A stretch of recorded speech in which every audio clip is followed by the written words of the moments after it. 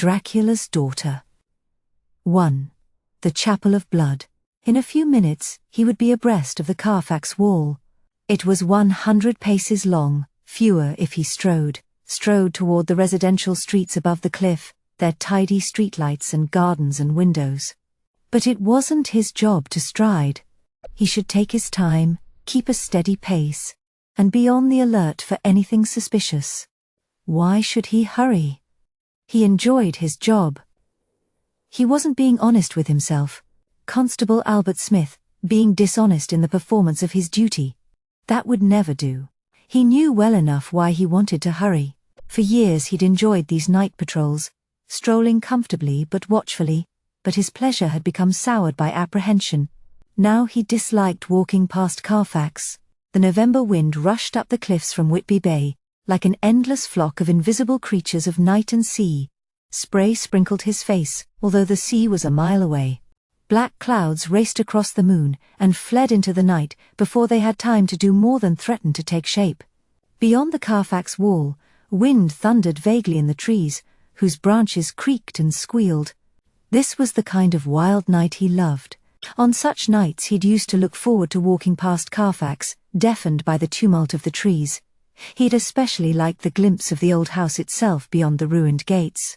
Like the stories of the white lady who was supposed to walk Whitby Abbey, and the drowned bells folk said they heard when a ship was lost at sea. The walk had been pleasantly eerie, a safe indulgence like the occasional extra tankard of beer. He'd liked to shine his flashlight along the abandoned drive, where grass engulfed the path. But his light had flickered out half an hour ago, its battery burst. Now, as the estate advanced on him, the Carfax trees looked like huge dim heads, nodding impatiently in the dark, scraping the stone wall as they waited for him. Moonlight showed only that the heads were faceless, and composed of tangled filaments of grey, decayed branch. The deserted house was their heart, which they guarded. Fiddlesticks. He was indulging his imagination far too much. Soon he would be past Carfax, and able to see the thin glint of water on the horizon beyond the cliffs. Then he would call in at the police station before crossing to the east cliff to continue his patrol. Hawkins would have a pot of tea brewed. He could see the kettle puffing breathlessly, wreathed in steam, twitching its lid like a would-be polite but helpless drunk trying to raise his hat. Not long now, nearly at the wall. He had almost managed to distract himself, but it was not his job to do so. Something nearby was wrong. However unpleasant it might be, he mustn't ignore it. Shouts were tossing on the wind. They seemed to come from the grounds that preceded Carfax, the grounds of the asylum, beside whose wall he was walking. Reluctantly, he hurried to the gates and peered through the bars.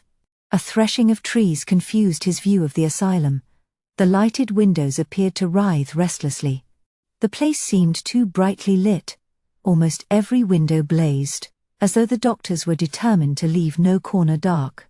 Amid the soughing he thought he heard raised voices, fading. He made himself reach out and try the gates. They rattled but held, they were locked. He felt a surge of relief.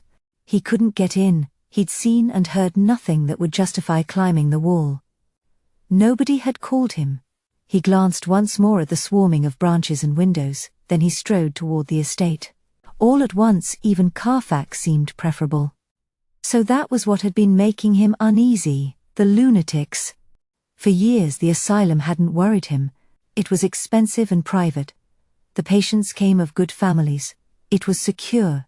But one of the inmates, Renfield by name, had recently taken to escaping.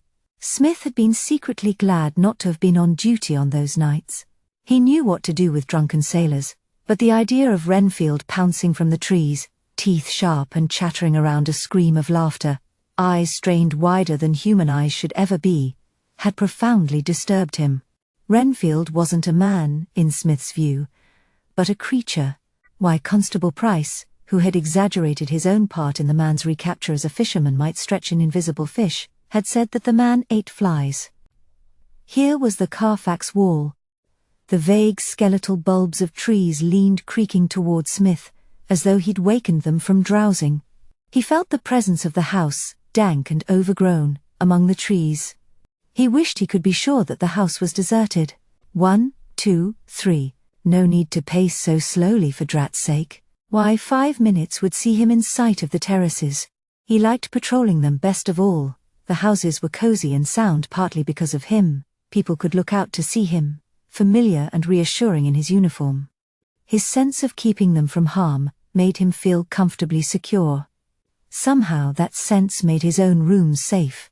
When he went home to his snug bed. 10, 11, 12.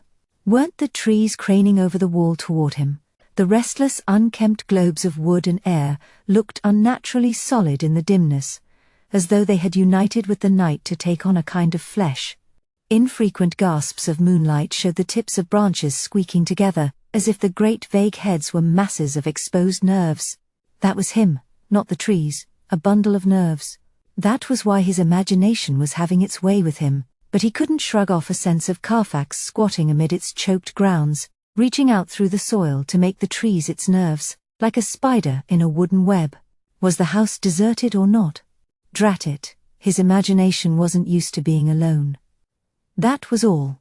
His parents hadn't been dead long, but they'd died as comfortably as anyone could wish.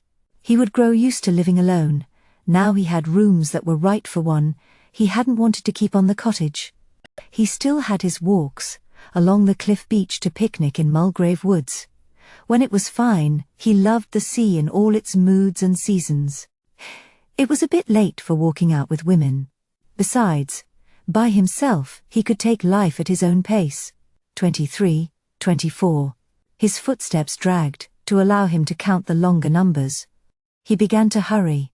But he slowed again, for the moonlight had gleamed on the figures that crouched above the gates. They might once have been stone lions, but their bodies and their lopsided lacking faces were swollen and pale with lichen. Around them the trees grew darkly thickest, and nodded together as if discussing his reluctant approach. He hadn't succeeded in cheering himself up. He knew more was wrong than Renfield. Something had come to Whitby. Too many unnatural things had happened too quickly. Had it come on the Russian derelict, the schooner that had sailed into the harbour deserted except for a corpse tied to the steering wheel? Had Smith heard great bells tolling that night, blurred and uneven as though deep in the sea, or had that been merely the sound of a church, borne miles along the cliff by a freak wind? Had the ship brought bad luck to Whitby, or some more profound disturbance? Since then there had been the dog which had been found with its throat torn out near the pier, the woman seen sleepwalking in the graveyard above the harbour, Renfield's violent and unprecedented outbreaks, and the fact that Renfield always made for Carfax. Of course he did, since that was the nearest hiding place. But why had 50 heavy boxes smelling of earth been delivered at Carfax and locked in? Abruptly, as though choked off, the wind hushed. Clouds had doused the moon. He felt as though he had been struck deaf and blind. Even the ambiguous voices had gone, if he had ever heard them. Above him, the trees held still, the nerves of Carfax were taut. Near him in the dark were the patchily pale beasts, their eyes bloated with lichen, their faces flaking away. He wasn't sure how close to the gates he had strayed.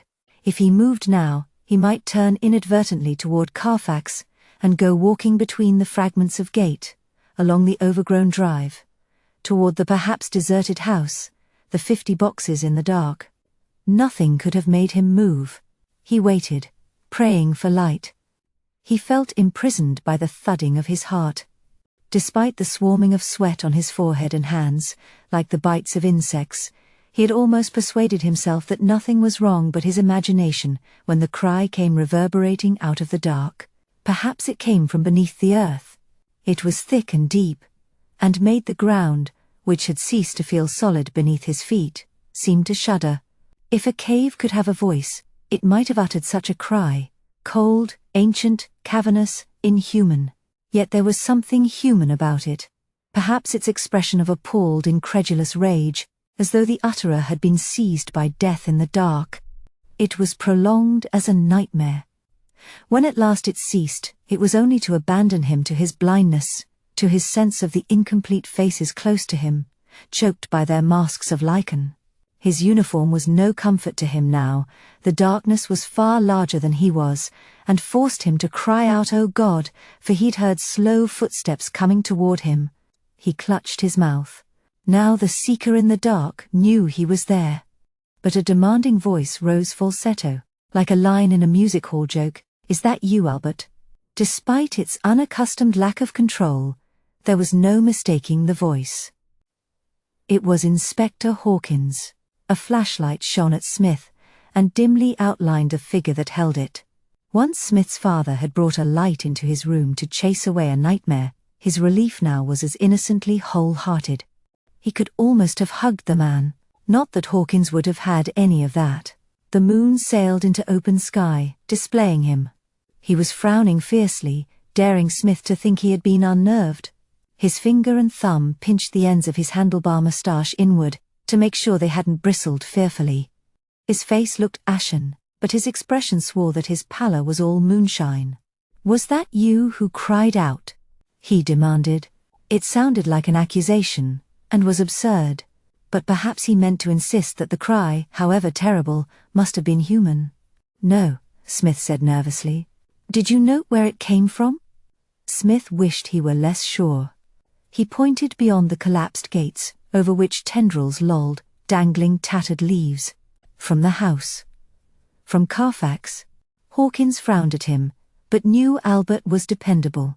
"Well, let's be seeing what it was," he said too briskly. "Use your torch, man," he said, until Smith explained. Smith mustn't seem afraid. He was in uniform. To give himself no time to feel so, he stepped between the ruined gates. The spongy ground, surely too soft for a drive, squelched underfoot. It felt and sounded corrupt. Grimacing, he strode forward along the wide path, which glimmered dimly like mist. On both sides crowds of trees rocked back and forth, as though hugely delighted by his nervousness. He needn't be nervous. He could hear the inspector trudging muddily behind him. But a chill reached for him through the trees. From the cramped hidden lake of Carfax, something fluttered on the water, sounding large and sodden. Branches scraped together like huge slow insect legs, squeaking. Again he thought of the house as a spider in a wooden web. As the moon glared through branches, it reminded him of those globes of web, which when burst, spill innumerable spiders. His mind was entangled completely, for now the house seemed to resemble the corpse's ship that had made its way into the harbor. It floated sluggishly but inexorably toward him over the stagnant pale grass. Of course it was only his approach that moved it, but the restlessness of the trees disoriented him. He walked mechanically, at the mercy of his jumbled mind. As the house drifted closer, it grew more oppressively massive. It, or its tenant, was aware of him. The trees had been signaling. Of course that was nonsense. Whatever had cried out must be dead. But deep in his mind an instinct stirred. Perhaps that which lay in the house was only dormant. Each step seemed to take him nearer a brooding presence that gathered the night about the house, and closed fists of darkness on the moon. At the steps, he pretended to wait for Hawkins. The steps led up to a porch, above which bulged what might be a coat of arms, composed mostly of shadow. Within the porch darkness shifted like teeming mud, troubled by the unsteady moonlight. The dark within the house must be even thicker. All too soon, Hawkins joined him, and shone his light into the porch. As Smith had feared, the heavy door stood ajar. "Carefully now," the inspector whispered. "We may have a lunatic here. The folk who called me said they heard a disturbance at the asylum, screams and someone running away. I tried to call the asylum, but nobody's answering." It was typical of Hawkins to have held this back until now, as though it could make no difference. Albert was there only to follow orders. For a moment, Smith imagined the lunatic discovered by the flashlight's beam, stuffing his mouth with whatever he had caught, rising like a cornered beast, nails and teeth ready. But the trees seemed to gather about the house, using shadows to disguise their advance. Within the porch the oaken door flapped like paper, tugged by fitful moonlight. He was sure that worse than a lunatic lurked within Carfax. A chill more profound and insidious than the dankness of the lake reached out from the stones. When Hawkins stepped into the porch, Smith followed unwillingly. The inspector pushed the door wide, slowly and carefully, but succeeded only in drawing out its creak. The sound reverberated through the house, colliding with its own echoes. Dust puffed out of the doorway as though from a fungus, bearing a faint sweetish stench. At last, when the silence had held still for minutes, Hawkins ventured in. Smith stayed close to him, for he had the light. Their footsteps were muffled, dust carpeted the floor and grew thick as a pelt on the walls. Again Smith felt that the house lived, though perhaps only in the way a corrupt corpse is alive. The sweetish stench clung to his nostrils. The beam of the flashlight sped ahead of them, growing large and dim. Before it steadied, Smith had unpleasant glimpses of the large hall, pale rectangular shapes on the walls, crowded with forms that were nevertheless not paintings but their ghosts, stained paper left where the frames had hung, gaping, arched darkness tall.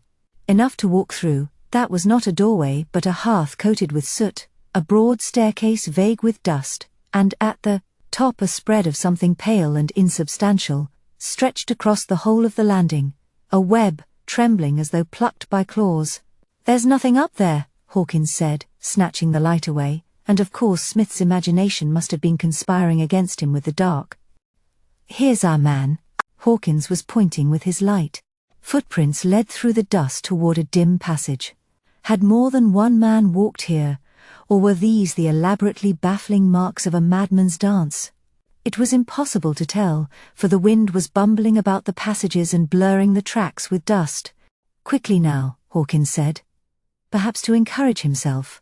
The passage closed about the flashlight, but the beam seemed unable to brighten. The air was misty with hectic dust.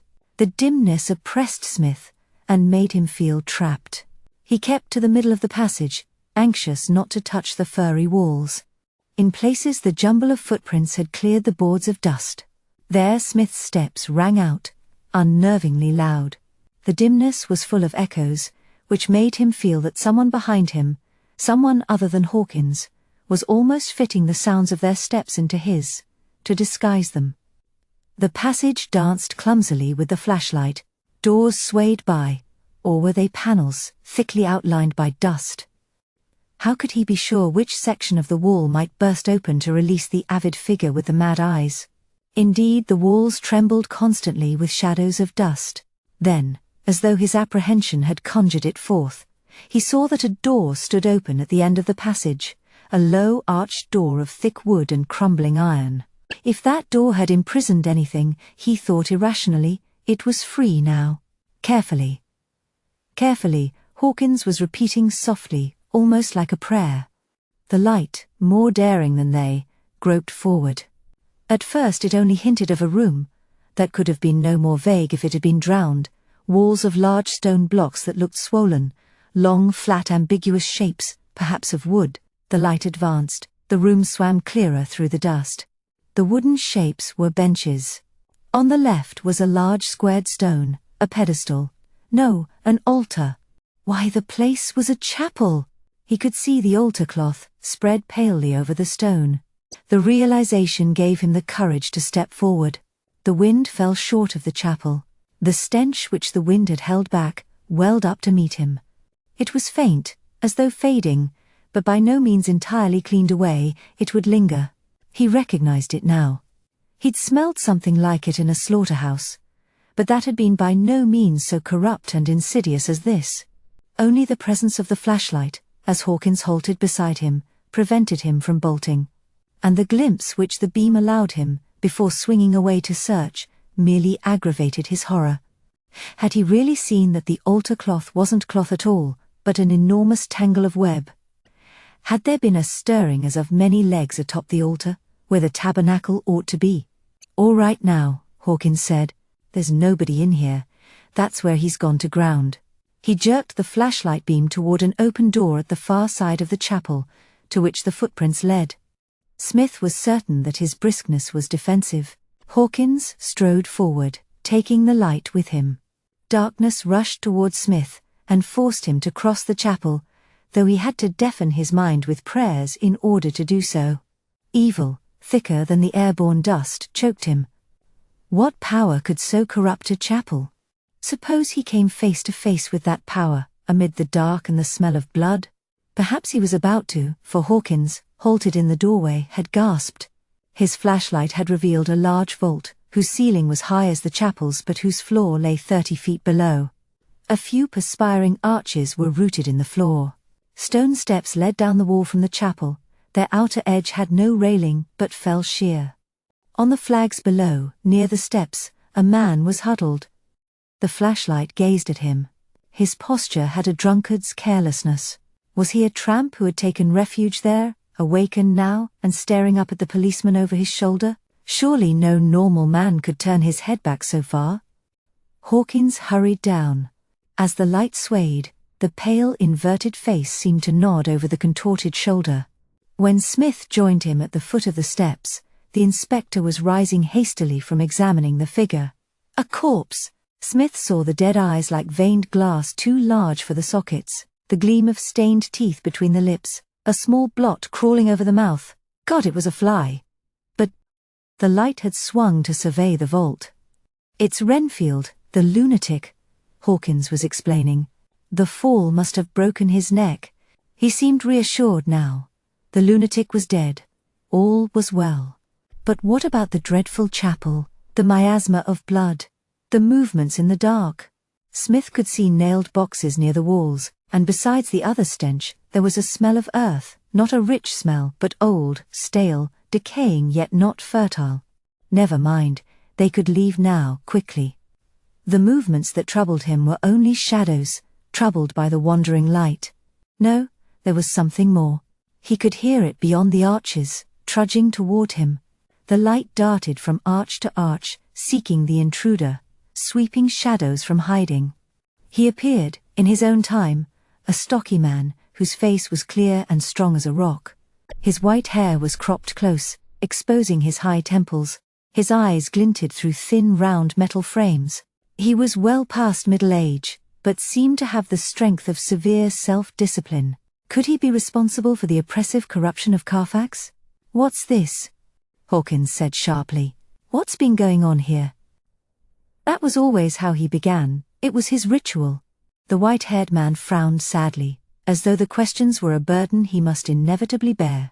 Murder, my friend, he said. His voice was deep and resonant. His accent reminded Smith of the Eastern European sailors who sometimes came ashore. A foreigner, eh? You never knew with them. Perhaps, despite his dignified bearing, he'd been up to some tricks here. It's murder, is it? Hawkins mused. Did you do this? He demanded suddenly, darting his finger at the corpse. No.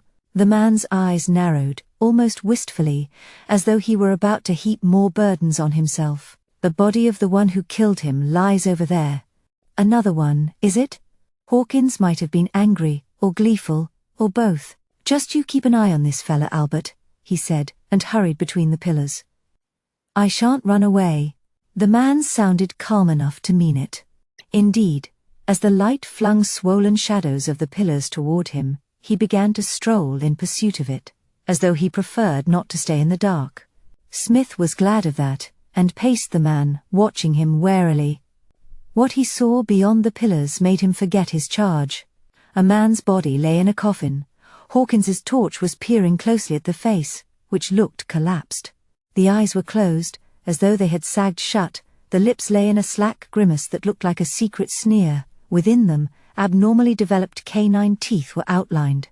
The face was pale as a fungus that had never seen the light, yet to Smith, who felt giddy with inexplicable revulsion at the sight, it seemed not quite dead enough. When the torch turned to the rest of the body, he gasped. From the chest protruded a thick wooden stake, like an unnatural growth. The whole of the shirt front was crimson with blood. How could there have been so much blood in so ancient a corpse? He glared appalled at the white-haired man. Had they caught this foreigner in some unholy rite, involving the evil chapel, the boxes of earth, the pallid corpse, the blood? He moved back a pace from the man, for the slaughterhouse miasma seemed to be closing in. Hawkins straightened up. As the flashlight beam left the lips, which looked too red for such a face, they seemed to move sluggishly. Of course it was only shadow that outlined the teeth more sharply, but for an instant Smith had the unpleasant impression that a tongue was about to push into view. It was as though the man in the coffin were merely playing dead, pinned down by the stake, but not destroyed, only dormant. But Hawkins had snatched the light away, and there was no means of telling. He shone it into the face of the white-haired man. "All right," he said, no longer playful. "What do you know about this?" The man smiled, rather hopelessly. "I killed him." His simplicity rendered Hawkins speechless. While the inspector stared, and breathed fiercely down his moustache, Smith grew uncomfortably aware of the grimacing figure pinned down nearby. Though he knew he shouldn't interrupt the questioning, he blurted, "Who was he?" "His name was Count Dracula." That sounded as though it meant something which Smith could not be expected to know. Hawkins had evidently decided to exploit the man's apparent honesty. "How long has he been dead?" he demanded. Did the man's face express an inward shrug? He seemed tired, resigned, all of a sudden somewhat overwhelmed by his age. "About 500 years, he said. He reminded Smith of the genteel eccentrics who sat overlooking the harbor, ready with their rigmaroles for passers-by. "Who says so?" The policeman scoffed. The man took the words literally. "I am Dr. Van Helsing." "Doctor?" Smith was outraged. "Call yourself a doctor after what you've done?" The man shook his head. His faint amusement retreated from his face. But Smith sensed it was still there, hiding perhaps out of politeness. You'd think the man had done them all a service. "Handcuffs, Albert," Hawkins said. "That won't be necessary, my friend." The man's voice was restrained. It was only a token protest. "So you say." "Albert," Hawkins repeated, not bothering to look. His orders were not to be questioned. Smith took out his handcuffs. Was the man's stillness a ruse? But he held out his wrists with quiet dignity, not even trying to look martyred. His calm disturbed Smith. Could his words have been true? Whether or not he was mad, what explained the claws stirring on the altar, the corpse inhuman as fungus, the stake that transfixed it, the clinging miasma?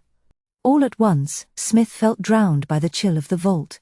They and their prisoner had a long, dark way to walk before they escaped Carfax. 2. The official view. Sir Basil Humphrey paced around his office. Outside the window, clouds full of rain massed lethargically over the Victoria Embankment and the Thames. His shelves full of leather-bound books offered him no help at all. As he paced, his faint ghost moved with him in the polished panels of the walls. Never before had he noticed how annoyingly vague that reflection was. He found himself compelled to gaze into his shaving mirror, which gleamed neatly on the mantelpiece between the calendar and clock. There he was, his slick fair hair and small moustache were tidy, but his reasonable expression looked pained, harassed, almost like a parody of a reasonable man. That was no way for the Chief Constable of Scotland Yard to appear. He stood before the ornate hearth. The fire at least was untroubled, and blazed merrily, incessantly, mindlessly. He turned, growing angry with himself or with the situation, and retreated behind his desk. In his padded chair, as he gazed across the familiar territory of his desktop, he felt more in command, and was able to say, "I've heard a great many fantastic stories in my time, Dr. Van Helsing, but if you'll pardon my saying so, this one, what was there to say about it? A count who slept by day in his coffin beneath a Transylvanian castle, who had been dead for hundreds of years, yet walked at night and drank the blood of the living, who had come to England in a ship steered by a dead man, who had brought his graveyard earth with him to sleep in, and who infected his victims with his own restless death, forced their corpses to walk again, and to feed. Why, the tale was insane." "I know," Van Helsing said.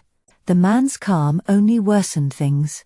He had the unshakable self-confidence of a fanatic. He seemed actually to think, or at least to hope, that his wild tale justified his actions. At times he'd seemed almost offended not to be praised. "Surely you don't propose to face an English jury with such a defense," Sir Basil said, with the gentleness of one who had to disillusion a simpleton. "I must." Though Van Helsing's gaze was unwavering, his eyelids faltered. Perhaps his calm, patient repetitions had tired him. "It is the truth," he said with weary resignation. "It's utterly mad," Sir Basil said, more violently than he'd intended. But really, that he should have to listen to such nonsense here, at the heart of Scotland Yard. Mad? Van Helsing blinked at him. his smile almost mischievously patronizing. Or unbelievable? He'd do himself no good by that attitude. But Sir Basil's annoyance fell short of anger. The man clearly believed all he'd said. And he was known for scientific brilliance and philosophic rigor. Famous as an expert on obscure diseases, his reputation had gained him this interview. Of course, genius was next to madness, so they said. In deference to your position in the scientific world, Sir Basil said at last. We'll say unbelievable. Would that convince the man of the seriousness of his position? No, it had inspired him to new fervor. His eyes gleamed, and he declared, the strength of the vampire lies precisely in the fact that he is unbelievable. By Jove, the man was playing paradoxes now. Why, next he'd be lecturing. Naturally, Doctor, Sir Basil said, irritably grabbing his pen from its socket, from which it poked up as though growing from the desk, distracting him. I should think so. In this day and age, Van Helsing said, as though reproving a student's facile argument, there are many parts of Europe where the vampire is known and feared. Yes, Sir Basil agreed. The uncivilized parts.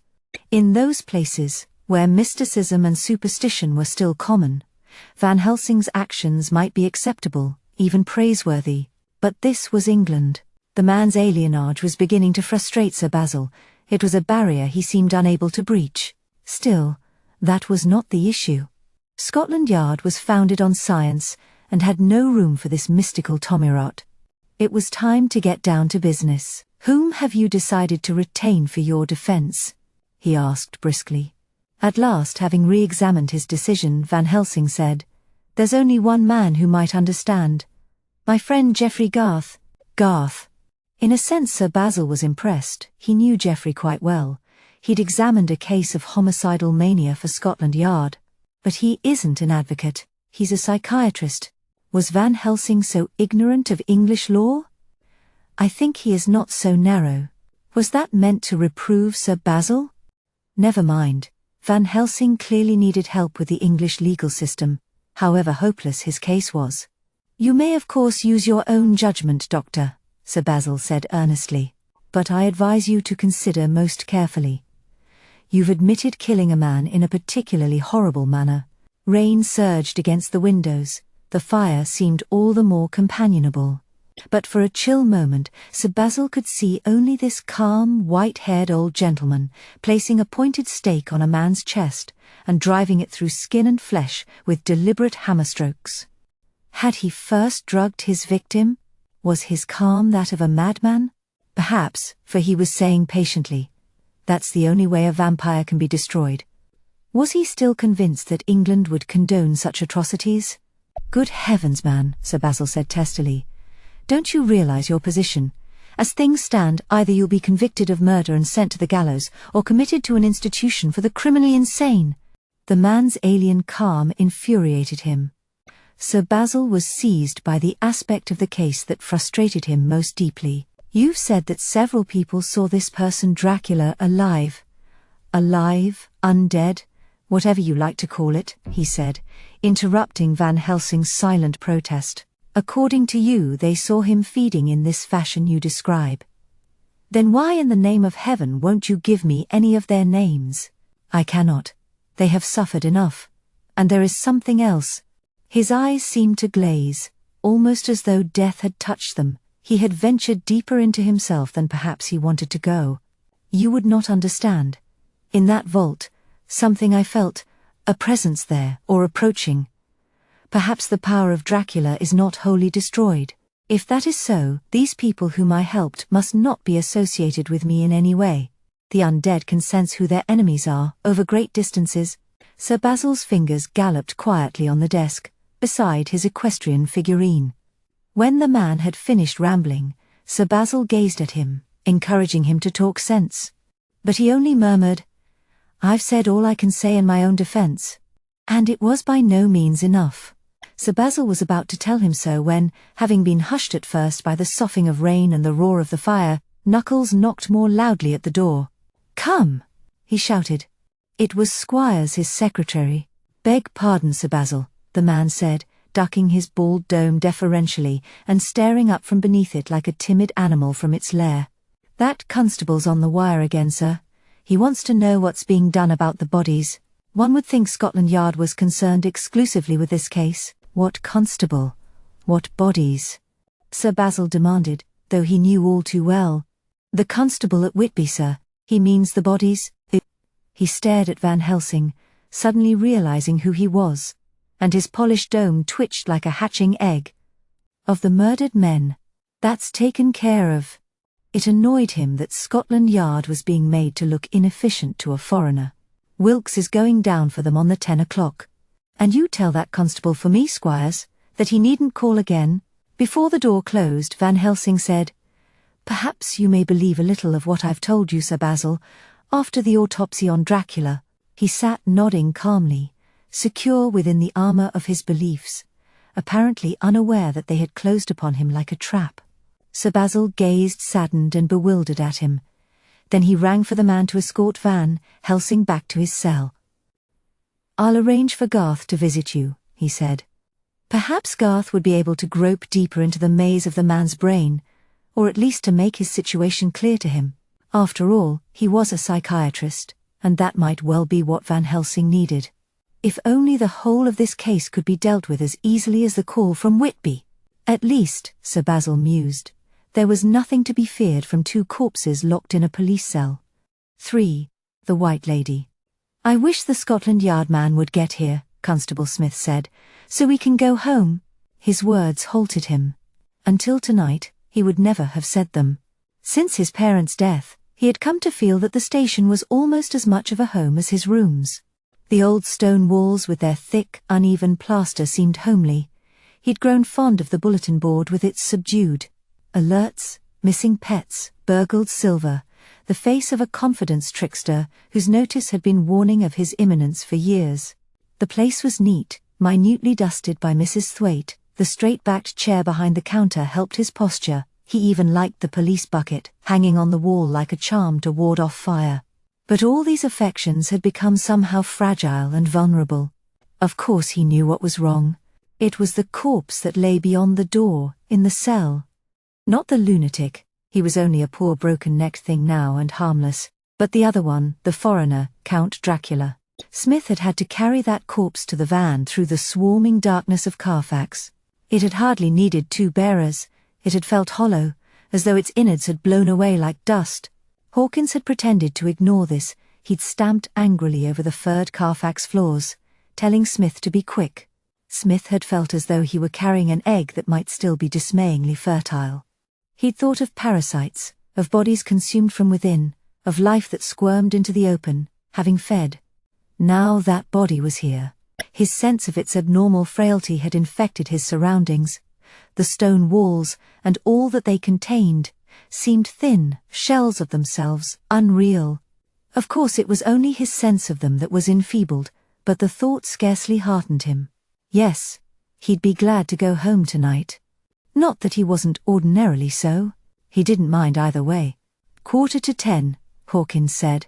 Time to meet the train. Smith was startled by his own relief. He stood up and lifted his coat from the peg. But Hawkins interrupted. "Where do you think you're going? Someone has to keep an eye on things." He jerked his thumb in the direction of the cell. He was correct, of course. The bodies were Scotland Yard evidence. To leave them unguarded would earn Hawkins at the least a severe reprimand. But as he struggled to lift his mind clear of his disappointment, Smith grew aware how like the entrance to a tomb the station had become. He must have looked unhappier than he allowed himself to feel. For Hawkins stared, annoyed by his apparent lack of pluck. "It's etiquette, lad," Hawkins said, frowning with his mouth, his moustache thrust forward like angry horns. "We can't have a Scotland Yard man having to find his way here all by himself." "Yes," Smith agreed irritably. But his expression must again have been more eloquent than he wished, for Hawkins's back had stiffened. The man was flicking up the tips of his moustache with 2 fingers, inadvertently vulgar in his pride. "We couldn't have you meeting him," he said. "Got to do things correctly. You haven't got the standing." Standing, was it? Hawkins couldn't do too much of that when he'd had a few. Smith could only nod and trap his words behind tight lips. "You'll be all right, lad," Hawkins said. "They won't give you any trouble." They'll just lay there and rest. His reassurances only plagued Smith's mind with the presence of the impaled corpse. Hawkins took his coat from the wall, which had held it neatly. As he did so, Smith thought he heard, amid the rustling of cloth, a faint surreptitious movement. It reminded him of childhood, hide and seek, the figures hidden in the dark, moving inadvertently. Their sounds had always unnerved him. The figures, though blind with dark, might pounce. What was that? He said, more to himself than to Hawkins. What? Hawkins slid coat buttons through their holes. He patted each one, as though they were the heads of tidy children. Come on, lad. Don't tell me you're hearing things. Drat the man, would he stop calling him lad? I heard something, Smith declared stubbornly, though he was by no means sure.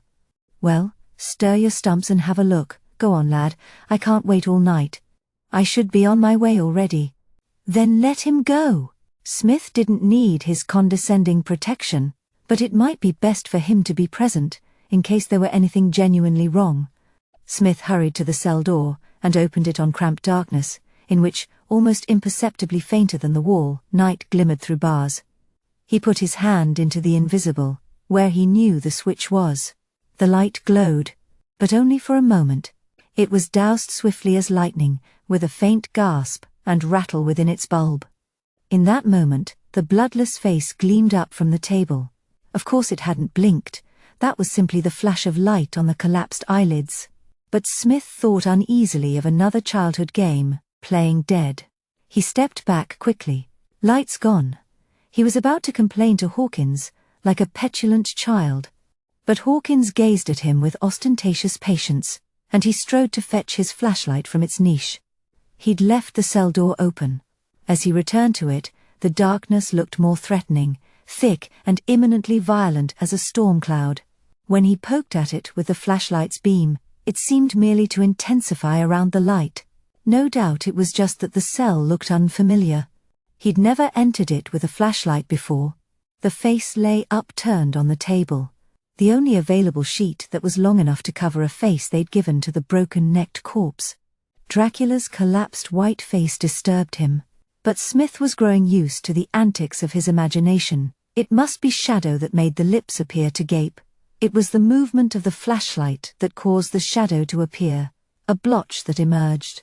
From the lips and scuttled down the jaw, nothing but the shiver of his hands around the flashlight made the blotch scurry in many-legged fashion to the wall, growing larger and vaguer as it fled out the window.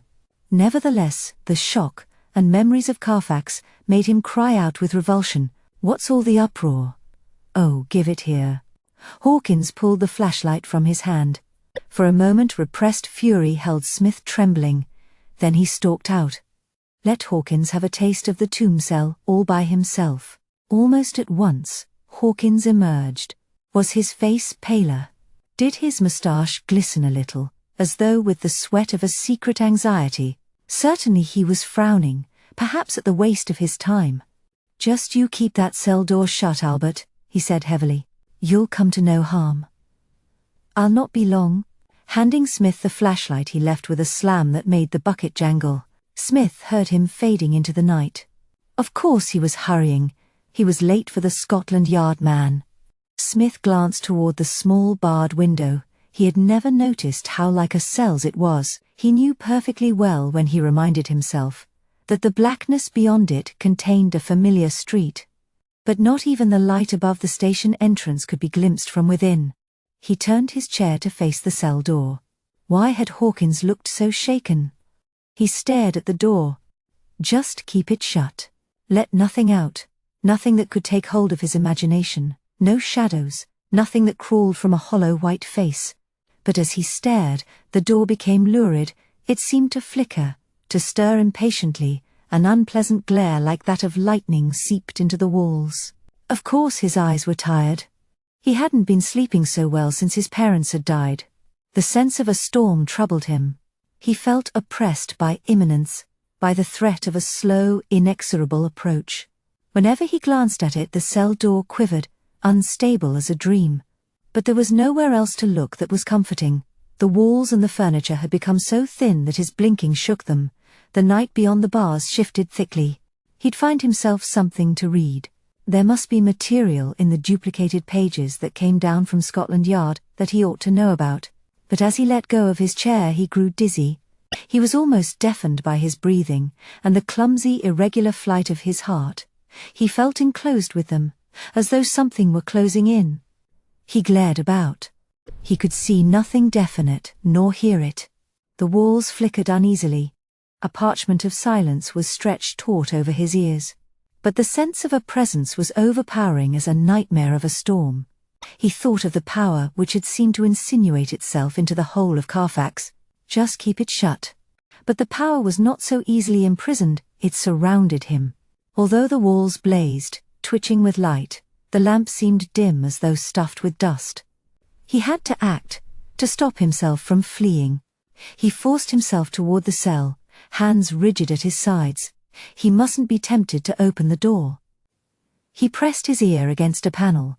The wood throbbed like a drum, but it was only the pounding of his blood. As far as he could judge, the cell was silent. He couldn't stand with his back to the room for long. He felt as though the light were growing dull, obscured by the gathering oppression. He turned. He cried out. His fist struck the cell door. The knock thudded within, amid the bodies on the tables. The door to the street had opened too quietly for his fever, and a woman stood there. She was dressed from head to foot in black velvet, as though she'd draped the night about herself. A hood concealed much of her head, and a scarf or thick veil hid her face except for the eyes. Her hands were deep in the opposite sleeves. She wasn't whatever he had dreaded, yet her appearance was no relief. The shock of her presence resembled a first warning flash of a storm. The tension remained.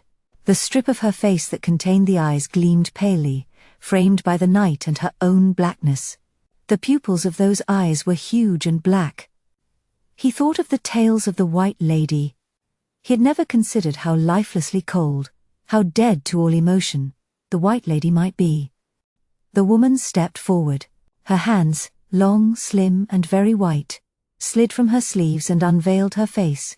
The threat of a gasp choked off his breath, for the gesture reminded him of the undertaker, uncovering his mother's sheeted face. But there seemed to be no need for apprehension. The woman's face was unnervingly beautiful. Large eyes, high, smooth, pale cheeks, straight, classically perfect nose, discreetly pointed chin. It had a sculptured quality, a flawlessness that came from simplicity. It seemed ageless. He was still gazing, fascinated, when she spoke low, faintly accented, melodiously resonant. "Are you in charge here?" she said. Startlingly beautiful though she was, she might have come to him for help. He was reminded of his job. "Yes, madam," he said, trying not to sound too proud. "I have come to see the body of Count Dracula." His job stiffened about him. He was in uniform, and with that uniform came rules. "I'm sorry, madam, but that isn't allowed." Her voice seemed to falter, without troubling its melodiousness. "I must," she said almost plaintively. "No must about it, madam. The case is in the hands of Scotland Yard." Didn't he sound rather like a pompous priest refusing to listen to an unbeliever? To ease her tension, he said, "There'll be an officer from the yard here shortly. Perhaps you'd care to wait and speak to him." She was still gazing. Her eyes were so dark, they seemed almost to embody the sense of a gathering storm. Their mysterious lightlessness forced him to ask, "Why did you want to see the body?" A look gleamed like distant lightning, too deep for him to read. "To make sure he is dead," she said. That reminded him of his own fears, but those fears were not part of his job. "You can take my word for that," he said. "He's as dead as he'll ever be." Again the gleam. Was it secret amusement, suppressed panic, or something more complex? Suddenly, as he tried to read her eyes, he realized that except for the speaking lips, her face never moved. It was still as a death mask, though why that image should trouble him he couldn't think. Her head turned slowly toward the cell door. "He is in there." It wasn't a question. Indeed, all tone had drained from her voice. Had the melodiousness been a pretense which she'd now abandoned? He felt cheated, almost hurt, and his treacherous feelings allowed her, unnoticed, to open the flap that gave access behind the counter and to step into the opening. but he moved swiftly to block her way. "I'm sorry, madam, you can't come in here. Staff only behind the counter." Was she debating whether to force her way in? She'd best not try. This was his territory, the public weren't allowed. But he felt dizzy, and the storminess seemed clamped to his skull. Her dark, unfathomable eyes, woman or no woman, she'd better stay outside his counter. She retreated, though not far enough to allow him to close the flap. He was about to say, "A little further, please, madam," when she spoke. Some of the lilt had returned to her voice. "Perhaps I can show you something that will make you change your mind." She most certainly could not. Perhaps the police where she came from could be bribed, but he was British. He drew himself up stiffly, about to rebuke her in orotund tones, but the hand which she reached toward him was empty. It was a seductress's gesture, or at least he thought so, never having seen one. With distracting clarity he heard his mother say, "You watch out for the women, Albert." And his father, "You'll be all right if you get a good 'un like your mother. You just be sure that's what you're getting." They'd never told him how to do these things, which had seemed increasingly less worth the effort, and he had never really tried, but he knew how to deal with seductresses, especially when he was in uniform. He stared at her hand, as though it were lost property not worth entering in the book. "Have you ever seen a jewel as beautiful as this?" she murmured. So that was what she meant to show him. One slim finger wore a ring. The band looked too heavy for the finger, more like a shackle. From the thick setting a bulbous dark jewel bulged. It seemed deep as her eyes, and as stormy. Within it, gleams swirled and vanished. "Have you ever seen a jewel so compelling?" He had not. Indeed, he was reluctant to look away. His eyes were tempted to follow each flickering gleam. The jewel seemed full of tiny storms, each brief as an instant. But he was becoming giddy. He concentrated on the bottomless dark of the jewel, and calmed. The storm was controllable now. The repetitive flickering was barred from his mind. He could hold off the black oppression. So long as he stayed calm, the storm was tamed. "You must be quiet. You should sit down." Indeed he should, to give all his attention to holding still the storm. She guided him to Hawkins's desk and gestured him to sit. He did so, stiffly as a sleepwalker. Since Hawkins's light was off, the corner was shadowy, but that helped him to be calm. She hadn't touched him, and was right not to do so. That would shatter his concentration. You shouldn't wake sleepwalkers. Events drifted by him, distant and vague as embryonic dreams. The woman striding in a soft whirl of black velvet to the street door. At her cue, the entrance of a sallow man with narrow eyes, emotionless as ice, wearing a chauffeur's black uniform, but looking faintly uncomfortable, like an actor unprepared for the role.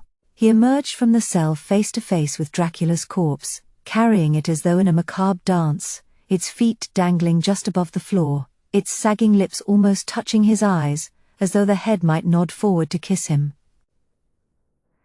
The three passed beyond Smith's vision. The door slammed, and somewhat later, the sound of the car's engine faded in the distance. Smith held himself calm. The storm surrounded him. If he moved, it would strike. But he needn't move. He was untroubled. Not even the approach of rapid footsteps disturbed him. He heard Hawkins's voice. "Will you have a nip of something?" He appeared, followed by the Scotland Yard man, a slim dapper fellow who strode with precise steps. Even when the man said, "I don't mind if I do," he sounded efficient. Hawkins made for his desk, where the tumblers were kept. "And here's Albert, my assistant," he said jovially. "Trying my desk for size, are you, lad?" He peered closer, frowning. "What's up with you, lad? Why, the man's asleep, or, by God!" Of course Smith couldn't reply. He was prepared to let Hawkins shout. That didn't disturb him. No doubt the man thought he'd been at the inspector's secret bottle. But Hawkins was striding agitated to the cell, and glancing surreptitiously at the Scotland Yard man. "By God," his muffled voice repeated. "One of the bodies has gone." He emerged slowly as a torturer. His face was purple, a fleshy balloon pumped full of blood.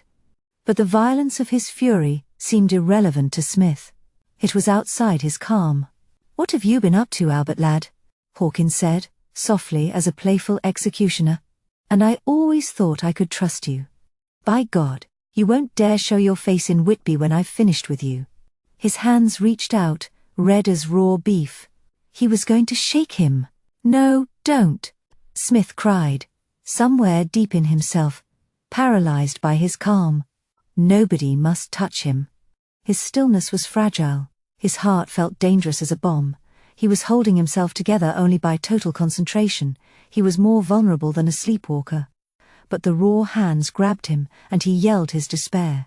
Something burst, as though the storm had exploded within him. He heard Hawkins say, "Good God, lad, what's for an exorcism?" Sandor stood beside the car.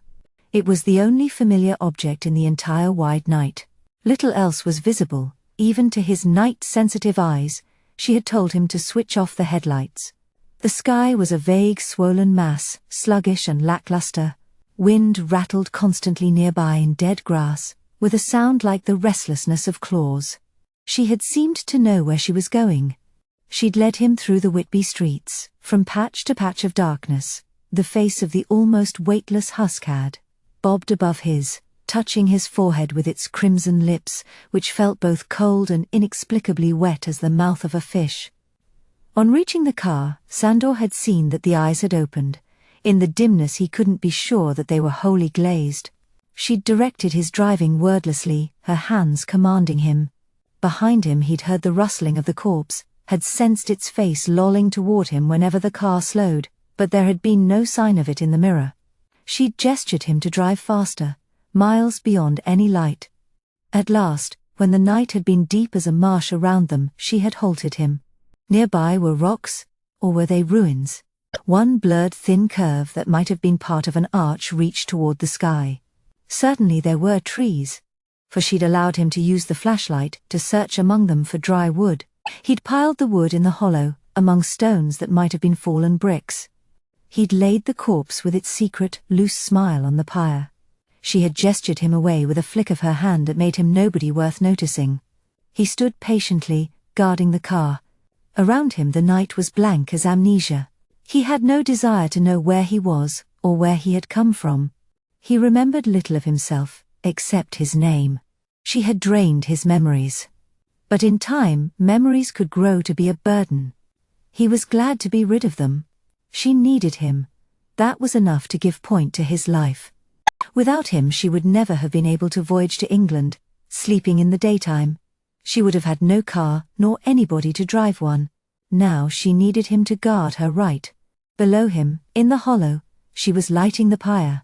The tentative flickering of flames, snatched away and rekindled by the wind, made him think of the ring.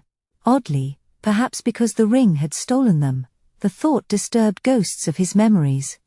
Harsh mountains which tore the clouds, mountains whose peaks gleamed like primitive knives of ice, chill streams rushing down grooves worn in ancient rock, vast forests of pine that climbed to dizzy heights, the enormous whispering dance of the trees. For an instant he glimpsed her as he had first encountered her, on a night when the world had felt like the shell of a storm. Her pallid face, immobile with purpose, had seemed to swim toward him out of a deeper darkness. The blackness within her eyes had reached for him. The night had flooded through him. The mountains had floated away. She had kissed him then, in her way. Later, when occasionally he had balked at her commands, she had called him to her ring. But he liked to think that it was her promise that bound him to her. He must obey her, to prove himself worthy of her gift. Her voice recalled him, though relinquishing his memories, feeble as they were, was like struggling up from a marsh. The flames were stronger. They touched her face, where it gleamed within the hood, with an unnatural blush, as though the leech of a corpse were splashing her with the ghost of blood. She stood, hands stretched wide from her fluttering sleeves, intoning above the pyre. "Unto Adonai and Azrael," she said passionately low, "into the keeping of the lords of flame and the lower pits. I consign this body to be forevermore consumed in this purging fire." As he gazed at her still face praying above the lonely corpse, Sandor was moved. He who lay on the pyre was the man to whom she had been closest, if one could call him a man. He had had great power, which perhaps she had inherited, Yet his last rites were confined here in this vague dark place, hidden from the world. Flames leapt, surrounding the pyre with bare deserted mounds of earth. The flames hissed blue. She had cast a handful of salt into the fire. The start of flame troubled Sandor's eyes. They must be confused, for the mounds seemed less bare. Had mist begun to seep from the earth? She cast the salt again, almost as if gesturing the corpse away. Its slack face glimmered ghastly pale, teeth seemed to gleam, although surely the mouth should not be so wide. "Let all baleful spirits that threaten the souls of men," she said loudly, perhaps with bravado, "be banished by the sprinkling of this salt." What was she doing? How could this be the rite Dracula would have wished to be pronounced over him? Sandor grew uneasy. Something else was wrong. A mist was certainly rising, but only as far as the tops of the mounds, where it appeared to gather like a dim crowd. Of course, the shapes which it formed were further blurred by the unsteady flames, but they disturbed Sandor. He turned nervously, for he felt that if the light were able to reach, it would show chill shapes of mist gathering behind him. A third spurt of flame glared blue and dimmed. It empurpled the dead lips, which seemed to writhe, bearing a sharp gleam. "Be thou exorcised, O Dracula." Her voice trembled with grief or with yearning as she cried, "Let thy body, long undead, find destruction throughout eternity, in the name of thy dark unholy master." She was seeking to relinquish her power. How could she dare? Did she not see the dim shapes that surrounded her on the mounds? Hadn't she noticed how, when the flames leapt, eyes glowed from the mounds, inhuman and vicious? If only he could prevent her invocation. But she had paralyzed his will. He shuddered, for the dark around him was full of glimmerings that blinked with reptilian lethargy. He heard her gasp. She must have seen the dim multitude that was closing in, perhaps to curtail her rite. No, she had stooped, and was lifting an object gingerly. It consisted of two splintered sticks bound together at right angles, a cross. He snarled, appalled. She was betraying her heritage. How could she expect to succeed? Didn't she sense the massive rage that weighed upon the hollow? As though the night had become solid. Didn't she hear the dry hissing, too vicious to be a wind, that rushed over the mounds? Ah, she had covered her face. He heard the velvet slap her cheeks. Though she raised the cross trembling, she couldn't bear to look at it. Without softening its snarl, his mouth grinned. He heard the breath she had to draw, perhaps to fill herself with courage, before crying in the name of the All-Holiest, and through this cross, be cast out until the end of time. Averting her face, she threw the cross upon the pyre. The flames surged up hungrily. Perhaps it was their sound that made her sink to her knees beside the pyre. Her shoulders quivered beneath the velvet. A muffled sobbing came from within the hood. The corpse burned quickly as a desiccated spider. The wind, or whatever it was, became a great mournful murmuring. The glints in the mist stared at the flames. Sandor had fallen to his knees.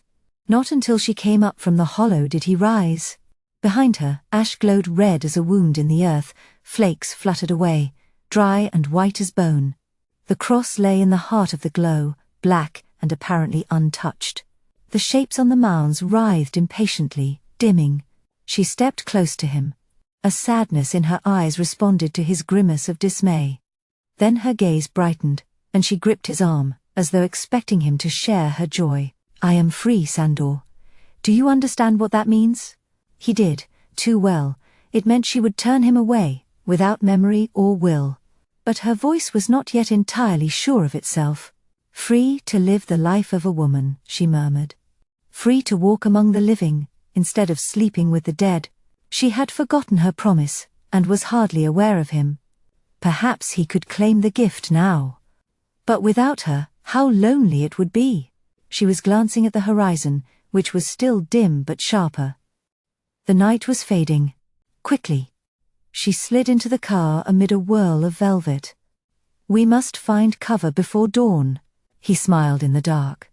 Tomorrow she would sleep in the depths of some deserted place, in her box.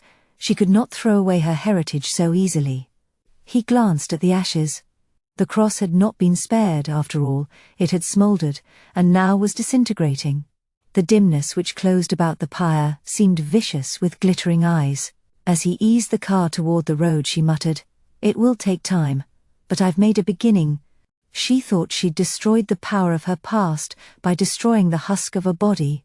"Perhaps," he said, smiling at the night toward which they fled. Her voice was icily furious. "What do you mean?" But her fury was too violent. She wanted to believe that in browbeating him she was cowing her fears. "The night is almost gone," he said softly. "Who knows what another will bring?" When she remained silent, he grinned at the mirror, which showed the car's back seat, where she reclined. The reflected seat was empty. 5. A reasonable man. Geoffrey Garth hung back in the doorway of the hall. Against the white sky, black silhouettes of trees stirred tentatively, intricate brown clumps of heather twined away toward the hills. The other guests had already gathered in the drive, ready for the grouse shoot. He stooped, pretending to be troubled by his shoe. At least let Percy Farnham go on ahead. Party bores were bad enough, and Geoffrey had had his fill this weekend. "I'm sure you're not like that, Doctor, but why do psychiatrists have such filthy minds? All this wallowing in sex." Then there had been the usual impromptu consultations. "I know you're here to relax, Doctor, but I know you aren't in your office, but..." Their daughter's unpredictable moods, their own disguised fears of failure, of death. He answered them sketchily, too used in his work to restraining his impatience to be openly rude.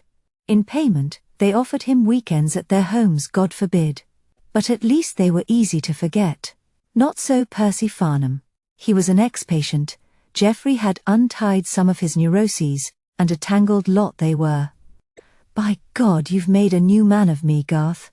This weekend, Geoffrey had seen the new man, monotonously slapping the maids' bottoms whenever they passed, coughing up cigarette smoke to make room for more, rolling about despite the protests of his chair and flailing his fat limbs, made helpless as a baby by his own interminably bad jokes. This was the personality who'd paid so much for Garth's attentions. Worse, Percy seemed entirely satisfied. Of course they were only defense mechanisms. Nevertheless, the encounter had aggravated Geoffrey's doubts. Wasn't he wasting his talents indulging these people? Perhaps he was simply a fad. It was chic to show you could afford that good chap Garth, that nice Dr. Garth. Maybe he'd heard too many of their complaints at house parties. Perhaps that was the root of his guilt, that now he was being paid expensively to listen. Wouldn't he be better employed in treating those whom poverty condemned to suffer? Or were his patients as ruthlessly condemned by their personalities and wealth? "What ails ye, man?" his host shouted from the drive. "Aren't you coming out at all today?" Everyone turned toward Geoffrey, as though he were a stray outsider. "Got something in your hoof?" Percy Farnham spluttered, chortling and coughing. "Yes, I'm coming," Geoffrey had to say, and ventured onto the drive. He hadn't expected the grouse shoot, though it was the season. He disliked such pointless killing, but couldn't plead ignorance of guns, since his father had taught him to hunt in his youth. Besides, if he excused himself from the shoot, he would only be left alone with his doubts. The heather smoked with mist, as though stems were dissolving into grey tatters and streaming away. If only his mind could clear as quickly. Psychiatrist, heal thyself. To relax annoyed him, nagged him with guilt. He was too unfulfilled to waste time. But how could he tell that his dissatisfaction was purposeful rather than a delusion of unrealized grandeur? Was his sense of lassitude just another pose of the kind he'd affected in his adolescence? A shallow world weariness? Perhaps he needed a taste of unequivocal worth to clarify his doubts. Meanwhile, he could only do what was expected of him, a poor alternative. He tried jollity. "We're all friends together, with our guns and tweeds and the servants loading hampers into the cars. It's been years since I've had a gun at my shoulder, Angus," he told his host. "The grouse will fly round me in circles, laughing." God, he sounded like a club bore, pompously deprecating himself, but secretly expecting to have the best bag. Or like a newcomer, trying to sound nonchalant among the experts. But Angus seemed to find his performance convincing enough. "Aye man, maybe so. But last time you brought down doubles from all angles?" They strolled toward the party. Got the stone out of your hoof, have you? Percy Farnham shouted. That's what the trouble must have been, he confided in a bellow to the others. Stone in his hoof. Geoffrey sensed his host's mute dismay. Angus had to be more polite than his guests. Politeness had forced him to invite the man. Sudden sympathy allowed Geoffrey to say, "Maybe this is what I need. A tramp over the moors and the smell of the heather. Get rid of London and case histories for a while." "That's my boy." Angus glanced toward a car that was whirring throatily along the drive. "Just remember, you're here to shoot the birds, not treat them. There's a few in London I'd like to shoot. Perhaps he'd succeed in relaxing after all, he must. And they haven't got feathers either. Janet Blake, for one. She was getting on his nerves. Good Lord, half the smart set thought they were engaged, though they certainly weren't so far as he was concerned. Wasn't that enough for her? No, she'd had to wangle herself a job as his secretary, without consulting him, by God, or even warning him that her father thought he'd already agreed. No need to speak to the wages people, Geoffrey. I've already done so. And now she was determined to show him how efficient she was, how capable. Too damn capable, he muttered to himself, of all sorts of things. What was the matter with the girl? Had she nothing better to do than work with him? The sound of the approaching car interrupted him. The latecomer was in a tearing hurry. Woman driver, he thought, then grinned warily. Even he was full of tics of prejudice. But before the guests blocked his view, he glimpsed that the driver was indeed a woman. Good Lord! She was going to run over the party. But the car halted with a squeal that sent a swarm of tutting through the ladies. He was turning away, a little smug that his intuition had been confirmed, when the woman said, "Where can I find Dr. Geoffrey Garth?" No. Oh no. Surely he'd cut himself off from the world for the weekend. Why, the hall hadn't even a telephone. But he knew Janet's voice all too well. "Eh?" Farnham shouted. "Geoffrey Garth," as though she were mad and asking for a hallucination. She ignored him and strode through the party. They'd better step aside. Here came her pert, elegant face, impatiently searching beneath her bobbed hair, hidden by an old scarf. It was as though she were displaying her small, determined mouth, her strong yet slim nose, her eager eyes. Was she challenging people not to be struck by her personality, or indifferent to their reaction? He had no time to muse further, for she had seen him. "Ah, Geoffrey!" She swooped toward him.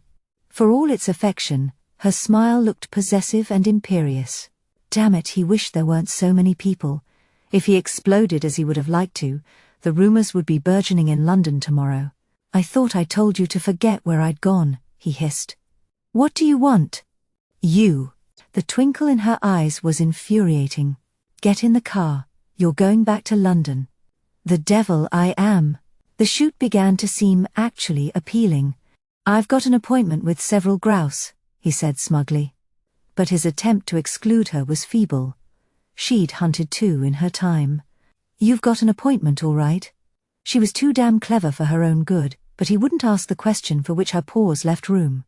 At last she had to say with Scotland Yard, "What for? I haven't killed anybody." He enjoyed his own pause before meaningfully adding, "Yet." She stuck out her tongue, a pink glimpse, then became serious.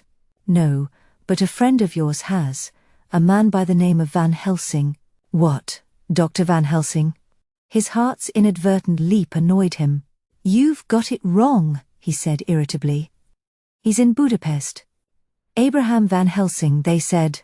It was Van Helsing then, the man who had taught him all his insights, who had cared for him as he'd struggled to learn more, alone in a strange country and in his own mind. Damn it, why were they still talking? If it weren't for her fooling about, they would already be on their way. "He's in London all right, he's in prison, Geoffrey," she chattered as he strode past the grins and winks of the party. "They tried all yesterday to get in touch with you." "I've been driving all night," she complained, "and I won't go back without you." "You won't have to," he snapped. "Where do you think I'm going?" His host reached the car as they did. "Why, this must be Janet Blake," he said jovially. "Is she joining us?"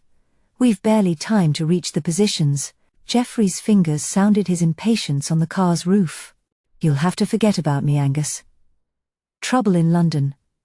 One of my oldest friends. He found he was proud of what he had to say. Will you send my bags on and make my apologies? But, Geoffrey, you haven't had your rest. Little chance of that, Geoffrey couldn't help saying, and glared at Janet. At least you'll have a spare gun. I couldn't be trusted with one at the moment, he said, glaring again. Do forgive his bad manners. Janet sounded like a mother patronizing her child. I'm sure he isn't always like this. Only near you, Geoffrey thought furiously. Never mind my bad manners, he snarled, unfortunately in the direction of his host, who retreated hastily. I'll drop you a line, Geoffrey told him feebly, hoping that might placate him. All right, Miss Blake. Take your Black Maria to Scotland Yard. He hadn't meant instantaneously. She didn't need to try to take to the air. But all he could do, knowing Janet, was to huddle in the passenger seat while the car skidded around on the gravel, stinging the faces of the guests with a challenge of dust, then raced vociferously toward the gates, shooting gravel at the flowerbeds as it went. Nevertheless, part of him was calm. For Van Helsing needed him. However simple the task might be, it was unquestionably worthwhile. It would do him more good than all his strenuous attempts to relax. Whom is Van Helsing supposed to have killed? He shouted over the car's din. She glanced quizzically at him from the nest of her fur collar. In a voice that sounded mischievously solemn she said, "A vampire." Oh, indeed. Geoffrey's toes commenced to drum a muffled death march in their shoes. And how did he do that? He asked with exaggerated, dangerous patience. This time her glance was anxious, her voice troubled. By driving a stake through his heart. He glared, trying to stoke his fury, but her face betrayed no hint of a joke. Suppose she hadn't distorted the message? Some of the occult secrets Van Helsing had years ago discussed with Geoffrey, as though they were literal rather than symbolic. Suppose Van Helsing's mind had collapsed with age? Then Geoffrey must help him. If Janet weren't mistaken. Oh, she must be. Van Helsing wasn't so old. Janet's imagination must have taken root in something she'd misheard. You've evidently had a hard night, he said half seriously. You'd better let me drive. He shouldn't have said that. His insights must be slipping. He could only hold on to the seat as she urged the car grimly down the lanes. Hills sailed by like overgrown whales, and the heather that bordered the road was no more than a stream of insubstantial brown. At least they'd reach London in record time. He only hoped they wouldn't arrive in an ambulance. 6. The far side of the table. The room was almost bare, except for a table and 2 chairs. Perhaps more chairs were kept behind the scenes, beyond the door through which Van Helsing had been ushered, otherwise the table was too long, which emphasized its starkness. Behind Van Helsing stood a man in uniform, his posture straight as the walls. He looked like a stray waxwork. Sunlight through the window laid a tight grill on his chest, and only the faint breathing of the barred shadow demonstrated that he was alive at all. His presence distracted Geoffrey. It made the situation seem even more unreal. Geoffrey gazed at Van Helsing, across the ridge that divided the table, and forbade handclasps. The man had grown old. Was it then his enthusiasm for his subjects that had made him seem impossibly younger at the university? His close-cropped white hair still looked springy as turf. His eyes were bright within their wiry circular frames, and his voice had lost none of its resonant power. But his words were old and weary. Crosses and garlic and steaks, pale hungry corpses with embers of blood for eyes, witnesses whose names he mustn't betray. He had talked until he was tired, that he should have to deliver what might be his final lecture here, in this anonymous sad room. And such a lecture! Geoffrey felt as though he were trapped in a tragic dream. But it was no dream, nor could he use that notion to calm himself, for Van Helsing asked, "Can you help me, Geoffrey?" Though his eyes promised they would understand if Geoffrey were helpless, they were unable to suppress a weary plea. He had no son, and perhaps had never been in love. He was alone. "I'm a psychiatrist, doctor, not a lawyer." As he saw the old eyes struggling with disappointment, Geoffrey hurried on. "You know I'll do all I can to help you." "But what?" The guard's eyes moved, as precisely and minutely as a camera's shutter. Click. Without changing his expression, he had conveyed his thoughts of how Geoffrey, a psychiatrist, could help. At least, Geoffrey felt that he had. "You must convince them of my sanity," Van Helsing said. But how convinced was Geoffrey? To silence that doubt, he protested. "If I do, they'll hang you for murder." Van Helsing shook his head, quietly stubborn. "You can't murder a man who's been dead for 5 centuries. Click. The eyes had moved again, disinterestedly observing, as though they had photographed proof that the old man was mad. "He's old, just old." Geoffrey disagreed furiously. "Talking like that won't help," he said, rebuking Van Helsing. "Now it is only talk, perhaps. But after the autopsy, we shall see. Haven't they told you?" Had he been prepared, perhaps Geoffrey would not have blurted that. It hardly helped. But Van Helsing's troubled, vulnerable gaze forced him to continue. "The corpse was stolen from Whitby police station. At least keep quiet about the policeman's death," he told himself. But Van Helsing seemed less disturbed and saddened and resigned. "You knew that all the while, friend Geoffrey," he said. "Interpret it to me."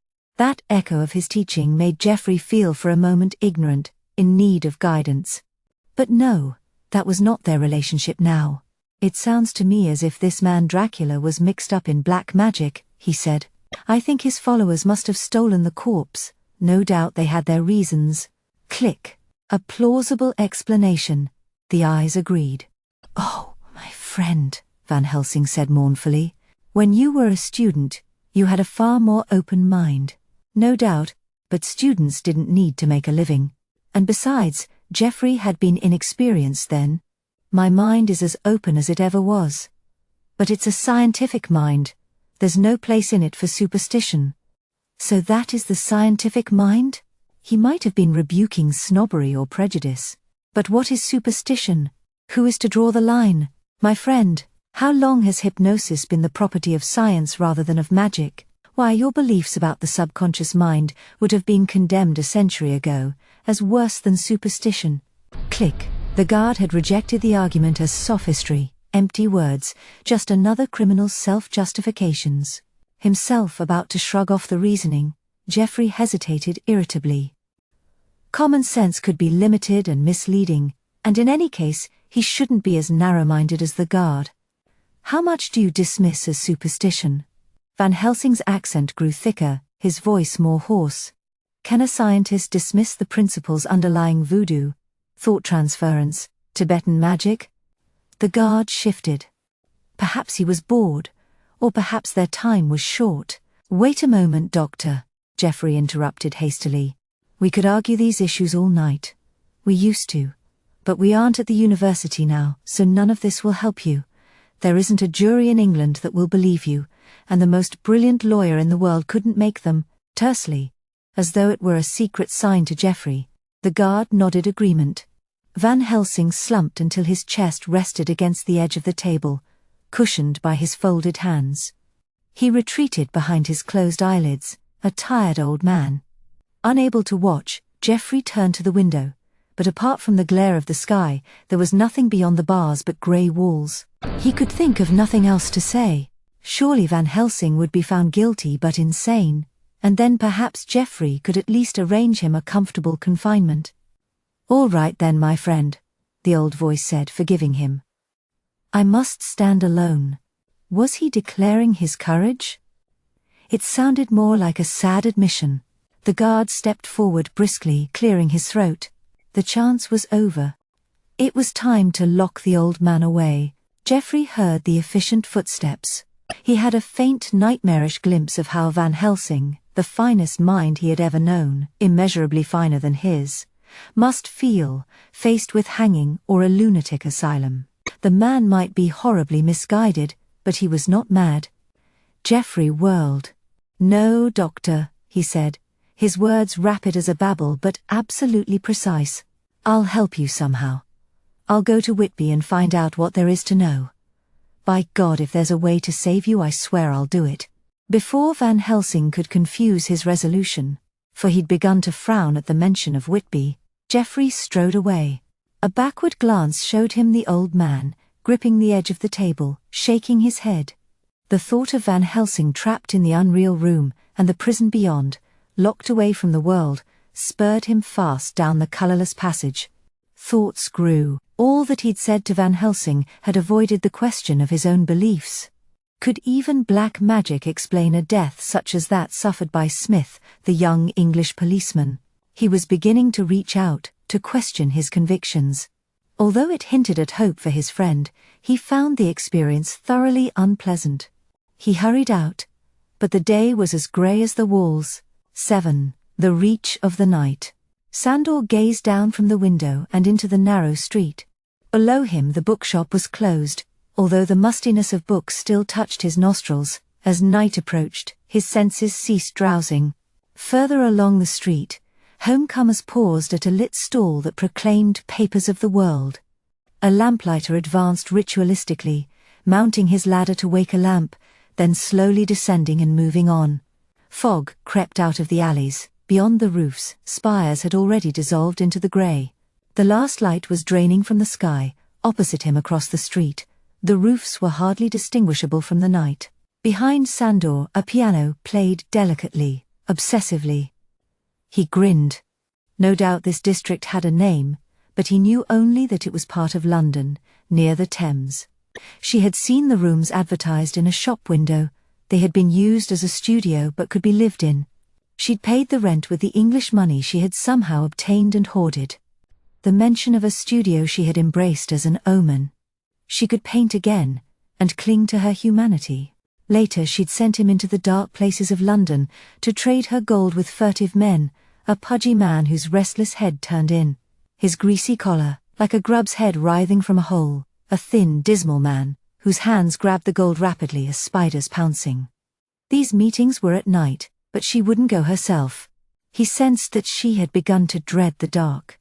She yearned to believe that she could become human. Was she deluding herself? Had she fled to London to comfort herself with crowds, or because the city swarmed with victims? It hardly mattered. Sandor would make sure that she never emerged from the dark. Once, long ago, she had promised him immortality.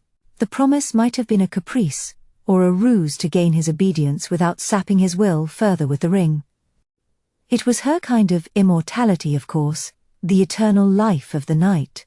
But she would never give him that gift while she needed him to perform daylight tasks for her, and she could not give it to him if she achieved her goal of humanity. He hadn't yielded up his memories and will, only to be cast aside at last to an ordinary death. He had nothing to sustain him but the anticipation of her gift. He was determined to guide her into the night, so deep that she would never find the way back. Night had flooded the city now. He'd lost all sense of the millions of buildings, and knew from her playing that she had too. The piano's melodies were stronger, more impassioned. She was reaching into the depths of herself for the music. He could tell that she dreaded silence and stillness. For all its melodies, the music sounded to him like babbling. Like a voice chattering to itself in the dark, afraid to admit its isolation. The street lamps had begun to blur. Fog seeped forward from the blackness of the alleys, erasing the walls, a stain of oblivion. Its chill reached for him through the open casement. He shivered, with a secret delight. This icy darkness must resemble the sensations of lying in the earth, eager for the night. His eagerness made him close the window softly, so as not to disturb the dark stillness, and turn. "The night is here," he said. She refused to look up from the piano. Was she trying to ignore the room? He knew that the lack of electric light troubled her, as did the thick, black, rather musty curtains which draped the walls. No doubt the previous tenant had required atmosphere. Of the furnishings, she had welcomed only the piano. He drew the curtains. Far from snugging the room, this made him feel walled in by the night. He grinned, and took his time lighting candles in a candelabrum. This he carried to the old carved high-backed chair which sat in the gloom, disturbed only by its own ornate shadow that peered out from behind it, darted back, emerged on the far side, nodding its horns. He glimpsed the candle flames reflected in the small mirror which she'd propped above the keyboard, tiny flames, retreating into a vast gulf. He sat and watched her. Her fingers raced over the keyboard, as though to outdistance her fears. Her glare left no room in her eyes for pleasure. She played ferociously. Clearly she wanted to be possessed by the music, to be carried away from her dread by her playing. But she had tried too hard. Her fingers faltered, exhausted. Her mouth drooped, then grew taut and angrily pale as she turned on him. "Why are you looking at me so?" she demanded. "Just waiting," he said gently, but his smile was slow as the twist of a torturer's knife. "You think this is the night when I'll weaken?" Her voice was low, controlled, melodious. She was continuing to lull herself with music, making her voice sound human. "You're wrong," she said. "He is destroyed. His body is in ashes. The spell is broken. You saw me hold the cross. I can do that now." She sounded almost like a young girl. Almost. But her attempt at delighted simplicity reminded Sandor of the dreadful coyness of a senile woman pretending to be a child. "I can live a normal life," she cried, nearly singing. "I can think of normal things. Just imagine. I can feel them. Listen to how I can play." Tenderly her fingers touched the keys. An untroubled melody began to flow, rocking like gentle waves. "A cradle song," she murmured. "This is what my mother used to sing to me so long ago. She was dying, but she rocked me," she mused sadly, though her eyes were blank. Was she trying to remember, or to imagine? "She used to sing to me in the twilight," she said. "I was always asleep before the dark." "Twilight," Sandor said, with a smile playing at his lips. "Be quiet." Elaborations of the melody rippled, surrounding the theme. She had reached the center of her calm, somewhere deep in the maze of herself. As she gazed at the mirror, her eyes were luminous with hope. Glancing at the mirror, Sandor saw what he'd feared might be there, her face. It was faint as a face outlined by midnight darkness, unstable and vague, as such a glimpse would seem to straining eyes. Electric light would destroy it, he was sure, but it was indisputably there. "Twilight can change things," he muttered, as though to himself. "You see things which are not there, but night has fallen now. Be quiet." Again the music seemed to have taken over. The lullaby had become a fugue, a perpetual repetition whose solemnity might sustain her in her near trance for hours. Her ghost in the mirror glowed more clearly. The invocation was strengthening. Minutes later, as her luminous reflection gazed entranced at her, she said in a dreamer's voice, "I used to see the shadow of the mountains creeping down. I knew I'd be asleep before it reached me. Shadows." He spoke softly, to insinuate his words into her dream. Flapping. Searching. This time the music answered him. The fugue grew jagged, struggling against its own rhythms. The reflected face faltered like a candle flame. When it glowed again it was fainter.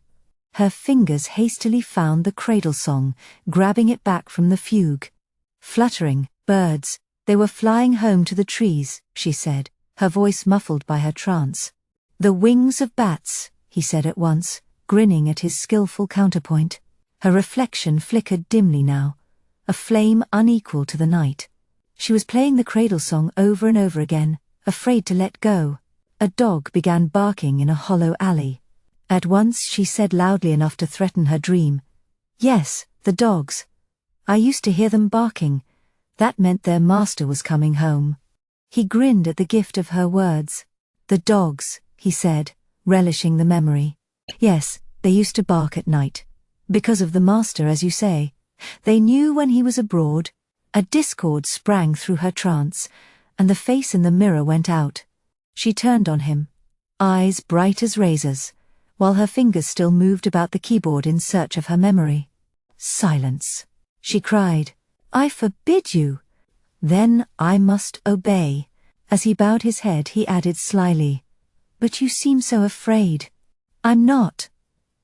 I'm not," she cried with a hint of triumph, for her fingers were recomposing the lullaby. "I'm free." But the lullaby was slow as a funeral march. It grew louder, treading closer with a ruthlessness that had nothing to do with life. "That isn't the music of freedom," he said. She stared at her hands, which thumped relentlessly amid enormous resonances, as though the music had bound her fingers to the keys. "No," she moaned. "It is the music of the dark." "Stop!" she cried, perhaps to him, and wrenched her hands away. She whirled to face him. Her eyes were cold and deep and terrifying as a void robbed of stars. Her fury whitened her face until it resembled a mask of smoothed, luminous bone. He trembled, yet he exulted. He and the night had won. She rose, and stood lifeless as a statue. The candlelight fluttered alarmingly, threatening her with the dark. Grinning within himself, he pointed at a door that lurked in one shadowy corner, reached by steps. "Shall I lock the room?" "Then you cannot be tempted to go there at dawn." She understood his ruse. Her look might have withered him, except that he sensed her spirit was failing, for he'd reminded her of one whose presence she most yearned to forget. She turned away. "You may do as you wish, except that you have no will," she said evenly. "I shall be walking." Like a jealous lover, he watched her from the window. He saw her shudder as she stepped into the night. It might have been a bottomless chill pool. She hurried to the nearest lamp. Velvet flapped blackly about her. In the fog she looked vague as the huge shadow of a moth. After a while she braved the dark, or yielded to its appeal. She ventured onward, moving from lamp to drowning lamp. When the fog had submerged all but her muffled footsteps, Sandor followed her. For most of the night she wandered. She was striding, though perhaps that was only bravado. She seemed to be searching for crowds, but few were abroad in the unpleasant night. Sometimes she hesitated outside taverns, from which light spilled only to be soaked up by the fog. Was it the roar of voices that daunted her, or the warmth? Always she strode onward, deeper into the dark. Sandor couldn't tell when her purpose changed, if indeed it changed at all. Perhaps the islands of light merely allowed her to suppress it for a while, to pretend she was peaceful. But as the last tavern lights were extinguished, as the crowds flooded out and drifted away, their voices separating to make way for dull silence, her behavior altered subtly. Now she seemed less to be searching than fleeing. She was fleeing herself. She strode obsessively for hours, seldom halting even at the lamps. But the night was a prison, inescapable.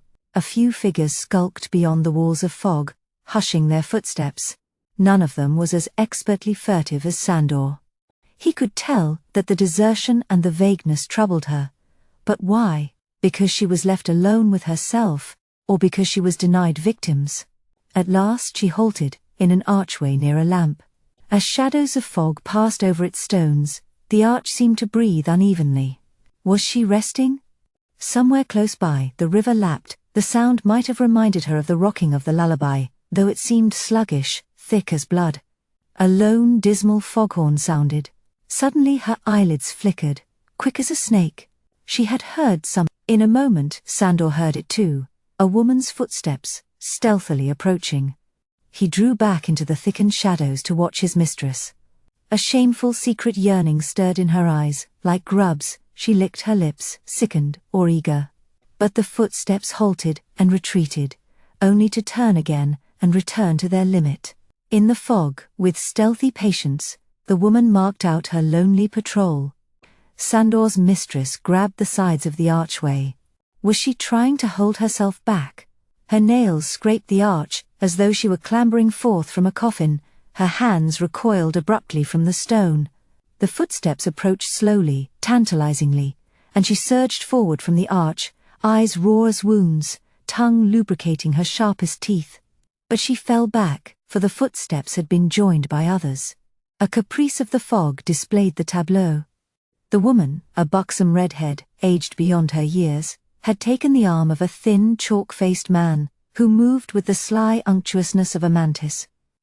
They halted, and he whispered to her. But she grimaced in disgust. She thrust him away and stalked into the fog.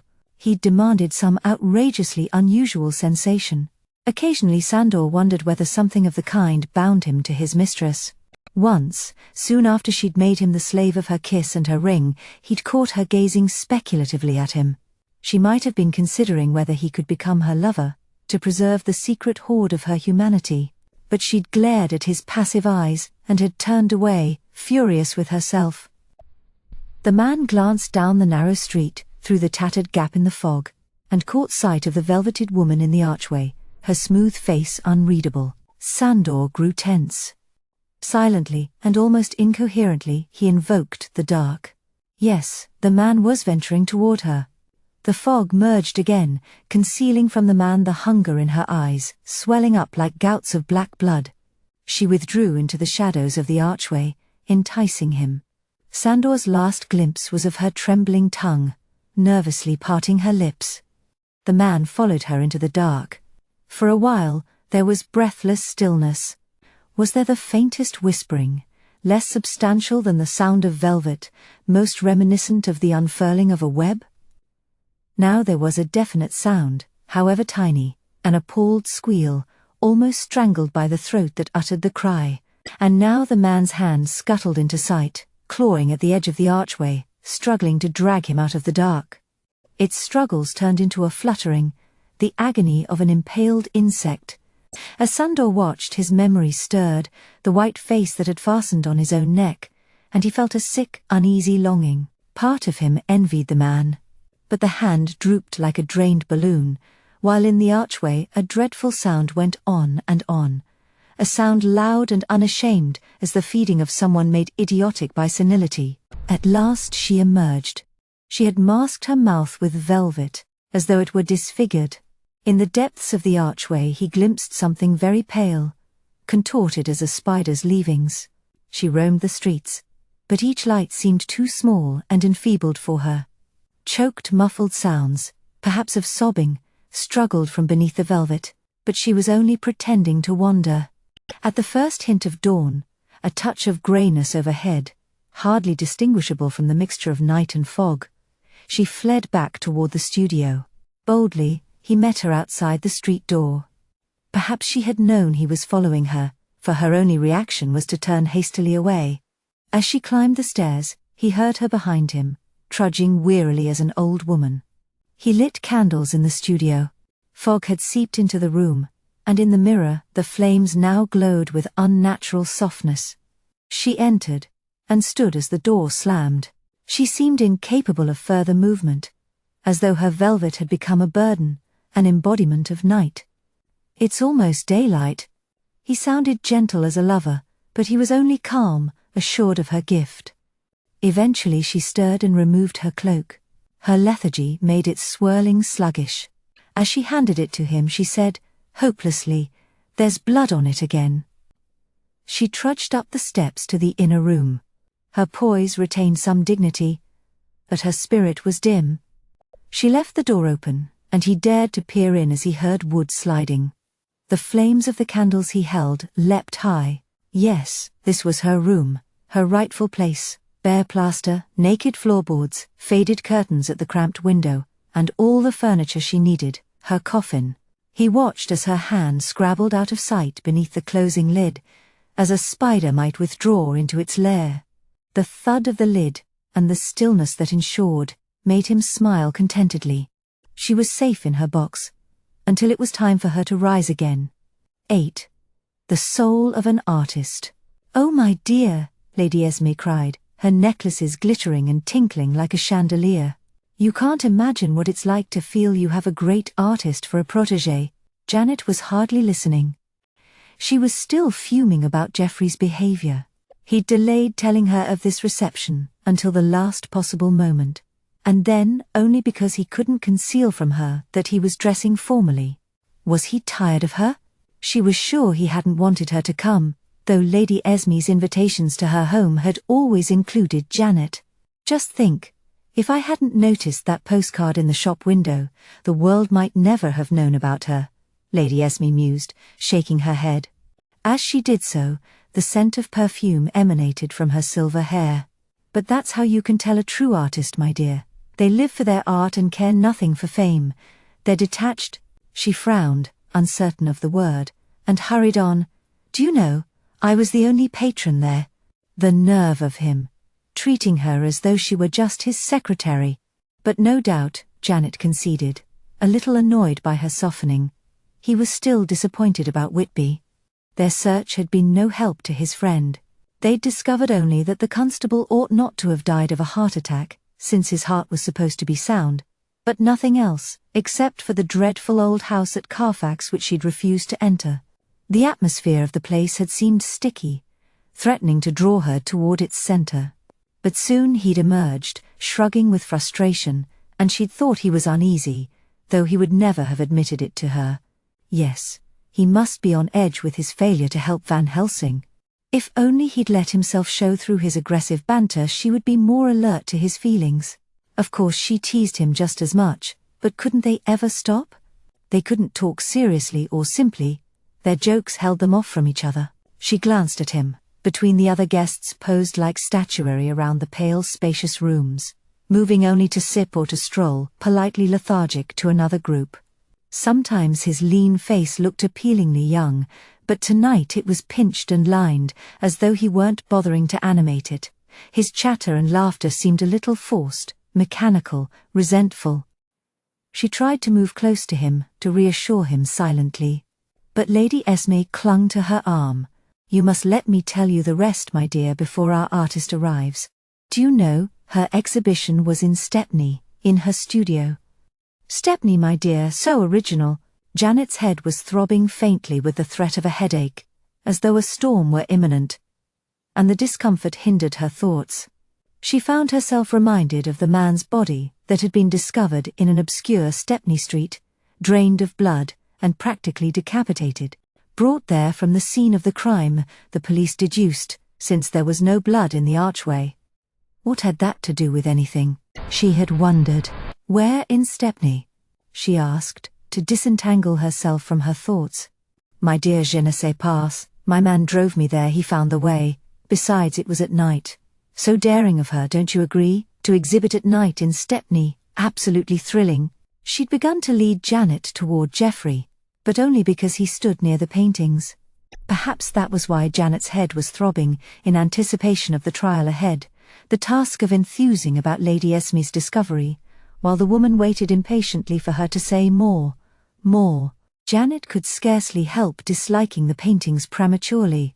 "And she's such a fascinating woman," Lady Esme said.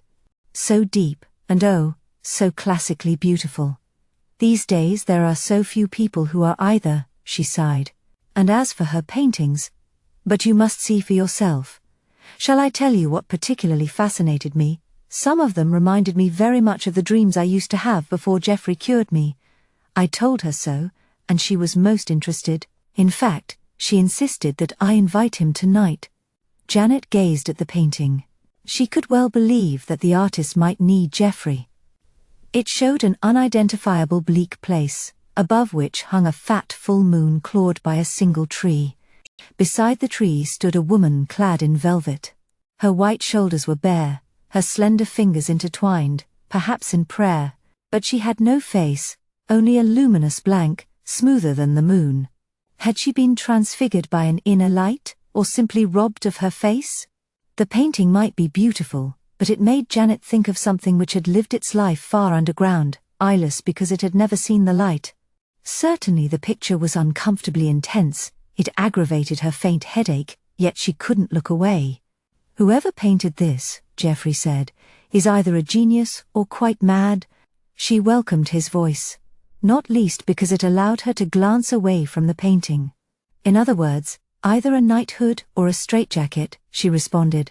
"I know quite a few people who have one and need the other."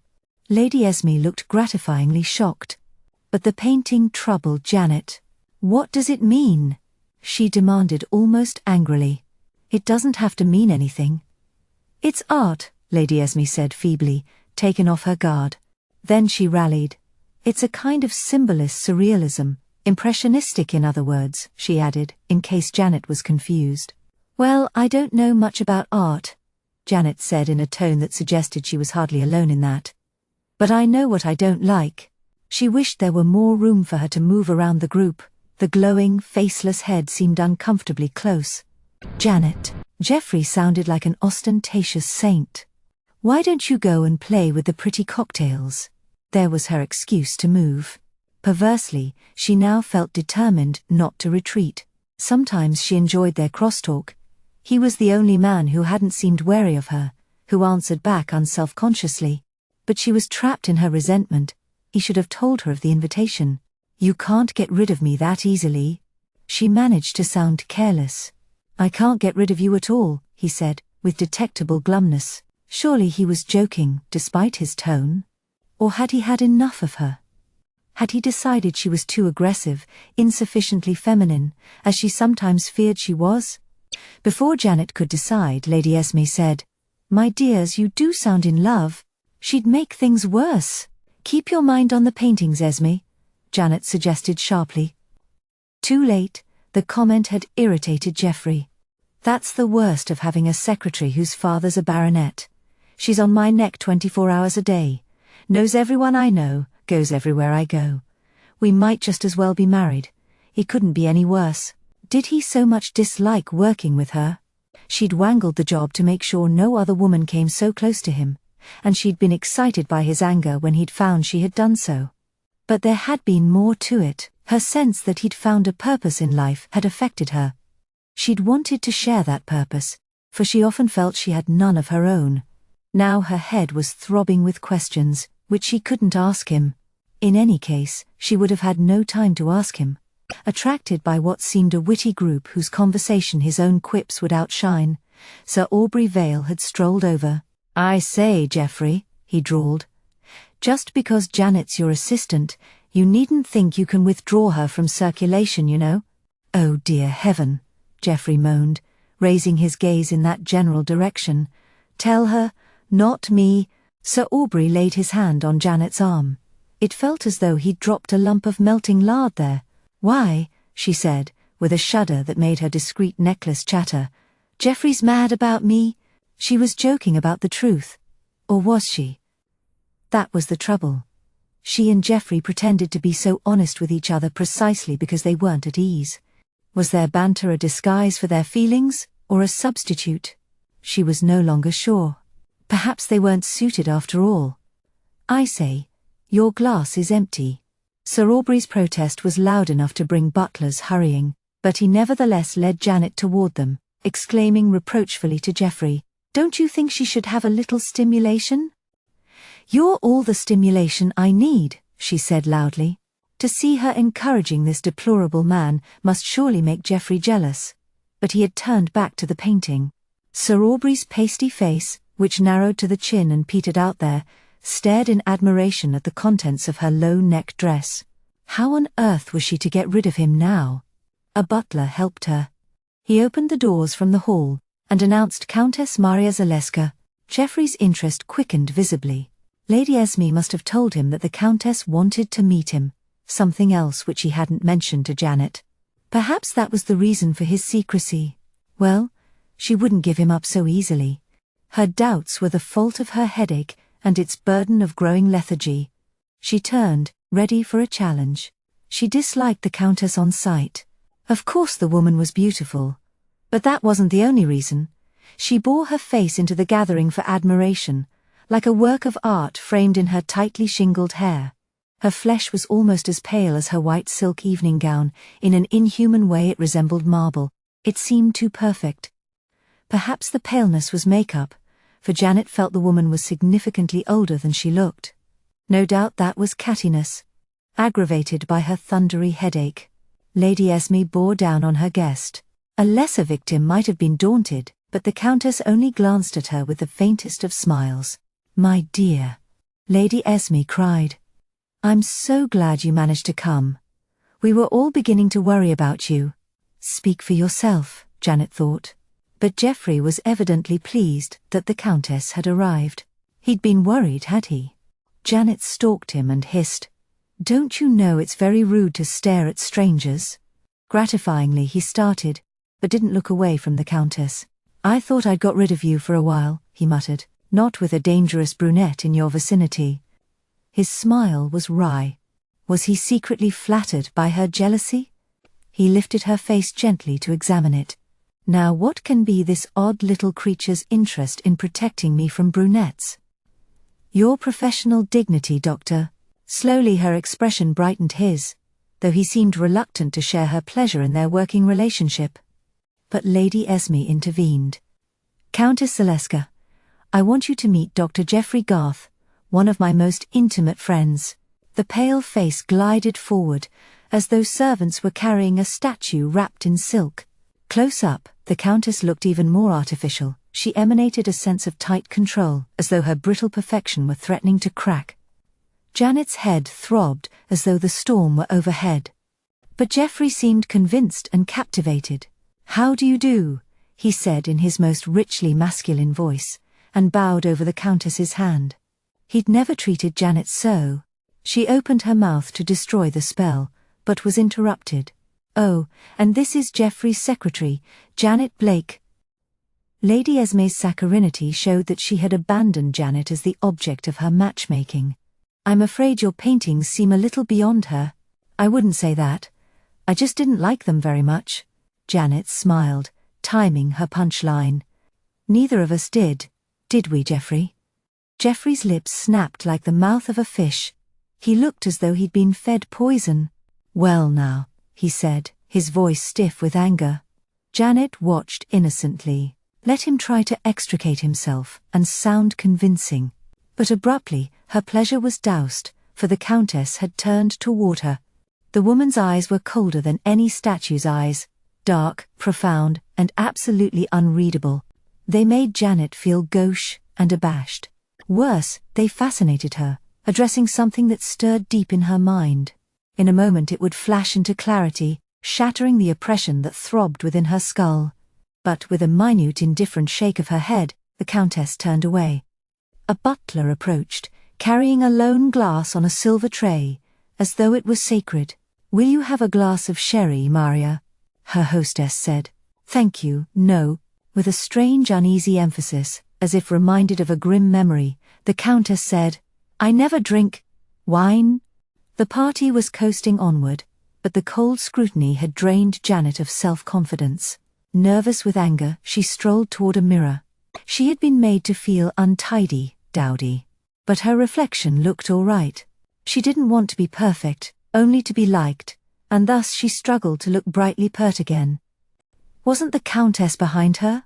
Then why was Janet's the only reflection? Before she could turn, everyone was pacing toward the dining room, summoned by the gong. Of course the Countess must have been beyond the mirror's range. During the meal, Janet was troubled. The more the Countess displayed her stillness and grace, listening easily to conversations or to praise of her work, the more these qualities seemed artificial and vulnerable. Though everyone else found the Countess deliciously mysterious, Janet observed that she revealed nothing of herself. When she moved, which was seldom, she left behind the scent of a musty perfume, but Janet thought there was an underlying hint, perhaps a threat or an illusion, of some less pleasant smell. At last the party adjourned to the room where the paintings hung, and Lady Esme served minuscule cups of coffee beside the blaze in the marble hearth. The Countess sat poised, holding her cup as though it were a fragile work of art. Janet thought she looked absurd, but Geoffrey sat by the woman, smiling reassurance.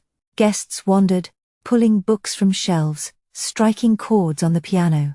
Lady Esme drained the coffee pot into her cup and settled in a chair, gasping luxuriously. "You didn't stay in Scotland very long, Geoffrey." It sounded like an accusation. "Didn't fire a shot. Never even saw a grouse, thanks to Father's little helper there." "That's not fair." What angered Janet more was that he included the Countess in his address, but not her. "You know it was business."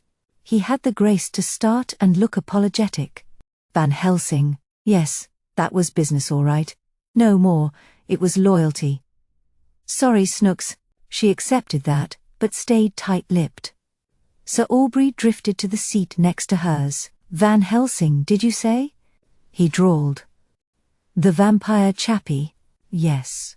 Geoffrey preferred not to discuss the subject with him, but Sir Aubrey wouldn't be silenced. Not when he could lean across Janet to talk. "Have you heard about this chappie, Countess? Stuck a stake through the other fellow's heart, down in Whitby. Said he was killing a vampire.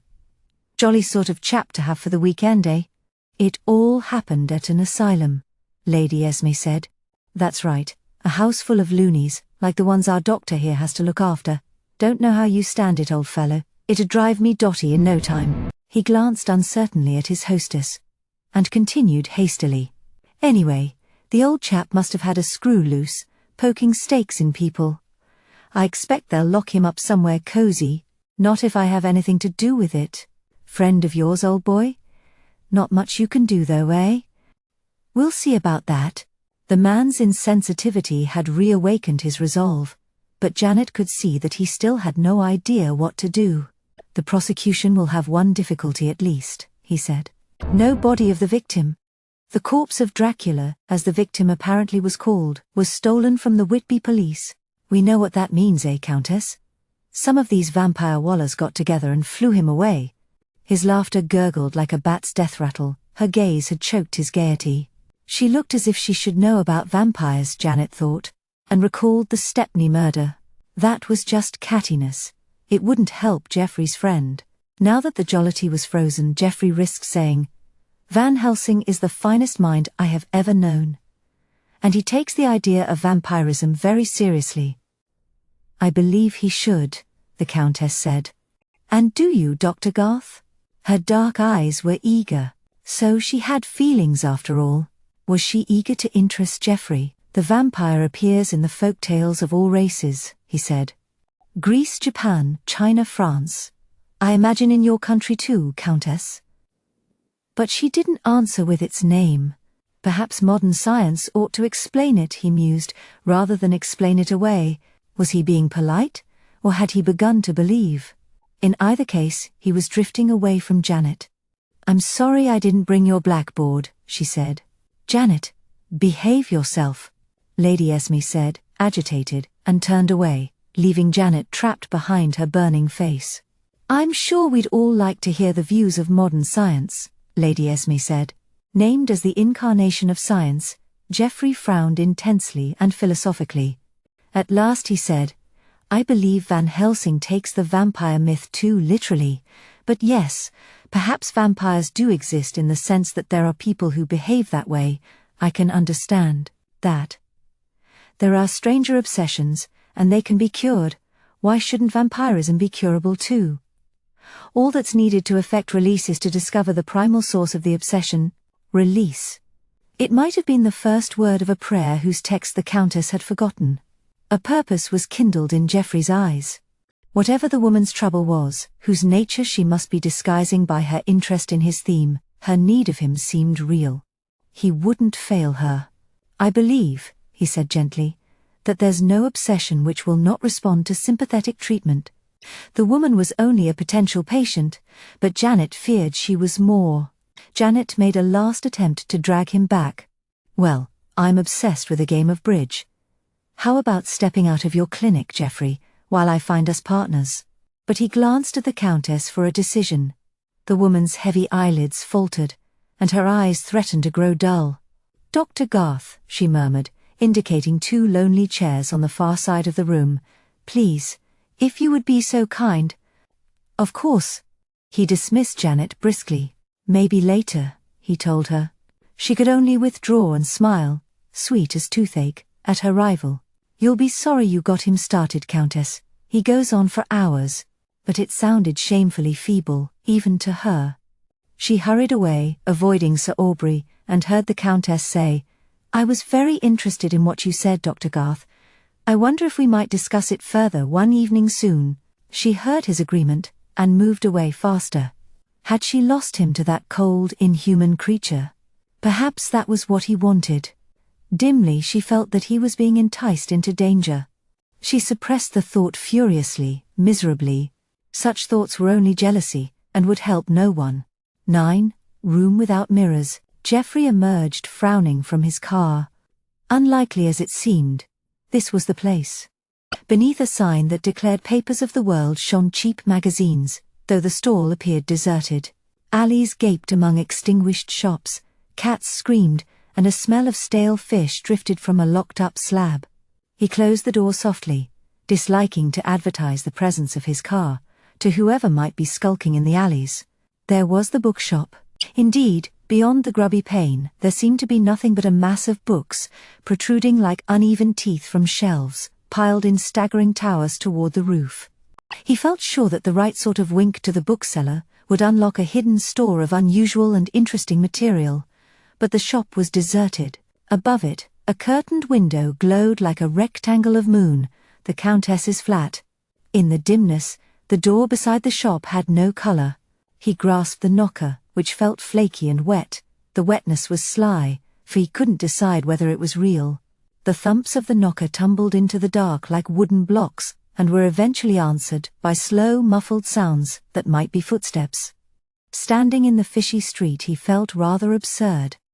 What was he doing here? Accepting the Countess's invitation, of course. He thought that invitation had disguised an appeal.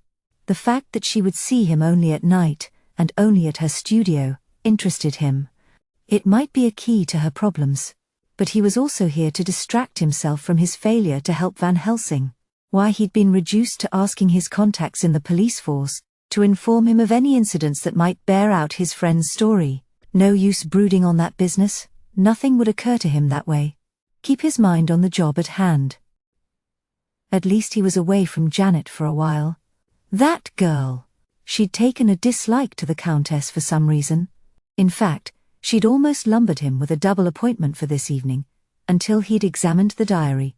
She'd pretended to help him dress, and had nearly strangled him with his bow tie. Poor Geoffrey, can't you do it? What a soggy-looking tie. Your mind mustn't want you to go. He fingered the bow, which still felt droopy and lopsided, as a moustache clipped by a tipsy barber. Women! He understood them all too well. Without warning, the door fell away before him, opened by a man dressed in what looked like black silk. His face looked yellow and unhealthy. His long eyes and wide pale mouth seemed both weak and cruel. His dark slick hair was parted cleanly down the middle, as though his skull were cloven. He'd opened the door just enough to frame his face. "You're the doctor," he said like a policeman accusing a criminal. "That's correct." "And you're the servant," Geoffrey's gaze said, as he waited for the fellow to admit him. Eventually, with blatant reluctance, the man inched the door a little wider and immediately withdrew. Geoffrey elbowed the door wide.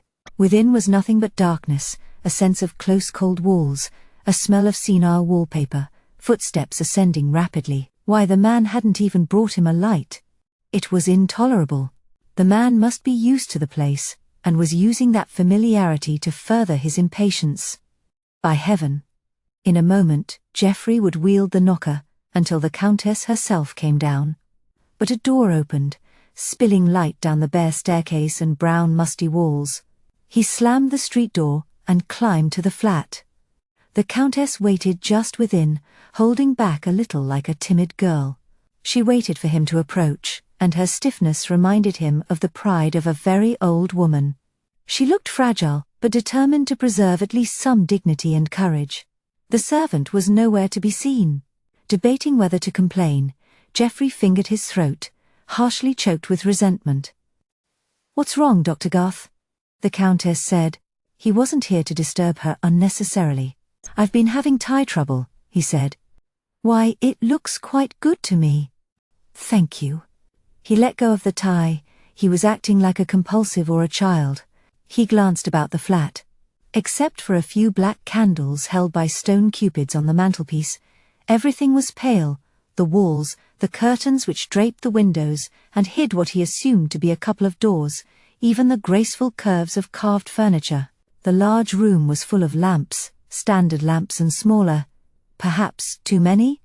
No doubt she needed the light in order to paint, or rather to sketch. She must paint beyond one of the curtained doors, perhaps the one to which steps climbed. "I like your flat," he said. "It's very bright and clean. That was what I wanted. I've changed the place completely. I feel much better now." She did seem more alive than she had at Lady Esme's a few nights ago. "Do you know," she said, "whoever lived here last had covered up those windows completely with dark curtains. It was like a tomb." He filed away that image, to be re-examined in the light of whatever else she said, and continued to survey the room, trying unsuccessfully to locate a faint, earthy smell. The mustiness of the stairs, no doubt, or some artist's material. He noted several of her paintings, which he would examine shortly. Otherwise the walls looked naked. That was odd. Perhaps she didn't want the lamps reflected harshly. But still. "This is the first woman's flat I've seen," he said conversationally. "That didn't have half a dozen mirrors." He glimpsed her sidelong glance at him before her eyelids lowered heavily. Somewhere, a muffled bell rang, rang again. It allowed him to look away. He ought not to seem too interested, in case that hushed whatever his words had disturbed in her. At last she said with perhaps exaggerated lightness, "I'm glad you're not your friend Van Helsing." The name reawakened his guilt, his helplessness. But he said, "Why is that?" Again the sidelong glance. She seemed to want to trust him. "No doubt he would attach some occult significance to my lack of mirrors," she said tentatively. They were moving slowly toward her problem. The bell was silent. To encourage her to talk, he asked, "What kind of significance?" "In my country and his too," she said with a visible effort. "The legends say that vampires cast no reflection." Apparently she felt she'd said enough, or expected him to help her. He was ready to say, "What has that to do with you?" But as though to make sure he could not, curtains parted to reveal a doorway, and the servant glided in. Geoffrey sensed the cold blaze of her anger. She must have been preparing to confide in him. "What is it, Sandor?" Her hostility made the words sound quite unlike a question. "Telephone." For him? Sandor gazed only at her, resentfully submissive. So intense was his gaze that it seemed almost hypnotic. "The telephone is in the studio," she said, and managed to convey faint displeasure that Geoffrey should be diverted from her. The room beyond the curtains was dimly candlelit. It seemed further darkened by heavy chests and wooden chairs. The bare walls might be painted, but he was unable to distinguish a color. Beside the empty fireplace hung a shadowy primitive mask, which he thought was sneering. Forms obscured by stained sheets surrounded him, easels and the like no doubt. Was more of her personality here than in the artificially sunny outer room? The sole function of an elaborately carved desk appeared to be to contain an ordinary telephone. Janet must have given out this number in order to harass him. Still, that was not the caller's fault. "Dr. Geoffrey Garth," he said. "Was it Lady Esme?" It was a woman's high-pitched voice, battling with some emotion. Amid the troubled, squeaky muttering, he could distinguish only a reference to a home. An old home. "I beg your pardon. An old folks' home, did you say?" The voice held steady for a few words. "I said, is that the old vamp's home?" Then the giggles with which it had been struggling shook it apart. "Janet." He spoke as if shouting from a window to a naughty child. "Haven't you anything better to do?" "What do you mean, bothering me when I'm making a call?" "Oh, I didn't realize it was strictly business. Aren't there any old vamps there at all?" She began to sing, thrown off-key by renewed giggling. Any old vamps, any old vamps. He imagined her lounging luxuriously on her bed, while he tried to unravel the Countess's mind. "Why don't you take a sleeping pill?" he suggested viciously. "Better still, why don't you take the whole bottle?" He replaced the receiver carefully, as though doling out poison. He stood gripping the desk, letting his rage drain into the wood. When he emerged, the servant and the Countess were muttering in low tones. From the man's jabbing glance, Geoffrey might have been the subject of the disagreement. The servant withdrew reluctantly into the studio. Did he live there, amid the dimness and sparse furniture? "It was my assistant," Geoffrey explained. "Nothing important." "She's very conscientious," he added, to get rid of the subject, but the interruption had inhibited the Countess. What had she been approaching obliquely via her talk of vampires? Before he could decide whether to resurrect the theme, she said, "Would you like me to show you my paintings? That might take him closer to the core of her." "Very much," he said, "though I'm no critic." She ushered him toward the walls and waited silently. The first painting showed a vague nude woman, either kneeling or crouched in the fetal position. Her flesh was faintly luminous, and her glow touched the gaping jaws of a skull that stood beside her, big as her entire body. Elsewhere, the woman glowed amid huge illegibly carved stones, or struggled to stand on the edge of a lightless gulf. Nowhere was her face visible. He began to understand her provisionally. The subject of her paintings was herself. Had she excluded mirrors from her flat, the better to paint idealized fantasies? But idealized wasn't quite the word, for these were her dreams or her fears. "Do you enjoy painting?" he asked. "More than anything," she replied quietly. Artists might well enjoy their work, even when it took them into the darkest parts of themselves. If her art was her purpose in life, it was hardly his job to cure her of it. Do you feel released when you paint? Oh yes, I do. That is why I must paint. But why did she need release? Quickly, as though to head off his question, she said, I believe doctors such as yourself can read the personality of an artist in the paintings. What do you read about me? She was playing a timid game. She wanted him to take the responsibility of exposing her secret. Her dark eyes were moist with an appeal. Though he would have preferred to delay venturing an interpretation, he said, well, there's mysticism. But underlying that, he went on, determined to take the risk. I believe your paintings represent your fears. Would you agree? Perhaps, for a scared truth was stirring in her eyes. But the curtains parted smartly, and the servant emerged. Yes, what? The Countess cried. Another call for him. He was too sly to smile, but his lips flickered. Geoffrey recalled that he'd heard a single muffled ring moments ago. The man must have snatched the receiver from its cradle eagerly at once. Is it a woman? Geoffrey demanded. Sandor stared as if surprised to notice him. I believe this time it is a man. I'm most awfully sorry, Geoffrey told the Countess. But her eyes grew dull and secret. This is quite intolerable. Please excuse me. The studio seemed even dimmer. He narrowed his eyes irritably, and observed that the teeth of the primitive mask were spottily painted with red pigment. Had it always been so? Or had someone added the unpleasant detail? He hurried to the desk, which reverberated his footsteps, and grabbed the receiver. Garth speaking. A hoarse voice buzzed down the wire, so throatily deep that the earpiece vibrated. Dr. Geoffrey Garth? Yes, yes. What is it? Please don't get in a flap, sir. Why not? What's wrong? The voice hesitated long enough for him to feel a pang of apprehension. Because it might drive you bats, Janet said, losing her grip on her hoarseness and collapsing into mirth. He drew a long, harsh breath, which choked down several obscene words. The telephone rang with the slam of the receiver. By God, he'd have no more nonsense, not from her nor from the Countess. He forced himself to wait until he was calm, then he made for the curtains. Sandor the servant and the Countess stood face to face, close as timid lovers. Their hands were at their sides, but Sandor's were trembling. She must have reprimanded him, for their tension was taut as the threat of a storm.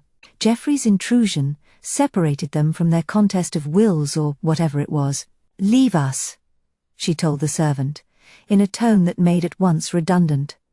As soon as the curtains had closed, muffling the slam of the door, she began to speak rapidly and nervously. Dr. Geoffrey, I asked you here tonight because I need your help. That's my vocation, he said. The dark in her eyes seemed to struggle to gleam, to communicate her suffering. Her clasped hands fought each other, whether to separate or to plead. Garth could not tell. Do you believe, she faltered at last, that the dead have power over the living? Of course he did. Everyone was influenced by childhood experience, by parents. In a sense, yes, he said, to tone down her melodrama. You mean, a relative? A relative, yes. Her face writhed as though the admission degraded her. The sudden disturbance of her mask startled him. There is one who reaches out from beyond the grave and influences me, dreadfully. Again the tremor passed through her face. He almost expected the mask to shatter, but what would that reveal? At night, she muttered, shuddering. He reaches out of the dark. She fell silent, her lips working nervously. He could hear her teeth chattering. You must tell me more so that I can help you, Geoffrey said, quietly encouraging her to expose her thoughts. But she shook her head violently, looking away. I cannot, she moaned. You must give me strength. Give me your strength and courage. I can sense them in you. Help my will to fight him. For all the dark blazing of her eyes, he felt she was less disturbed than melodramatic, and rather embarrassing. Was her appeal, as had been the case with other patients, a veiled seduction? Your will is your own to command, he said, which seemed no exaggeration. She couldn't pretend that she wasn't compelling. "No," she said. "I cannot." She was as downcast as a rebuffed young girl. Yes, he had been right to diagnose a seduction. "I believe you can," he said. "I think you ought to put this influence to the test. The next time it comes you must fight it. Think of me by all means, if it helps. Or think of your art," he said with an encouraging smile. "Few people are so clear about their purpose in life, I assure you." Was there a glimmer of hope in her eyes? He was trying to brighten it when the muffled bell rang. "That's what you must do," he said, to encourage her.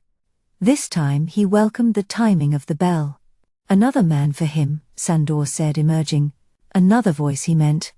Despite his relief, Geoffrey grew irritable. He trod heavily on the floorboards of the studio, and hoped the reverberations traveled. With a smile sweet as a skull's he told the receiver, "Bother me just once more, and I'll send the police to take you to a nice cold bed." "This is the police," the voice said huffily. "Oh, indeed. Then why did it sound like Janet with a heavy cold?" But in the time it took him to frame a suitably crushing retort, he recognized the voice. "Oh, hello, Wellman," he said feebly. "You're speaking to me now, are you? You're sure you have the time?" "Oh, yes, of course. I'm sorry about all that. Please do go on if you've heard something." Eventually the policeman was mollified. Geoffrey suspected that he had been secretly amused. "We've heard from Whitby," Wellman said. "A report that someone saw the theft of the body. It's being checked at this moment." "Thank you. That's good news. Thank you very much." He stared at the cradled receiver. The mask with the reddened teeth watched him with its large, flat eyes. He should follow up the news at once. He'd done all he could tonight to help the Countess. Or perhaps too much. She could become an embarrassment. Glancing about the gloomy studio, he wondered whether this consciously contrived atmosphere, all masks and mystery and dimness, mightn't be the key to her, an artist's melodrama nurtured to help her art. There was more to her obsession, some trauma involving a man, probably her father. No doubt most of her symbols, the flat like a tomb, the inscribed stones that hemmed in the luminous woman, referred to that influence. But the truth needed to be disentangled from her melodrama. And he had no time for that tonight. Emerging, he said politely but firmly, "That was urgent, I'm afraid. I must go." But not yet. Dark as her eyes were, that was nothing to the blackness that flooded them now. Their spirit might have been blinded. "You won't go yet? Tell me again what to do. Help me." Yes, she was a woman, and she wanted to hear his voice, not his words. "You must help yourself," he said, less politely. "Do as I advised." How could her eyes be so dark in such a bright room? Had the night claimed her face for a mask?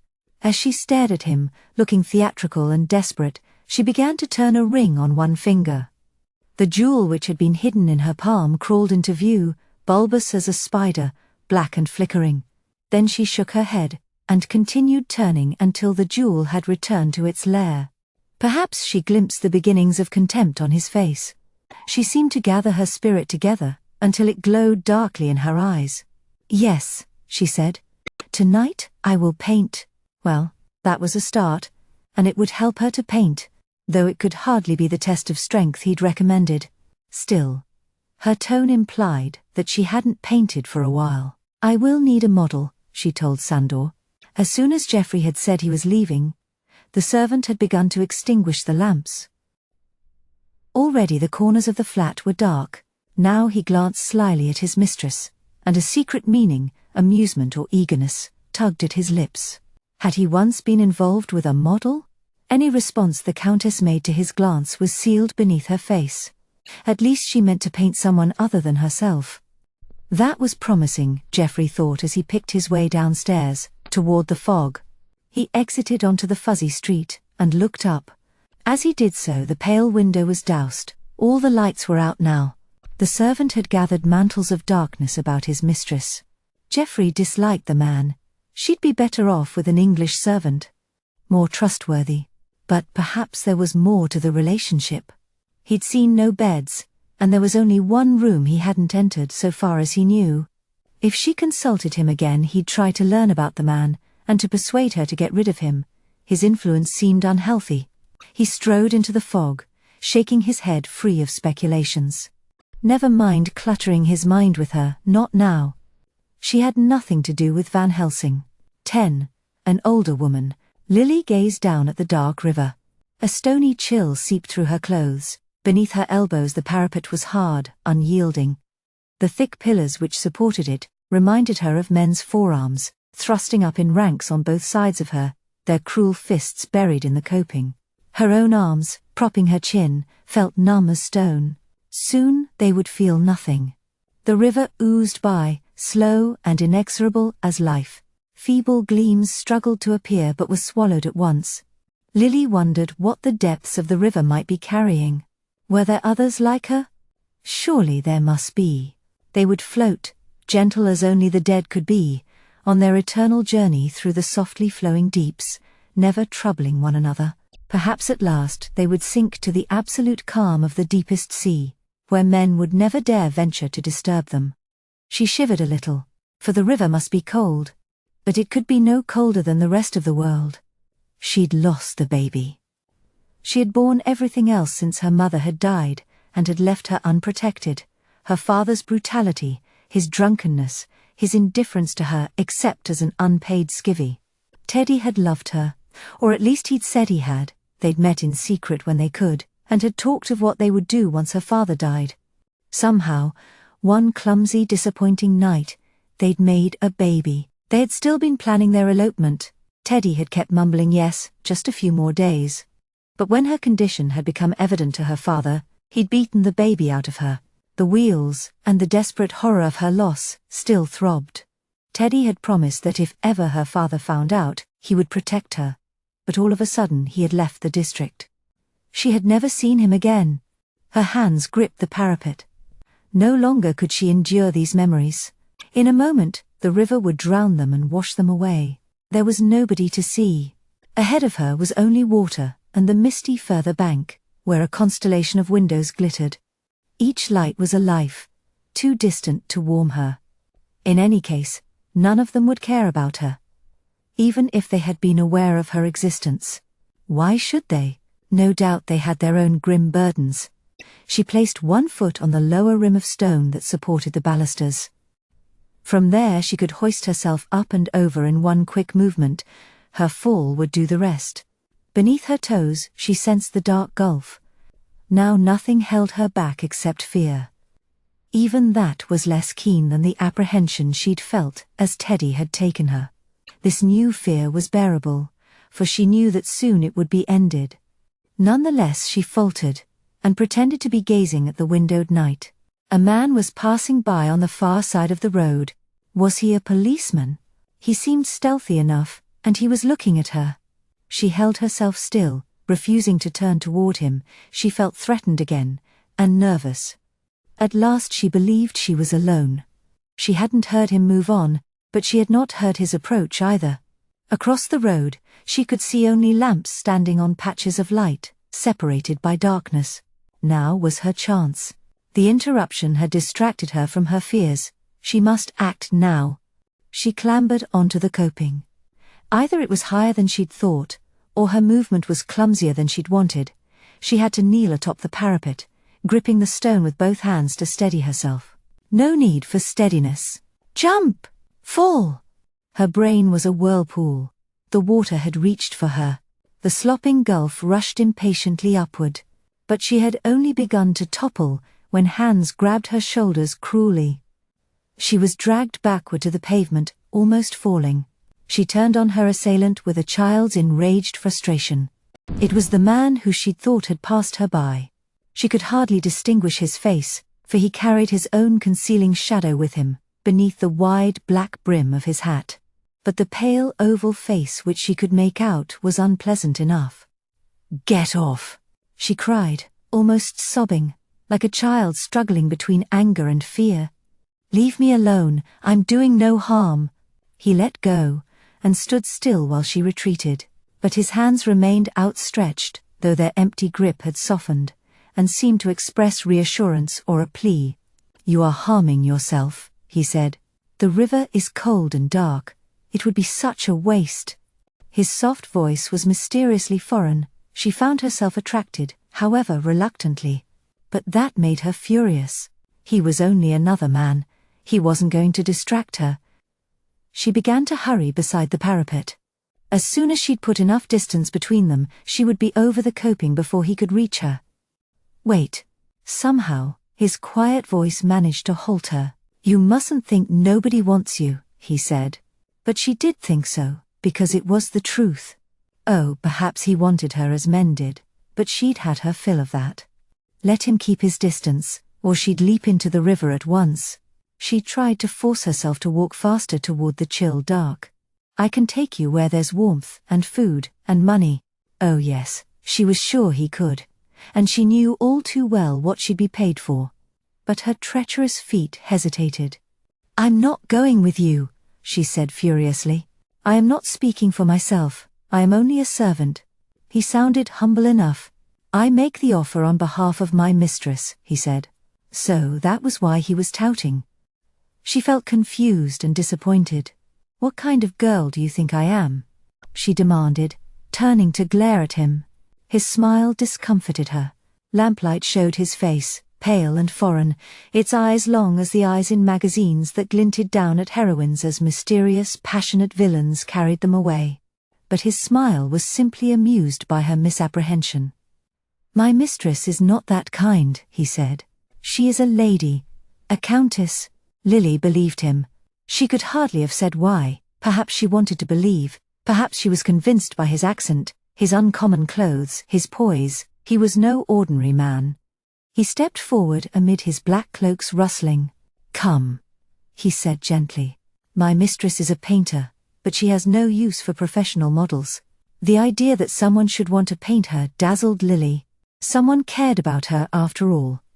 If this somberly impressive man was only the servant, how much grander must the mistress be? She felt that life, in the person of this man, had reached out to offer her a second chance, perhaps to present her with an entirely new kind of life. She turned from the river and waited for him to lead her. The streets were hushed, mist drifted silently, and lonely foghorns sounded through the alleys, like the calls of nocturnal beasts in obscure brick lairs. He led her quickly through a maze of sleeping houses. Sometimes he dodged into alleys, always he avoided the main streets. Was he lost because he was a foreigner, or was he trying to confuse her? In either case, she knew Stepney well. She was about to ask him what his game was when he halted. They'd arrived. But where was the studio? On one hand, a newspaper stall was shuttered for the night. On the other, a grimy window displayed a bookshop that looked as dustily cluttered as an attic. She suspected a trick, and hung back beyond his reach. She wouldn't go any further with him. He couldn't make her, she'd scream. But he pointed to a window above the bookshop. My mistress is waiting. She will be pleased with you. Peering, Lily made out a glow in the curtain, a faint flickering will-o'-the-wisp. In a strange way, its mysteriousness reassured her. This was how artists were supposed to behave, living in unlikely places, painting all night, unremarked by the world. When the man unlocked a door beside the bookshop, she followed him. The stairs were dim. A hint of light trickled down from beyond a slightly open door. Was it the dimness that made the passage seem drained of air? The walls too close and vague? She felt as though she had stepped into the kind of claustrophobic dark that precedes the worst storms. But the house smelled old and musty, as her grandmother's had when Lily was a little girl. That seemed vaguely encouraging. She climbed quickly toward the light. A piano began to play a lullaby, gently and simply. That helped her to venture beyond the door, where a single lamp burned amid a spacious, indistinguishable gloom. Why, when she'd looked up from the street, had the light seemed to flicker? The curtain must have shifted. Perhaps someone had been peering eagerly. The man crept into the room, stealthy as a shadow. She heard the door close softly, and the faint click of the lock. At once, she wished she hadn't left the river. I don't see no countess, she said, her careful grammar jarred awry by nervousness. Wait here. The man, who consisted of little more than his rustling in the dark, left her alone. A door must have opened, for she distinguished his outline. trembling with candlelight in a rectangular frame, and the lullaby leapt abruptly louder. But she heard no voices. The dark before and around her was crowded with furniture, over which she would fall if she moved. She stood uneasily, troubled by glimpses of luminous women hovering about her. They were only paintings. They must be, for they had no faces. The lullaby halted, leaving the cradle poised in mid-air. Lily hadn't heard the man speak, but a woman's voice said very well, "Show her in. Bring food and wine." The voice was low and rich, wealthy, rich in character, Lily thought. Yes, she'd been right to come. That was how countesses sounded, foreign, imperious, a little terrifying. Timid yet determined, Lily advanced toward the doorway full of candlelight. "That's right," the servant said, grinning broadly. "Go straight in." As soon as she entered the room, Lily gasped, because the woman who had risen from the piano was so beautiful. Surely no sculptor could create so perfect a face, so graceful a body. Candlelight caressed her smooth flesh and glowed deep in her eyes. Lily felt abashed, for how could she hope to measure up to such a woman's standards? She pulled off her beret, and stuffing it in her pocket, stood gawkily. But the countess smiled. "Don't be afraid, my dear," she said like a mother soothing a wakeful child. Lily felt protected, more so than she had for years. She felt safe enough to confide in this woman. "It was him I wasn't sure of, Mum. Sandor?" The countess shook her head, smiling, and managed to convey that Lily need be no more frightened of him than she herself was. "Make yourself comfortable by the fire," she said. Lily did so. She'd never seen such a blaze in her life. The firelight tried to grab all four corners of the room, and often succeeded. Candles paled the remaining shadows.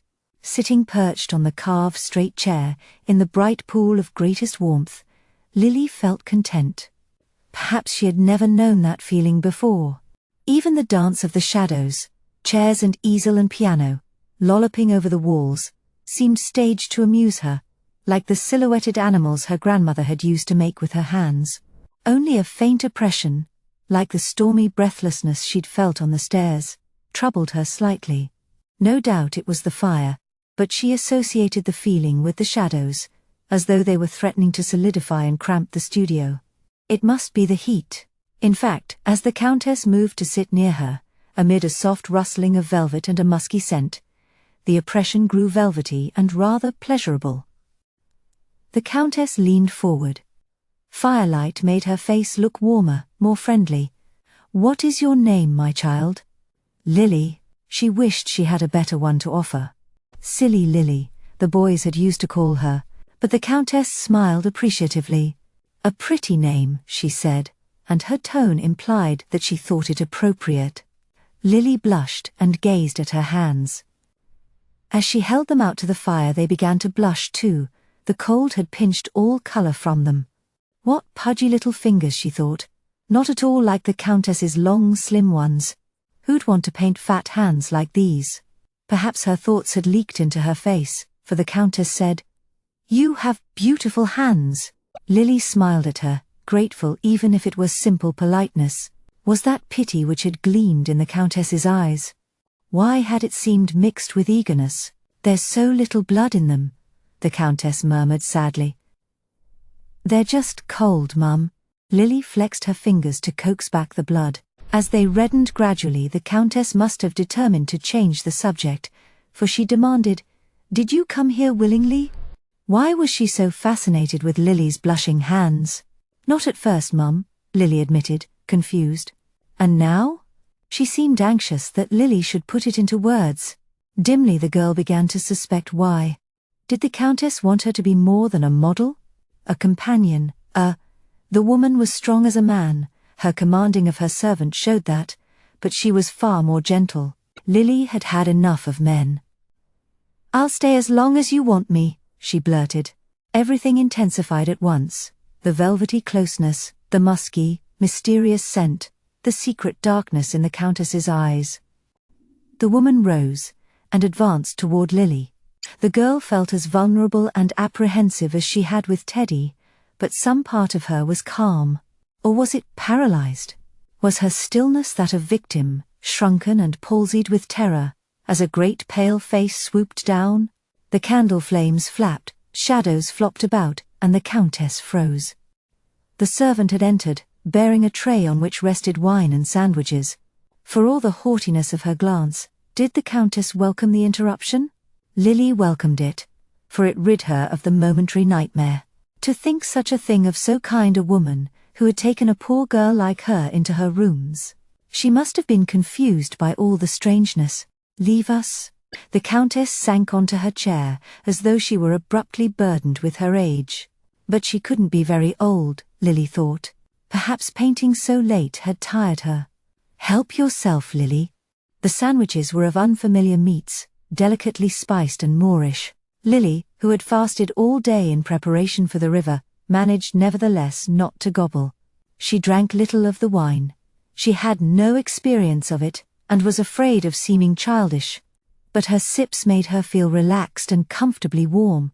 Fiery shadows obscured the Countess's intent face. With what seemed an odd eagerness, though of course it must be affectionate compassion, she watched Lily eat.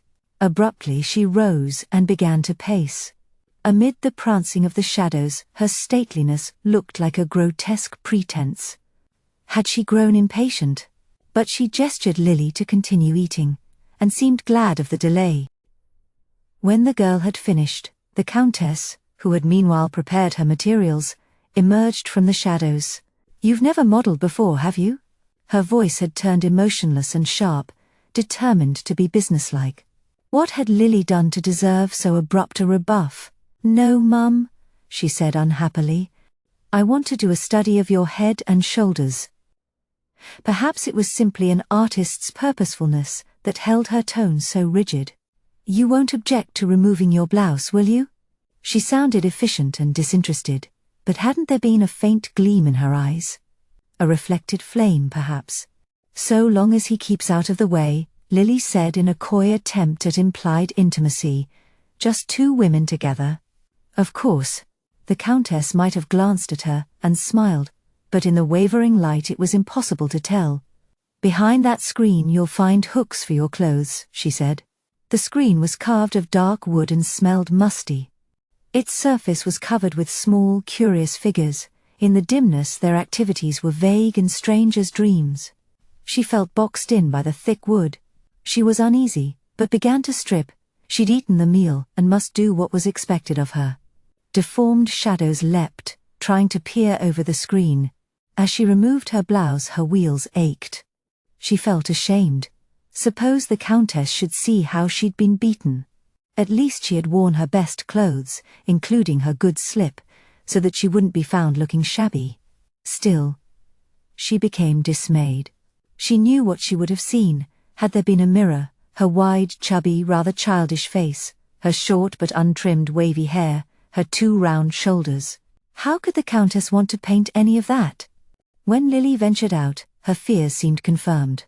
The Countess hardly glanced at her. Indeed, she paced away from her into the spreading shadows. Was she afraid to look? No, Lily knew it wasn't that. The Countess was simply disappointed. She felt cold, not only because the fire was sinking, she felt rejected, unloved once again. Not at all sure that she wanted to, but unable to think of any other way to halt the Countess's indifferent pacing. Lily touched her thin shoulder straps and blurted, "Do you want me to pull these down?" The Countess turned, and as she did so, a yearning glimmered in her eyes. At last she said, "Yes," and a suppressed emotion roughened her voice. Lily bared her shoulders. She felt terrified, excited, vulnerable. The musky, velvet oppressiveness stole her breath. If the Countess glimpsed her wheels, would she comfort her? Perhaps, but the woman was looking away, toward the dance of the shadows. "Take a little wine," the Countess said, her voice deep and rich again. "It will warm you." Yes, Lily might be glad of wine. It would relax her, prepare her. She hurried to the tray beside the fire. The floorboards felt and sounded solid underfoot, but flowed with waves of restless shadow. The Countess watched her. Lily wished she knew what the woman was thinking. Yes, stand by the fire. She must be seeing Lily aglow as a sunset, trembling with nervous firelight. There's no hurry. You must be warm. Something in her tone unsettled Lily, who remembered how the warmth of the fire had unfrozen her blood. The Countess's eyes seemed dark as a storm, with suppressed emotion. "Why are you looking at me like that?" Lily said, frightened. "Won't I do?" Had the Countess swayed forward, exhausted? Or was she crouching toward Lily, stretching out her sharp, fiery nails? "Oh yes," she said, and her voice was sad, yet threatening as the first low sounds of a storm. "You'll do very well." Darkness bore down on Lily. Black velvet and the blackness had merged. The girl could see only the Countess's face, struggling with shadows yet unnaturally rigid, a suspended marble head gliding toward her. Wine slopped from the glass in Lily's unnerved fingers. But the Countess held up one hand as though to reassure her. "Here, Lily. I have something to show you." It was a ring. For a moment, stupefied by the strangeness of everything, Lily thought it was meant as a fee. But the Countess moved close enough to touch her, and displayed the ring tantalizingly, turning it on her finger. "Look at the jewel, Lily. Do you like it? It is so old, so beautiful." The jewel was dark and swollen, bloated as something drowned, and it frightened Lily. As she gazed into the stone, its darkness seemed to stir, to gleam like deep water. It whirled, reached up for her just as the river had, promising forgetfulness, dark tranquility. But she didn't want that now. She had returned to life. "No, I don't like it," she cried. The Countess shuddered as though wakened from a nightmare. She grasped the ring and hurled it from her. It rolled hollowly in the shadows. Lily felt suffocated by velvet. Perhaps it was terror that had clutched at her throat, stopping her breath. "I don't think I want to pose tonight," she stammered. "Please let me go." She shouldn't have exposed her fear so nakedly. Hunger flared in the Countess's eyes. Their darkness would engulf her more profoundly than any river could, and afterward there would be nothing left of her. "Let me go. I'll come back tomorrow," she said. The Countess knew she was lying. The gulf deepened in her eyes. There was nothing within the marble mask but hungry darkness. "Please don't," Lily whimpered as the pale face advanced on her. "I don't want to." As she retreated, her bare shoulders touched the mantelpiece. She reached frantically behind her, to thrust herself away from the cold stone, and as she did so, her hand touched flaking teeth in a mouth.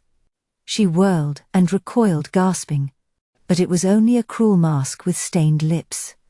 Velvet rustled stealthily behind her.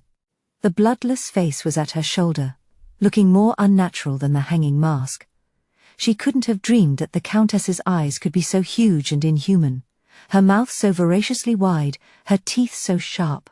The face lunged and fastened on Lily. She screamed, for the flesh was dank and chill as a drowned corpse, but her scream seemed muffled by the oppressive velvety sounds, and the suffocating musk and shadows. She felt herself draining, and the darkness took her. 11. A working relationship. Janet knew the footsteps in the corridor at once. They were Geoffrey's. She sat up stiffly, and continued to sort the morning's correspondence. Just let him be careful. She was in no mood for bantering. She'd already snapped at a nurse. Just let him start something. He'd see what her temper could be like. He strode into the office and saw her. Without acknowledging her in any way, he made for the coat stand, passing her as he would a total stranger in the street. Often she would arrive before him, though heaven alone knew why. She'd sometimes be amused by the way he worked himself into a gagged rage, trying to get there first, but today he made her feel redundant and depressed. She would have preferred a blazing argument. He gave all his attention to the coat stand. It might have been a surgeon he was dressing for an operation, so carefully did he hand it his hat and coat and gloves. At last, addressing her hung clothes, he said, "Can you give me one good reason why you shouldn't be dismissed immediately?" She felt worth nothing. There she was, dangling from the stand. Then she grew angry. "Yes, I can give you a reason." He refused to turn or to ask the question. When at last she had to say, "I'm resigning," it sounded feebler than she'd wanted. He stared at her, disgusted. Of all the childish, thoroughly unpardonable impertinences, he began, gathering momentum slowly. How old are you? Who the devil do you think you are, ringing up with all that piffle just to interrupt me in the middle of a consultation? The trouble was that she felt he was right to be angry. She'd had no need to be jealous of the Countess, perhaps. Given his indifference to herself, she hadn't even the right. Last night, he could have been in no danger. Eventually she'd realized the servant must have been close enough to chaperone them. But she had a reason to be angry. She tried to express fury with every mobile inch of her face. And just who was responsible for phoning me all night, every half hour? I'll give you one guess. I told our switchboard girl that we were conducting a psychological experiment. She was delighted to help. Janet slapped the desk with the day's letters, wishing it had been his face. Well, since you've made me too tired to work, you may find yourself another assistant.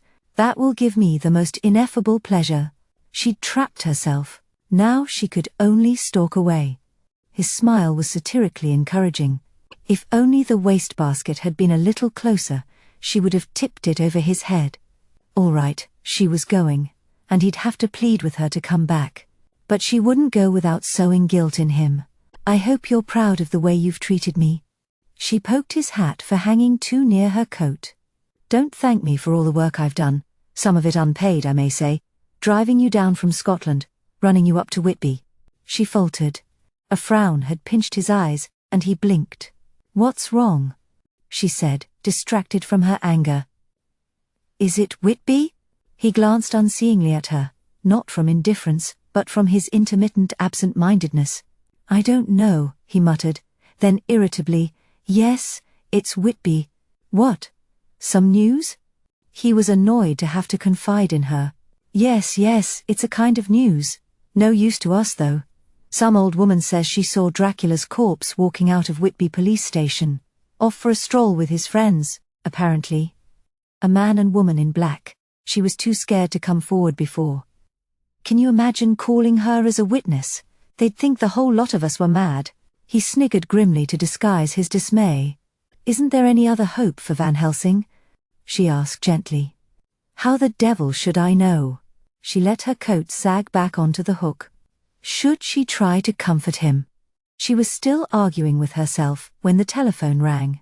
He'd as good as told her she was fired, but as he snatched the letters from the desk he demanded, Well, are you going to answer it or aren't you? She might if he asked her politely, but he was snarling at his letters. The incessant monotonous bell annoyed her so much she had to hush it. Dr. Garth's office, she said. Oh, hello, Janet. It was Dr. Wagner at Stepney Hospital, a slightly built man with unruly blonde curls and blue eyes, always friendly. We've an odd case here, he said. They found her nearby, not far from where that murder victim was discovered. Extreme amnesia and anemia. Has Geoffrey time to look at her, do you suppose? Oh yes, I'm sure he has. She relayed the message to Geoffrey, and managed to say extreme amnesia and anemia, without giggling or turning it into a song. Amnesia. Stepney. Geoffrey frowned, as if searching for a connection. Suddenly he slapped his folded letters together like a pack of cards. All right. Tell him I'm on my way. She did so, and replaced the receiver. Well, hurry up and get your notebook, Geoffrey said impatiently. Let's see what this is all about. She felt delighted, infuriated, long-suffering. Oh, aren't I dismissed? She queried archly. He grabbed his hat and stuck it on his head, like a jar lid he was too harassed and impatient to screw down. Don't quibble. I've got enough to do today already, he said, irritably groping his way through the maze of his coat sleeves. He chucked her coat at her. Come on. 12, half dead. The girl's face lay on the sunlit pillow. Geoffrey judged her to be in her early 20s, though she had the look of a child abandoned by its mother. Not that any sense of loss was discernible in the slack, drained face, but any emotion she contained was too feeble to reach it. Though she breathed, her face was lifeless. It resembled a mask left lying in the frame of unseasonably warm sunlight, which Geoffrey knew she couldn't feel. This isn't simple amnesia, he said. Janet glanced up from her notebook, awaiting his diagnosis. She was actually letting him take his time, without interrupting. Miraculous. Oh, no doubt she could be worse as an assistant. If only she wouldn't act as though she were more. What is it? Drake said. A post-hypnotic trance. Someone has hypnotized this girl for his own reasons, then turned her loose with instructions to remember nothing. Draw your own conclusions. I'd like to get my hands on him, he said, and saw an answering flare of disgust in Janet's eyes. Where's her chart? Dr. Drake passed him the clipboard, dwarfed by his brawny red-haired hands. Jeffrey frowned at the scribbled notes. These are all things she said herself. So our men assure us, Dr. Wagner said. Something about faceless women, something else about food and wine. And the word blood over and over, until she passed out. She hasn't spoken since... Jeffrey pursed his lips. That didn't sound like post-hypnosis to him, but, in his view, there was no doubt of the symptoms. Give her adrenaline, he said, and let me know when she's strong enough for me to try bringing her out of this. He was nearly at the door, impatient to reach today's first appointment, when Janet asked, "What are those marks on her neck?" She had to pipe up. She couldn't restrain herself. The two men virtually ignored her. She wasn't a doctor after all. But Dr. Drake caught Jeffrey's eye, and must have sensed his work being questioned, for he said defensively, "We had no reason to think they were relevant." "They're like bites," Janet said. "Insect bites."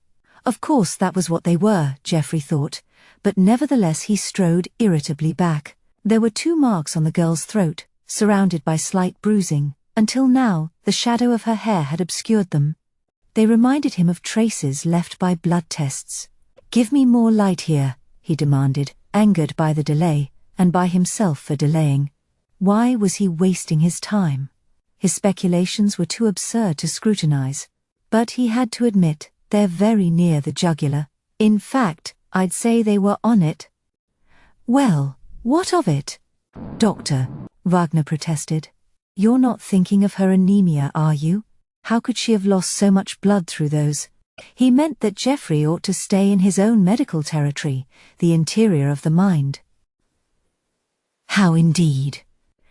Jeffrey found that he couldn't shake off the thought of the incident at Whitby, in which a corpse had gone for a walk with its friends, a woman who looked like a statue that had wandered out of a graveyard, the scared senile witness had said, and a man with an evil mouth and eyes. Good God, what was wrong with him? What piffle was he thinking? His mind tried to shout down the gathering thoughts. But the girl's face lay above its bitten neck, flooded with bright warmth, yet cut off from light and comfort. She seemed more than hypnotized, yet neither dead nor alive. Undead, he heard Van Helsing say, before he could strangle the memory. Why couldn't he look away? Though the girl didn't even know he was there, her face was dragging thoughts out of him, the bloodless, mutilated man found in Stepney, her own condition, Van Helsing's plight. But how could any of this help Van Helsing? At last he turned to the doctors. Surely he didn't mean to say it. But had he the right to deny his friend even so absurd a hope? His reluctant mouth opened, and he said, "I may be back later today. I want to consult." A sense of absurdity choked the name in his throat. He finally added, "A colleague. 13 experts." Sir Basil gazed morosely from the window. Above the Thames the afternoon sky was paling. Behind him the fire, on which he'd just flung coal dust, fumed. He knew precisely how they felt. He was pale and fuming too. Had he known the kind of farce Jeffrey intended to stage, he would never have let him loose in this office. By heaven, Sir Basil thought, what's the medical profession coming to? At first he'd thought Garth was using a psychiatric ploy, designed to lead Van Helsing on, until he trapped himself in his own contradictions and had to recant. But then, to his great dismay, he'd realized Garth was serious. The man believed there was some connection between the Stepney incidents, possibly they were even related to this Dracula fellow. At least Garth didn't insist that it was supernatural, but rather more probably a case of madmen who believed they were vampires. So persuasive and reasonable did he sound beside Van Helsing's ravings, that Sir Basil found himself dangerously close to believing him. Van Helsing was raving now. Why, he sounded as though this were his office, and they'd made an appointment to seek his advice. I don't understand, gentlemen, he said, how it can be possible, but even so one cannot mistake the signs. The bites on the throat and the loss of blood are the marks of Dracula. Surely it can't be as simple as that, Doctor. Was Geoffrey trying to work toward the truth, or to quiet Van Helsing in case Sir Basil lost all patience? After all, you yourself were sure you'd killed Dracula. Isn't it possible that what you thought was death was, in reality, some kind of hypnotic trance, meant to deceive you? Would they have noticed the difference at Whitby, Sir Basil? Dragged back into the discussion, Sir Basil was distracted. I don't know whether they had a doctor examine the corpse. Then he realized what he was saying. What do you mean? He shouted. Your friend here had hammered a piece of wood through his heart. By heaven, you won't get me to talk this rot, I'm warning you. But Geoffrey had thought of something. He said quietly, What do you believe did happen at Whitby? Sir Basil's small moustache itched, as it always did in those rare moments when he was at a loss. His lip twitched as though struggling to smile, which annoyed him, and his finger, compelled by the irritation, sprang up to scratch it. That annoyed him even more. But Garth had touched upon the one aspect of the case which Sir Basil couldn't explain satisfactorily. I'm thinking of the policeman. Geoffrey might have been addressing a patient who was reluctant to remember. He shouldn't have died like that. His heart was sound. Now, from what I can gather, his condition before his death was very similar to this Stepney girl's. He paused briefly and glanced wearily at Van Helsing. I believe the people responsible have come to London. That's right, friend Geoffrey. Van Helsing's hands clapped, then clasped together as applause became a plea. Now think it through. How will you find them? What people, dash it? Sir Basil demanded, finally driven to scratch his moustache. Dracula had many victims, perhaps more than I knew. Van Helsing's spectacles gleamed in a parody of earnestness, hiding his eyes. And as I have told you, each victim is condemned to living death and a thirst for human blood. Perhaps, Geoffrey said hastily, or perhaps they're disciples of Dracula, hypnotized into imitating him even though he's dead. Sir Basil wondered irrationally whether they were conspiring to persuade him, one making such outrageous statements that the others, however unlikely, must sound plausible. If you'll pardon my saying so, he said, enjoying his self-control and shrewdness, I think you're trying to concoct a defense. Believe what you like about me, Sir Basil. Van Helsing tipped his spectacles up to his forehead, as though to display sincerity in his unprotected eyes, which looked weak and vulnerable. But you must concentrate on these attacks. Someone out there is very hungry. You must please understand, there will be others. I wouldn't be surprised, Sir Basil said impatiently. Anyone who goes out at night in a fog in Stepney is a fool. But I assure you I don't need your advice on Scotland Yard procedure. With a snort he added, I think you're both pulling my leg, to put it politely. I'm quite serious, Garth said, perhaps out of loyalty to his friend. I think that once I can get something out of this girl, we may both be surprised by what we learn. That's good, my friend. Be ready to learn. Van Helsing's unglazed eyes blinked rapidly, nervously eager. When do you expect that to be? Tonight, with luck. At least I'm going to try. Let's hope you find out the name of the culprit, said Sir Basil, to divert him from the other nonsense. Yes, let us hope so, Van Helsing murmured. The old man seemed to glimpse a goal. His sense of purpose had affected Garth. You will need to discover where the vampire hides, friend Geoffrey. Be sure to search in daylight, but search quickly. The smell of earth may lead you. By day the vampire must sleep in its box of earth. He halted, and Sir Basil stared too, for Garth's nostrils were wrinkling as though he'd noticed a smell, or remembered one. Garth started, shaking his head, but couldn't shake the disquiet from his eyes. Go on, he said with uneasy urgency. There is one other thing you might look for. In the lair of the vampire there will be no mirrors. The vampire casts no reflection. That is strange, is it not? That the vampire cannot bear the presence of a mirror? One would expect that it could hardly matter to him.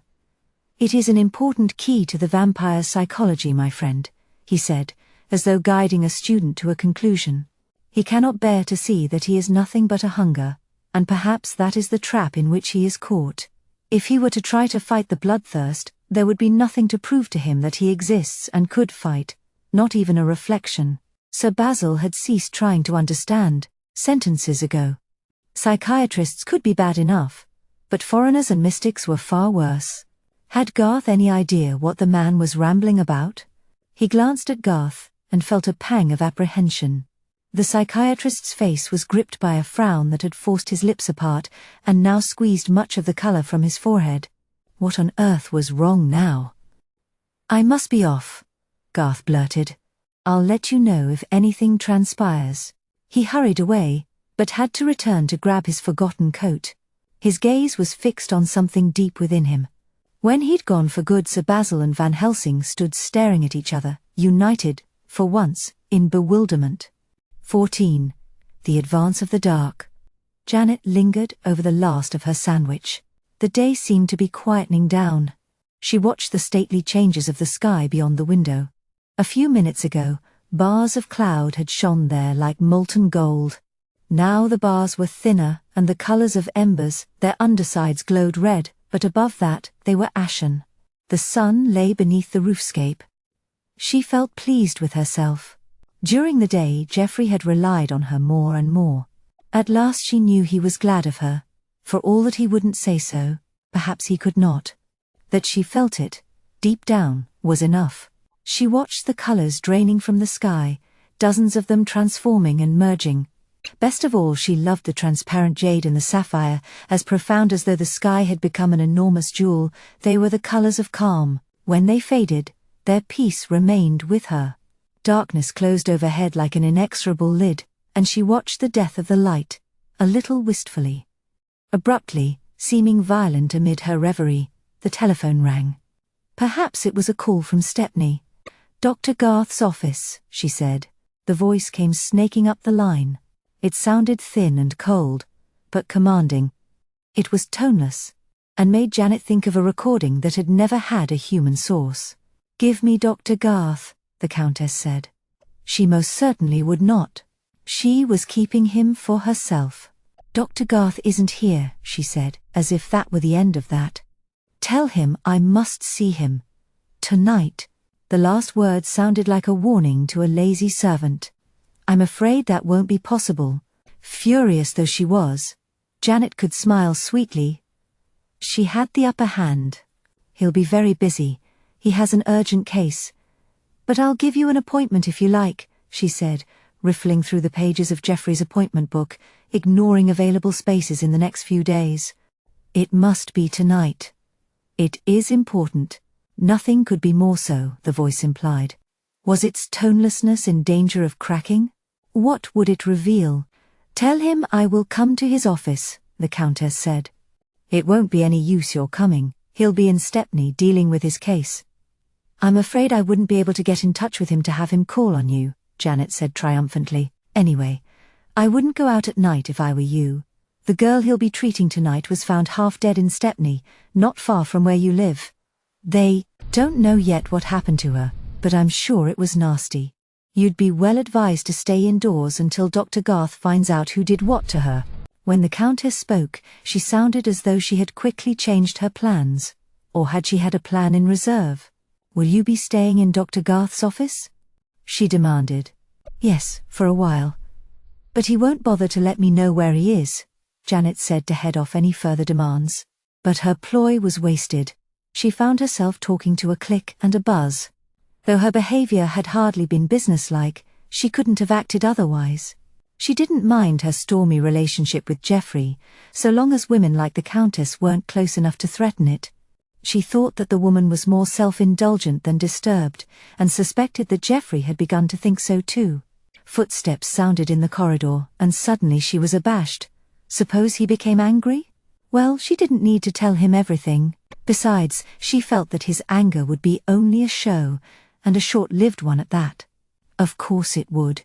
He hurried in, his hair bristled, harassed and untidy, just the way she liked it. He found time to give her a quick, affectionate smile. "You look pleased with yourself." "Oh, I suppose I am," she said happily but warily. "Any calls?" Nothing from Stepney, but she had to tell him. She couldn't be so inefficient. And besides, he might find out. Your countess called, she mumbled. She isn't my countess. His words were encouraging, but his tension distracted her from them. Well, go on, he said impatiently. What did she want? To see you tonight. But I put her off. God, you didn't. Of all the way he spoke, she might have committed the worst crime in the world. He shook his hand as though his anger had paralyzed it, claw-shaped. Oh, dear God. She's the person I most want to see. Oh, really? She said archly, to disguise her hurt. Yes, really. All right, I'm sorry. He sounded as though he were nothing of the kind. He seemed too harassed to take any trouble with his words. You can't be expected to understand, he muttered wearily. Apparently not. Oh, never mind. Never before had he seemed so patronizing. I shouldn't let my unbusinesslikeness worry you, she said, inventing the word because she knew such verbal clutter infuriated him. I may not have managed to put her off. She may very well be on her way. Ah! He cried, as though life were worth living again. Her fury grew too quickly to be silenced. What about that poor girl in Stepney? She demanded. He looked as if he were scheming. Never you mind about her, he said. I don't need you to tell me how to do my job. Maybe you don't need me at all. If that's the way you feel, why are you still here? In a minute I won't be.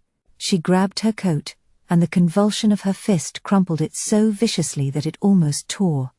So that was his ruse, to get rid of her before his woman arrived, and make it seem that it was all her fault. She looked at him, lips trembling. Unable to think of a line that was sufficiently final, she strode out. Beneath the relief in his eyes, had there been a mixture of regret and anxiety? No matter, her anger had blinded her. She was glad. If she weren't so furious she would be weeping. 15. Last chance. Thank heaven she's gone, Geoffrey thought. He imagined her alone here with the Countess. He imagined her looking like the Stepney girl. Of course all this was only speculation. But somebody had hypnotized that girl. His thoughts were jerky, dislocated, difficult to form. Best to take no chances. He wasn't risking Janet. He phoned Drake at Stepney. The girl seemed stronger, but there was no change in her trance. He had to know. Suppose his delay allowed the girl's attacker to claim another victim? We'll try her tonight, he told Drake. I'm on my way. And he was, having only to grab the hypnotic apparatus in its case, for he hadn't removed his hat and coat. Then he heard the woman in the corridor. Oh, surely not Janet again. Must he treat her even more harshly to make sure she left? But of course, he thought with a distracted grin, he could take her to Stepney. If the hypnotized girl said what he both hoped and dreaded she'd say, it would sweep away all of Janet's suspicions. Yes, that was the answer. He turned grinning as she came in. But it was the Countess. He managed not to start, but as she unhooded her face, he felt shockingly apprehensive. The pale grey hood slipped down, as though bearing a snake's head. Piffle! Whatever was wrong with her, however distorted her mind might be, she was his patient, and the worse her condition was, the more he was bound to help. Nonetheless, her face unnerved him. It seemed paralyzed. Were the secrets it concealed so terrible that she would let not even a hint reach the surface? Good God, he was thinking like Janet, not like a psychiatrist at all. Countess, he said neutrally. I had to come. She peered at him as though across enormous darkness, though of course that darkness was all in her eyes. I need your help now. At once. Please sit down. Stepney could wait for a few minutes. This might be just as important. As he led her to a chair, he was startled by the chill of her hands, hard and cold as frosted stone. No doubt the night was icy. Now tell me slowly, he said. She tried. Her mouth gaped minutely, like a polite gasp for breath. Perhaps her expressionless stiff face had gagged her. At last she gave up the struggle and said, I have to leave London. I'm leaving tonight, forever. She must not. Whether he was right in his suspicions, or whether she was a patient whom he'd failed to reach. "But you haven't given me a chance to help you," he protested. Gratitude, or yearning, glimmered in her eyes. "You cannot help me here," she murmured sadly. "Why on earth not? There are too many people, too many." She made a visible effort to explain, or to interrupt herself before she revealed too much. "When you left me last night," she said, "I did what you advised. I put myself to the test. And I failed. The power of the dead was too strong." Why, she sounded like Van Helsing. Disturbed by the thought, he demanded, "What exactly are you compelled to do?" "I can't tell you that. I can't." Her heavy eyelids lowered, trapping her in her own darkness.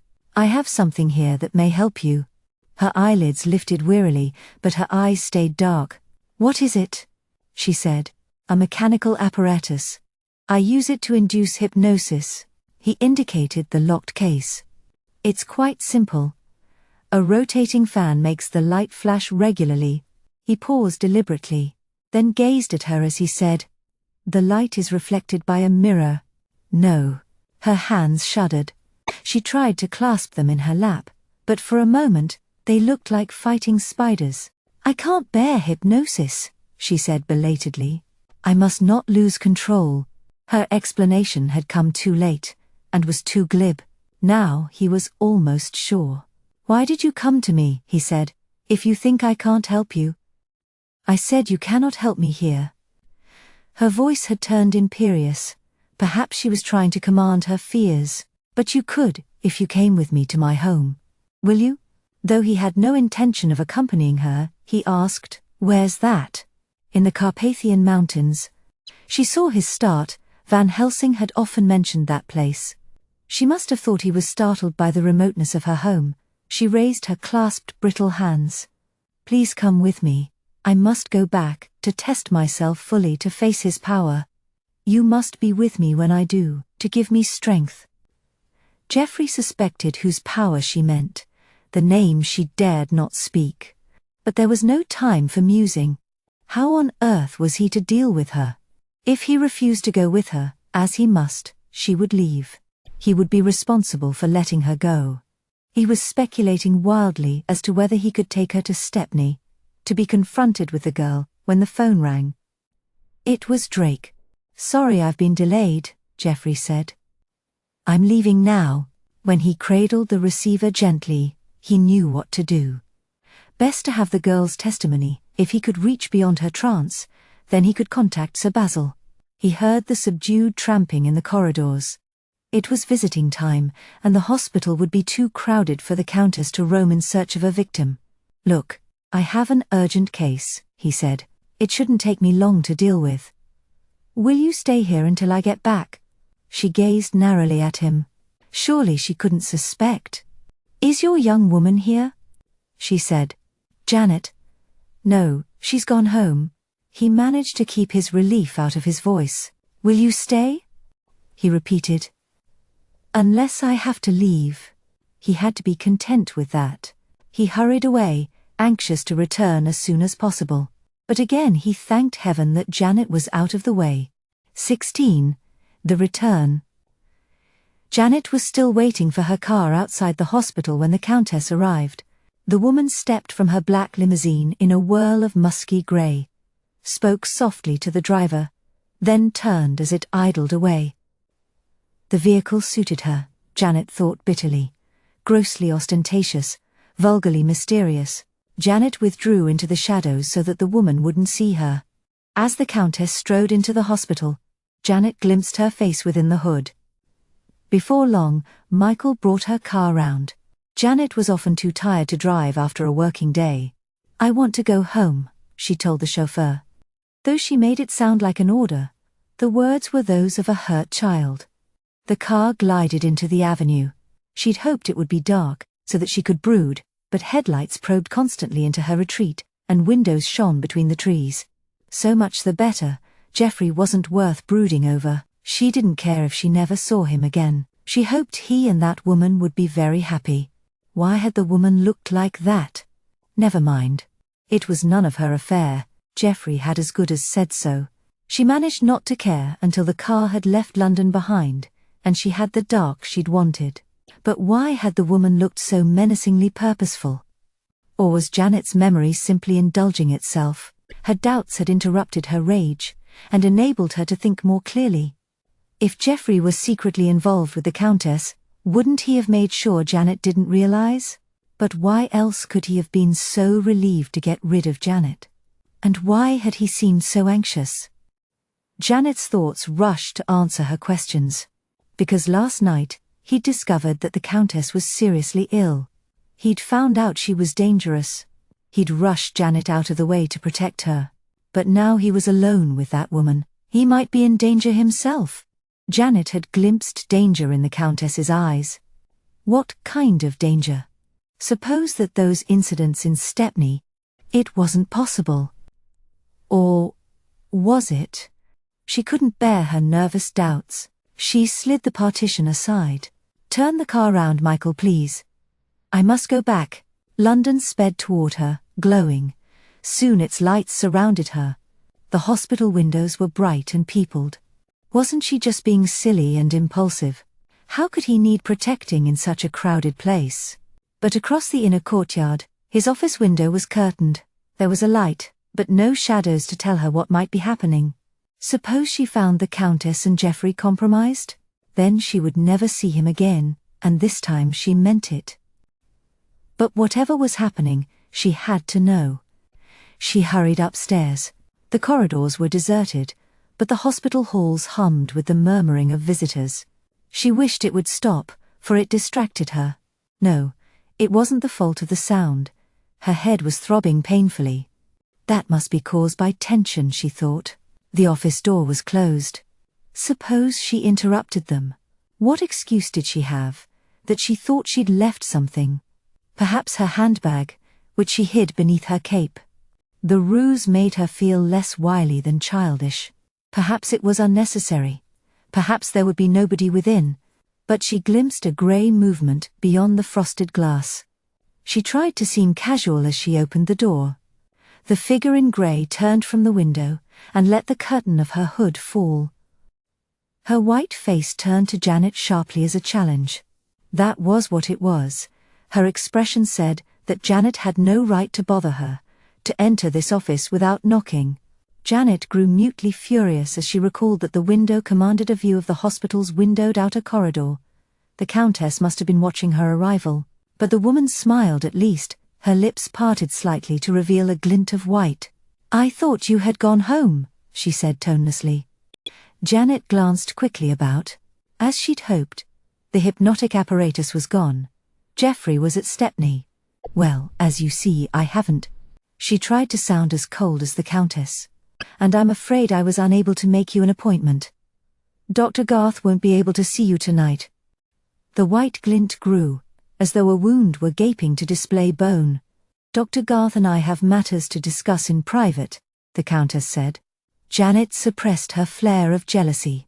Even if the Countess meant no more than a psychiatric session, Geoffrey might not be willing. "I've told you," Janet said. "He's in Stepney. He's probably questioning the girl at this moment." The Countess's eyes flickered, with what expression? Not guilt or apprehension, surely. No. Janet was confused by her headache, her dislike of the woman, the musky scent and the indefinable underlying smell. The dark oppression which seemed to enclose her although the room was bright. "Well, my dear," the Countess whispered, advancing, "we must take advantage of his absence." Her teeth hissed with the words. There was something wrong with her, Janet thought, with the way the Countess had managed to hold court in Geoffrey's office. Delusions of grandeur, was that the term? Though she didn't act like a patient, Janet felt she might be more unhealthy than any inmate of the hospital. The white face sailed stiffly toward her above its grey drapery, and Janet wanted to, but did not back away. "We have interests in common that we should discuss," the Countess said. Why, she must mean Geoffrey. Of all the nerve! Janet tried to think of the riposte of her life, but she seemed surrounded and unnerved by distractions, the darkness which she sensed somehow despite, the powerful light, her funereally drumming headache, the closeness of the pale, unmoving face. smooth and cold as a fish's belly. All she could manage to say was, "I've nothing to say to you, Countess." The Countess continued to advance. Good God, what did the woman want, thrusting her face so close? Did the Countess mean to kiss her? Her lips were a tight frame around her clenched smile, her eyes hot yet lightless. "What a pity," the Countess said softly. "Then we must postpone our discussion." Postpone? Janet wanted nothing to do with her, now or ever. But the Countess's eyes grew so wide that she had to look. The white hands crawled out of the sleeves, and their claws scraped the grey silk. Janet still felt threatened by a kiss, and the thought nauseated her. But the dark within the eyes was so deep that her head sank forward toward them, as though she were losing her balance on the edge of an abyss. She started, then threw herself back. The sound of footsteps in the corridor had saved her. Perhaps she was only weakened by her headache, but she felt she'd challenged too strong an adversary. No, it was more than her headache. As the grey sleeves flapped loosely, as the hands reached for her, the smell beneath the musk came floating out, faint and secret but unmistakable, the smell of earth and blood. At once she knew that her worst suspicions had been only hints of a more dreadful truth. She must look away from the eyes before the footsteps passed. She must reach the corridor. Suddenly her mind brightened, for the footsteps had halted outside the door. "I think that's Dr. Garth," she managed to say, and the words allowed her to look away. She stumbled toward the door. The Countess could still reach out, the cold clawed hands could grab her from behind. But the woman was ominously still. "Geoffrey," Janet cried, fumbling with the doorknob. Why was his face beyond the frosted glass so sallow? Could whatever he'd learned in Stepney about the Countess, she was sure, have been so terrible? At last, he had to help her open the door. He was smiling at her shocked gasp, for he was not Geoffrey but a cruel-faced man who wore a chauffeur's uniform beneath his overcoat.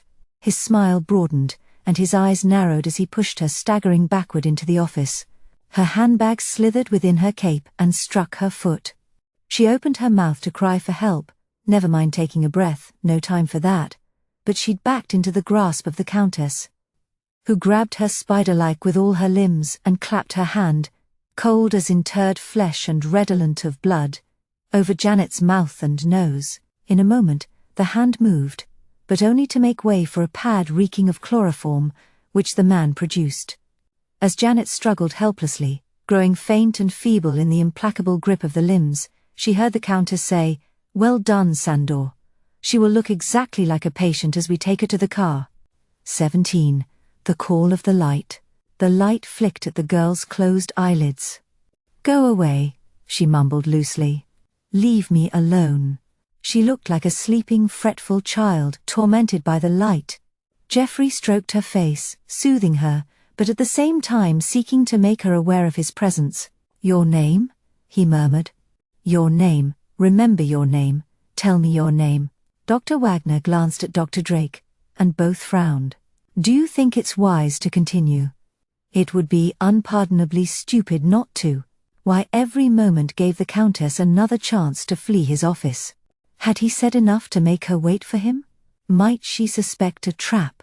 He could do nothing until this girl spoke. Worse, he could do nothing until she said something definite enough to be used as evidence. He shook his head impatiently at the doctors, gesturing them to be silent. "Your name," he said.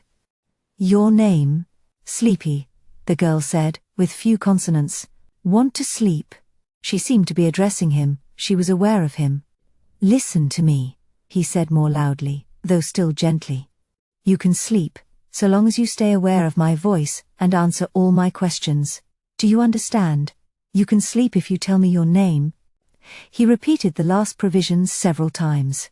"Lil," the girl said vaguely, falteringly. "Lil." She might have been trying to sing a lullaby. But he felt her cheek trembling. A sluggish frown puckered her forehead. She was struggling to do better. "Lee," she said at last. "Lil Lee." "Lily, Lily. That's right, Lily. That's a pretty name." A shudder passed through the slack, chubby face, and tingled in Geoffrey's fingertips. What had his innocent words meant to her? He restrained his violent eagerness. "All right, Lily, you may sleep now. But remember, you must hear my voice and answer my questions." After several repetitions, she obeyed. Her clenched eyelids slackened, her face sagged looser. He wiped a thread of saliva from her chin. The light from the apparatus twitched at her eyes until he signaled Wagner to switch it off. "Now, Lily," he said softly. "You're asleep now, you can remember. It will be as easy as dreaming. The memories will come, even if you try to hold them back. Now I want you to remember the last thing that happened to you before you came here." Her mouth opened, but only to vibrate slackly with the hint of a snore. "The last thing," he said. "You must answer me, or you cannot sleep." "The last thing," at last she mumbled. "River. Drowning. Was she wet?" Geoffrey asked the doctors, in a scarcely audible voice. When the doctors shook their heads, he said, "No, Lily, not the river." After that, "A pretty name," he repeated impatiently, wondering whether the Countess had fled. The girl's head began to twist back and forth on the pillow, as though a cage had been clamped over her head. Expressions dark and quick as the shadows of clouds passed over her face. "No," she moaned. "I don't want to." You must remember, Lily. That's a pretty name. Books," she mumbled finally. "Upstairs, Granny, she." At the piano, dry sobs began to shake her words apart. "I don't want to go," she moaned, shivering. "You must, Lily." Her words meant nothing at all to him. "You promised to remember, and then you can sleep without dreams." "A pretty name," he said wearily, stroking her face. "No. Don't touch me." Her fear was so great that he flinched away, until he told himself that she couldn't be talking to him. "Don't want to look," she sobbed like a terrified child. "Don't want to pose. I didn't do any harm." "What do you mean, pose?" he demanded. "Who wants you to pose?" "The lady." Her trembling had dragged the bedclothes from the mattress. Her hands fumbled emptily, desperate to cover her. "I didn't want to. I was only supposed to pose," she sobbed. "She made me, with the ring." Geoffrey tucked the bedclothes about her and stroked her face, to calm herself as much as to comfort her. "What lady?" But her nightmare had dislocated her words. "The mask," she stammered pitifully. "Teeth, horrible." "I didn't want to," she pleaded. "She made me." "All covered with blood." "What lady? Tell me, Lily. Did she say you had a pretty name?" "Yes." She seemed to be straining to weep, but could produce only the word. "Mask with bloody teeth," she mumbled. "Up the stairs. He took me to see the lady." "Yes? Yes?" Geoffrey's voice was rapid and insistent as the light had been. "They were almost there, almost there. Go on, Lily. The lady. Tell me about her." "A countess." Her words were distorted and feeble, but distinguishable. "In the studio. He took me there, the man." "Sandor," she said at last, like a child who had been straining to answer a teacher. "That's right, Lily. The Countess and Sandor," Geoffrey said, gazing at the doctors to make sure they'd heard. He felt exhausted with relief, though his tasks were only beginning. "Thank you, Lily. Sleep now," he told her, patting her cheek. He was preparing to rise when her hands tore at the sheets, and her head jerked up from the pillow, eyes bulging wide. "No, no!" she screamed, like a child left absolutely alone. "Too dark. I don't want to. It's her dark." She made one more sound that perhaps was meant for a word. Then she fell back, and her eyes glazed with the finality of death. The doctors were staring at him. Did they blame him? "I thought you said she was strong enough," he retorted to Drake's stare. He ran to the nearest phone. Surely the Countess hadn't gone, he thought. Please let her not have gone. "I'm on my way back now," he would tell her. "We must have a chat." But there was no reply from his office. He dialed the hospital receptionist. No, she hadn't seen the lady leave. Did he realize how many visitors she'd had to deal with tonight? Anway. Which lady did he mean? He ran back to the ward. The doctors were staring dolefully at Lily's corpse. They needn't worry, he'd avenge her. "Listen," he said wildly, Will one of you ring Scotland Yard and ask for... But it was no use, he'd waste too much time explaining to them. There was just one place where it might be worth looking for the Countess. It wasn't far. As he raced out, he shouted to Drake, "Don't worry, it wasn't your fault. We couldn't have prevented her death. The same thing happened at Whitby." 18. Pursuit. The Countess's window was unlit. Geoffrey stared up, frowning. Was he wasting his time? Shouldn't he call Sir Basil now, so that the police could begin their search? But the darkness of the flat need not mean that the Countess was elsewhere, perhaps quite the reverse. As he crossed the street, his footsteps echoed among shops masked with shutters, where slumped, dusty towers of books leaned on one another. He grasped the rusty knocker tentatively, and at once, the street door opened. He hesitated. The stairs were very dark. If he closed the door behind him, he would both blind himself and hinder his retreat. If he did not, his silhouette would be visible from above. But if the studio were deserted, as the open door suggested, he could save police time by making sure. If he hadn't advised the Countess to test herself, the girl Lily might still be alive. That thought helped him force himself upstairs. His groping fingernails gathered a fur of damp wallpaper. At the top of the stairs, he had to clutch at darkness in search of the light switch. A faint musky scent drifted out of the dark, and he knew she was there, still and unbreathing, waiting for him to put his hand into hers. But he'd found the switch, and the overhead light displayed the dozens of extinguished lamps. The flat was abandoned. Even he, not normally sensitive to such things, sensed that there was no presence here. It felt unreal. Entering the flat was like stumbling upon a stage set in an ordinary building. The dead lamps seemed meaningless. The women in the pictures looked as though their faces had been dissolved, leaving smooth, featureless bone. She had taken none of them with her. Now he must...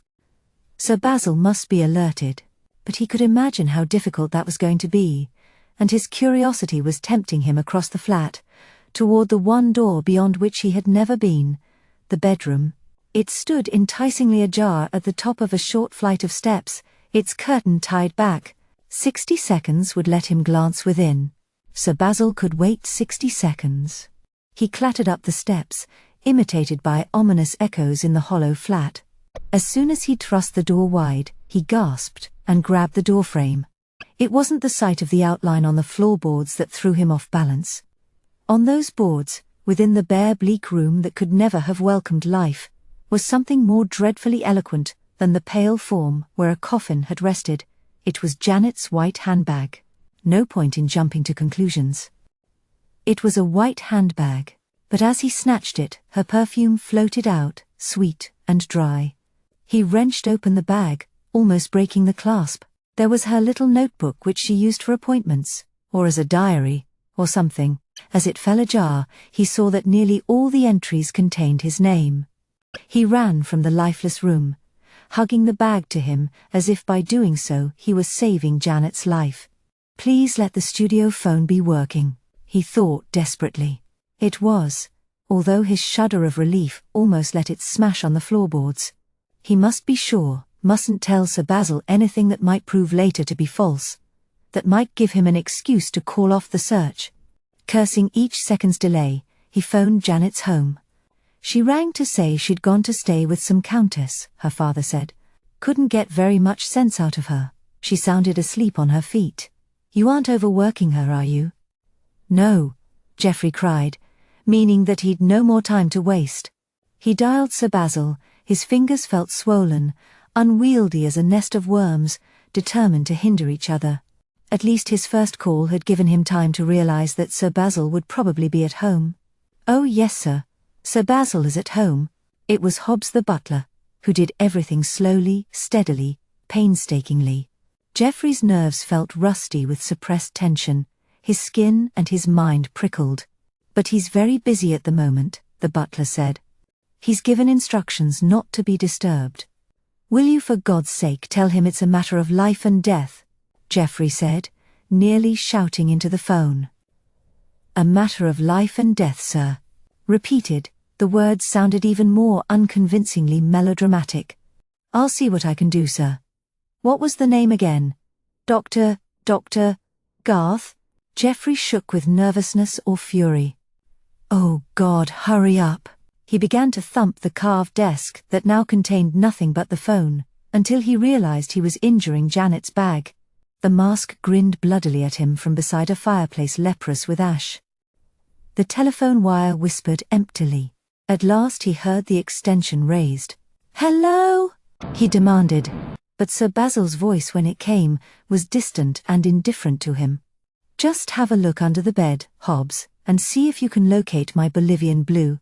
Good God, the man was playing with his stamp collection. "Now, Geoffrey," his voice said, leaping abruptly forward, "it's not this Van Helsing business, is it?" Geoffrey must be calm. If he lost his temper, he'd waste time. "Listen to me, Sir Basil," he said, struggling to think of terms that would convince him. "I found out who was responsible for the crimes in Stepney. I have it from an eyewitness, and 2 doctors can confirm her testimony. The culprit is one of my patients." "Well done, old fellow. But why ring up just to tell me? Give the details to the Yard, they'll have her in no time." "No, that's just it. They won't. She's escaped, and she's kidnapped my assistant, Janet Blake."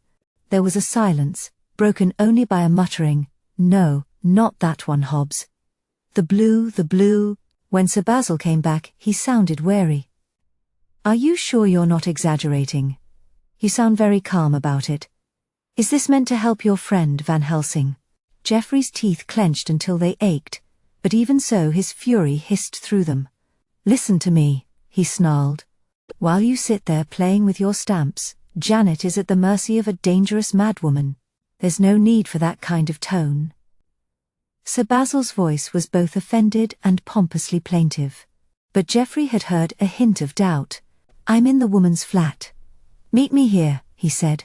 He dictated the address and telephone number, and became almost faint with relief as he heard Sir Basil grumpily passing on the details to Hobbs. "I think the woman will try to leave the country," he said. He described the Countess, Janet, and Sandor. He'd never realized how much time descriptions consumed. Now came the most difficult task. "I want you to have Van Helsing brought here," he said. "No, don't argue. Have as many men guard him as you like. This isn't an escape bid. The Countess believes he has power over vampires," he explained, improvising frantically, "and we may need him to outface her. In fact, I believe she sought me out because of my connection with Van Helsing." When he heard Sir Basil clearing his throat for arguments, he said, "I'll see you here. Every moment we talk now puts Janet at greater risk," and dropped the receiver on its cradle. Her bag lay in the open desk, its soft white leather bruised. He stared at his watch, at the cramped tethered twitching of the second hand, picking its way minutely round the dial. God, how long it took to make the circuit. 1 minute. 2. He must be patient. Sir Basil could hardly arrive yet, however fast he came. 5 minutes. Who would arrive first, Sir Basil or Van Helsing? Would Van Helsing be of any help? Geoffrey had demanded his presence instinctively, out of bewilderment. 10 minutes. Come on, come on. Janet must have gone back to the hospital after their argument. Or had the Countess lurked in wait for her outside? The woman must have left the handbag here en route to her means of escape, for him to find. She wanted him to follow. Janet was her hostage. 15 minutes. Good God. What were they playing at? He grabbed the phone. "I think Sir Basil has left, sir," Hobbs said. "Would you like me to see if I can stop him?" "No, thank you." Geoffrey found himself saying politely, after he'd crashed the receiver back into place. "No, thank you." He was still staring dismally at the silenced telephone. A minute later, or half an hour, he wasn't sure which, when he heard the car slowing below. He wrenched open the window and shouted down, but Sir Basil took his time climbing the stairs. Sir Basil stood surveying the room. "Madwoman?" he said. "She seems to have been able to furnish this place pretty comfortably." His gaze challenged Geoffrey to prove that his journey had been worth the bother. "Look in there," Geoffrey said wearily, indicating the door at the top of the steps. "That's where she slept."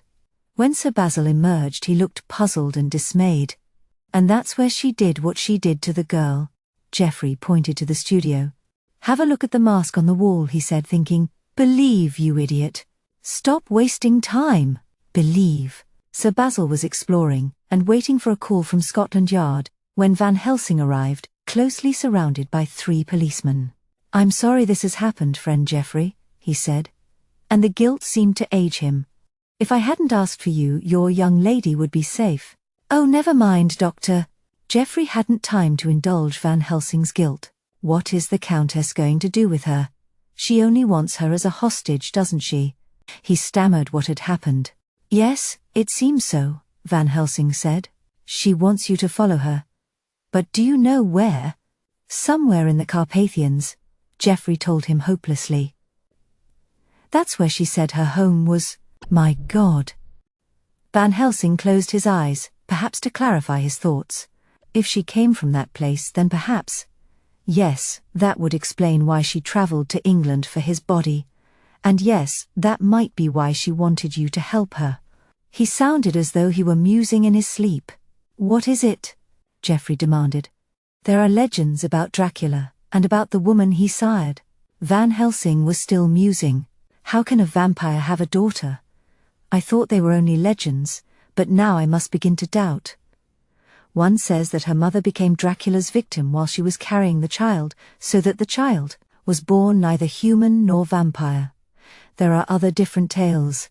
But this is what it means for you, friend Geoffrey. The Countess will return to Castle Dracula. She must think of that as her home." Geoffrey was too possessed by the need for haste to reflect on his friend's logic. "We must go there," he cried. "Go where?" Sir Basil said sharply. He confronted the 2 of them like a teacher determined to bully forth the truth, but the telephone rang in the studio. "Just keep your wits about you," he ordered the 3 policemen, and hurried to the phone. Geoffrey dragged pen and notebook from his pocket. "Tell me where it is," he said urgently to Van Helsing. "Draw me a map." When his friend glanced anxiously at him, he blurted, "In case we get separated." Van Helsing told him slowly, and drew in the notebook. His hands were shaking a little.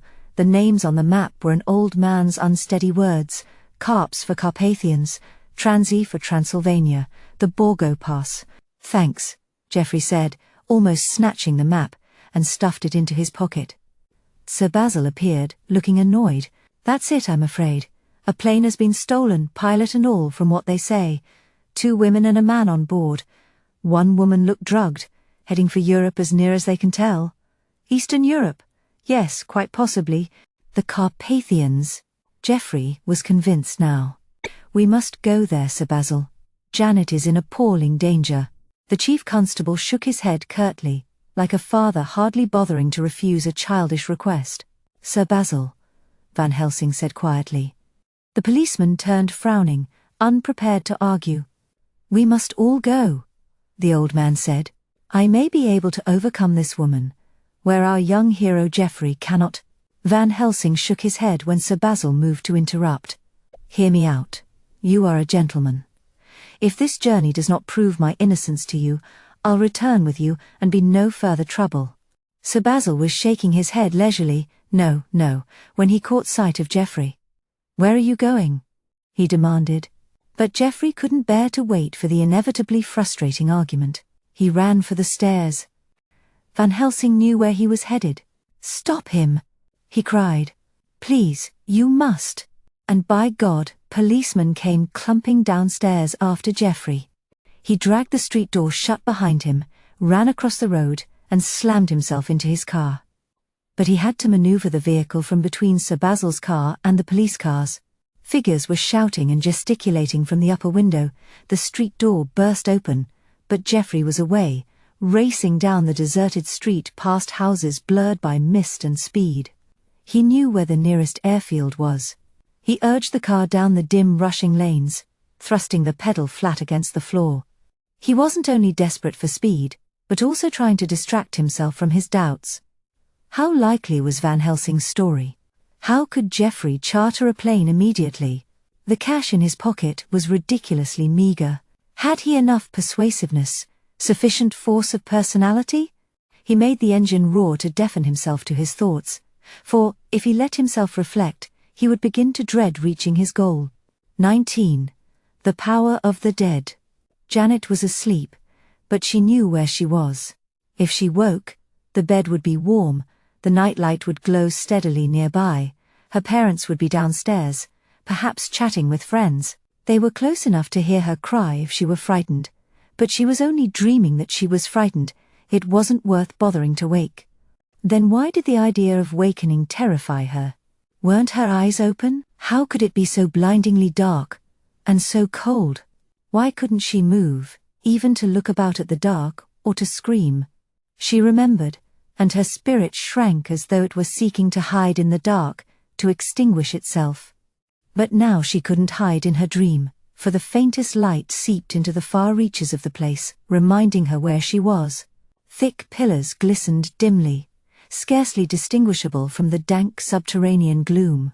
She was standing paralyzed beside a coffin full of earth in which the Countess slept. Perhaps she had been standing there for days. Her dream had robbed her of any sense of time. But when she forced herself to think, it seemed that she might have been there only minutes. In that case, she had an entire dreadful day yet to suffer. The servant had told her so.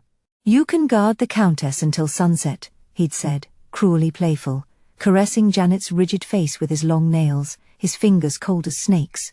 Couldn't this be a nightmare?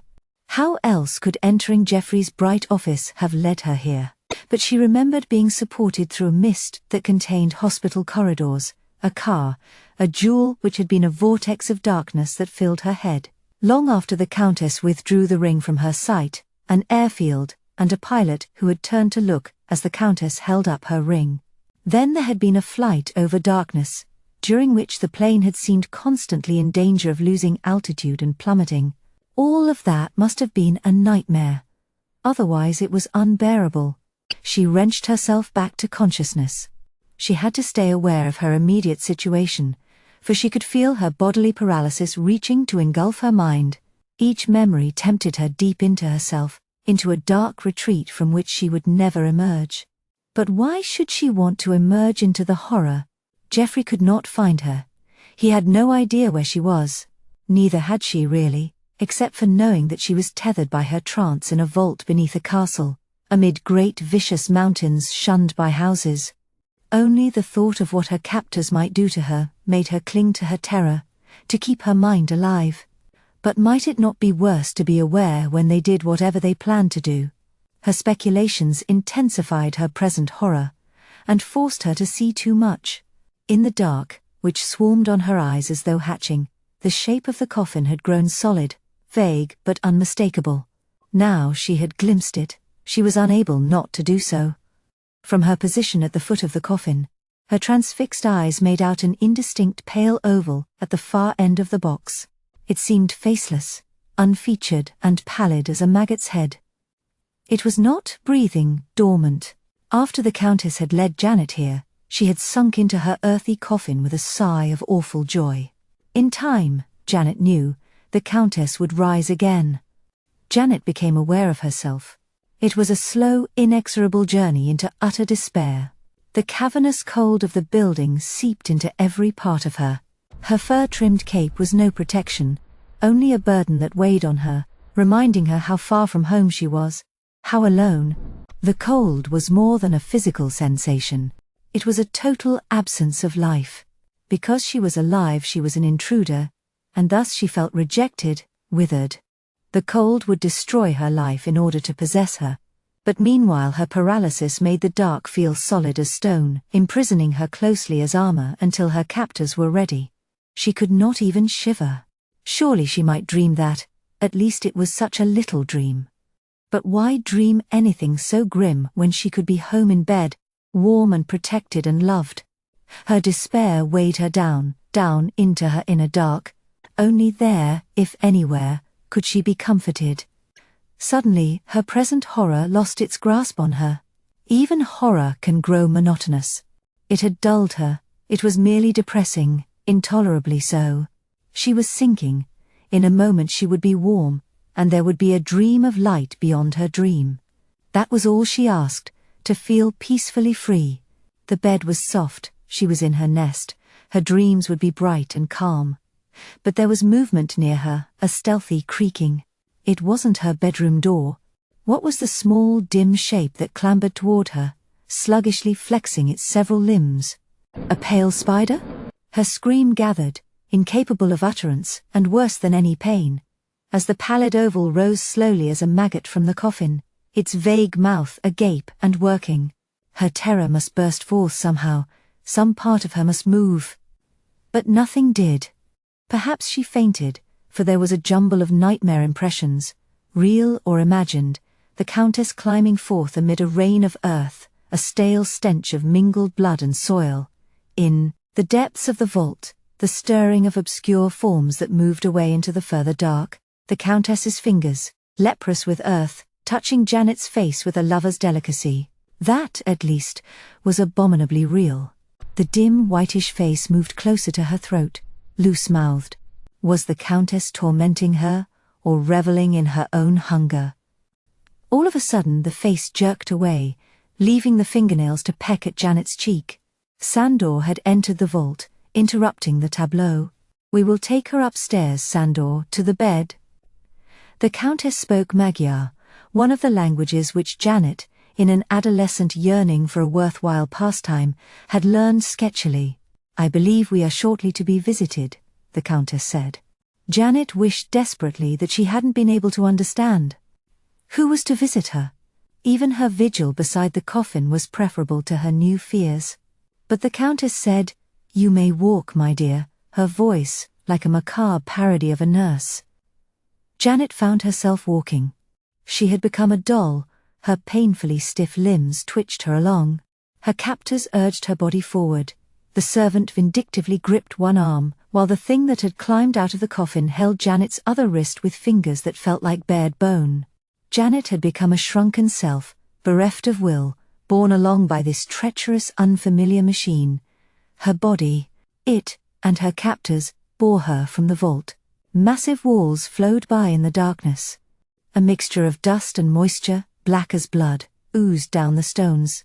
Though she was unable to glance toward them, Janet was sure that enormous cobwebs hung overhead, threatening to tear and to discharge their burden of dust and whatever else they contained. Her sense of space, of proportions, had begun to drift. She kept feeling tiny. She thought she might be in a hole full of spiders and their webs, toward which she was being compelled. Yet the reality was worse. Although she was being led upward into the castle, there seemed to be very few windows. She stumbled through areas of absolute darkness in what might be corridors or rooms.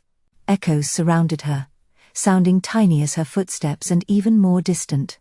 But some of the distant steps seemed to have their own rhythm, unlike echoes. Were others following her upward from the vaults?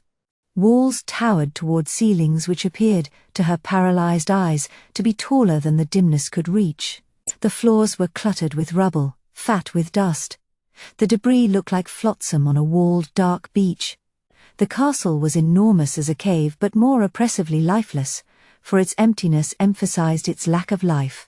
Perhaps its tenant was the dark, which seemed to draw her deeper into itself, and to move wakefully. Such things as the infrequent windows showed, she would have preferred not to see. Glimpses troubled her dreadfully. They would have robbed her of her footing, but her puppet feet tripped obediently along. As she was led up a dismayingly wide staircase of stone, so massive that its chill seized her sharply as pain, she caught sight of pale things on the landing above. Grey expanses wider than any sheet, hanging in the corners. Surely they couldn't be cobwebs. Why did they pucker like dusty mouths? What could she hear shifting eagerly behind them?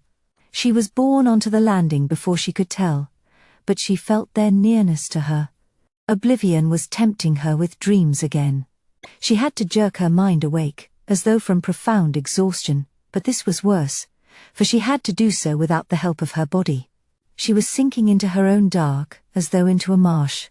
As she struggled to drag her awareness free, her body was halted. "Your bed, my dear," the Countess said. The servant lit a torch and held it high. On the four-poster, the bedclothes were aged and rotten.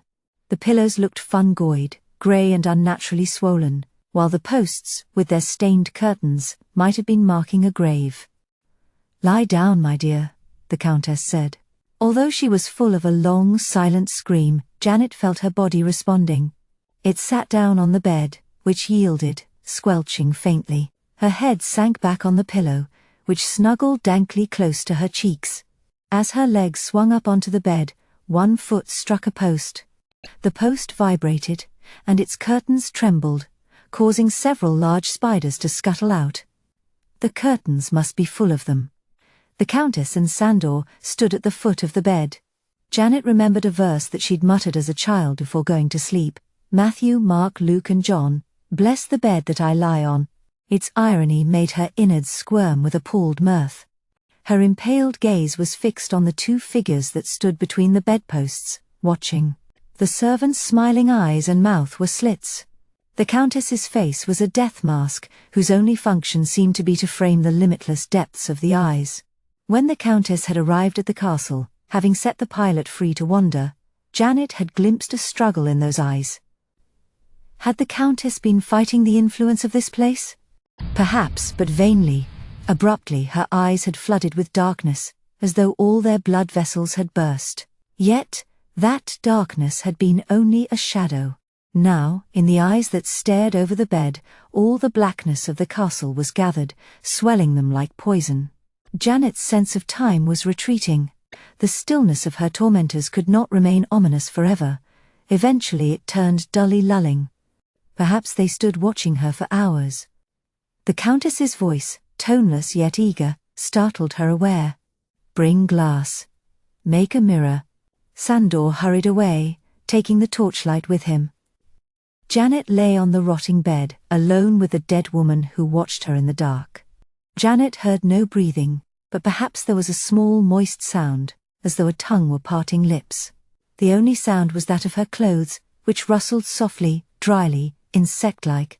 At last the light returned, flickering over curtains which draped the walls without softening the harsh stone of those walls at all. Sandor was carrying a jagged piece of glass, which he rubbed clear on his sleeve, and a smooth piece of rubble. Make a mirror and show her, the Countess said. Sandor held the stone against the glass, and brought them close to Janet's face. Dim, in the improvised mirror, she saw herself, the grubby, lost face of an urchin, her tangled hair grey with cobwebs which she must have brought from the dark. Her fixed eyes terrified her, for within them she could see nothing at all of herself.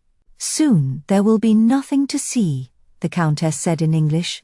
She meant only that the reflection was dim, because the light was feeble, because it wasn't a real mirror, because Janet's eyes were exhausted by suffering. But why did the reflection appear to be fading, as though overwhelmed by the dark? The darkness was stealing her face, eating away her mind. She was tiny as a candle flame, and sinking. She knew what the Countess had meant. Take it away, the Countess bade Sandor, lapsing into Magyar. She glided around the bed, her black clothes trailing over the dust, and stooped toward Janet's face. She was enjoying the sight of Janet laid helpless on the bed, limbs bound by paralysis, eyes too trapped for her fear to reach.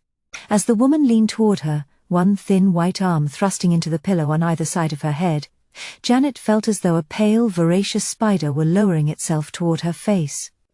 The Countess's face descended. As soon as her eyes were level with Janet's, the darkness within them seized her. It was far more powerful than the ring had been. Everything she knew about herself was swept away.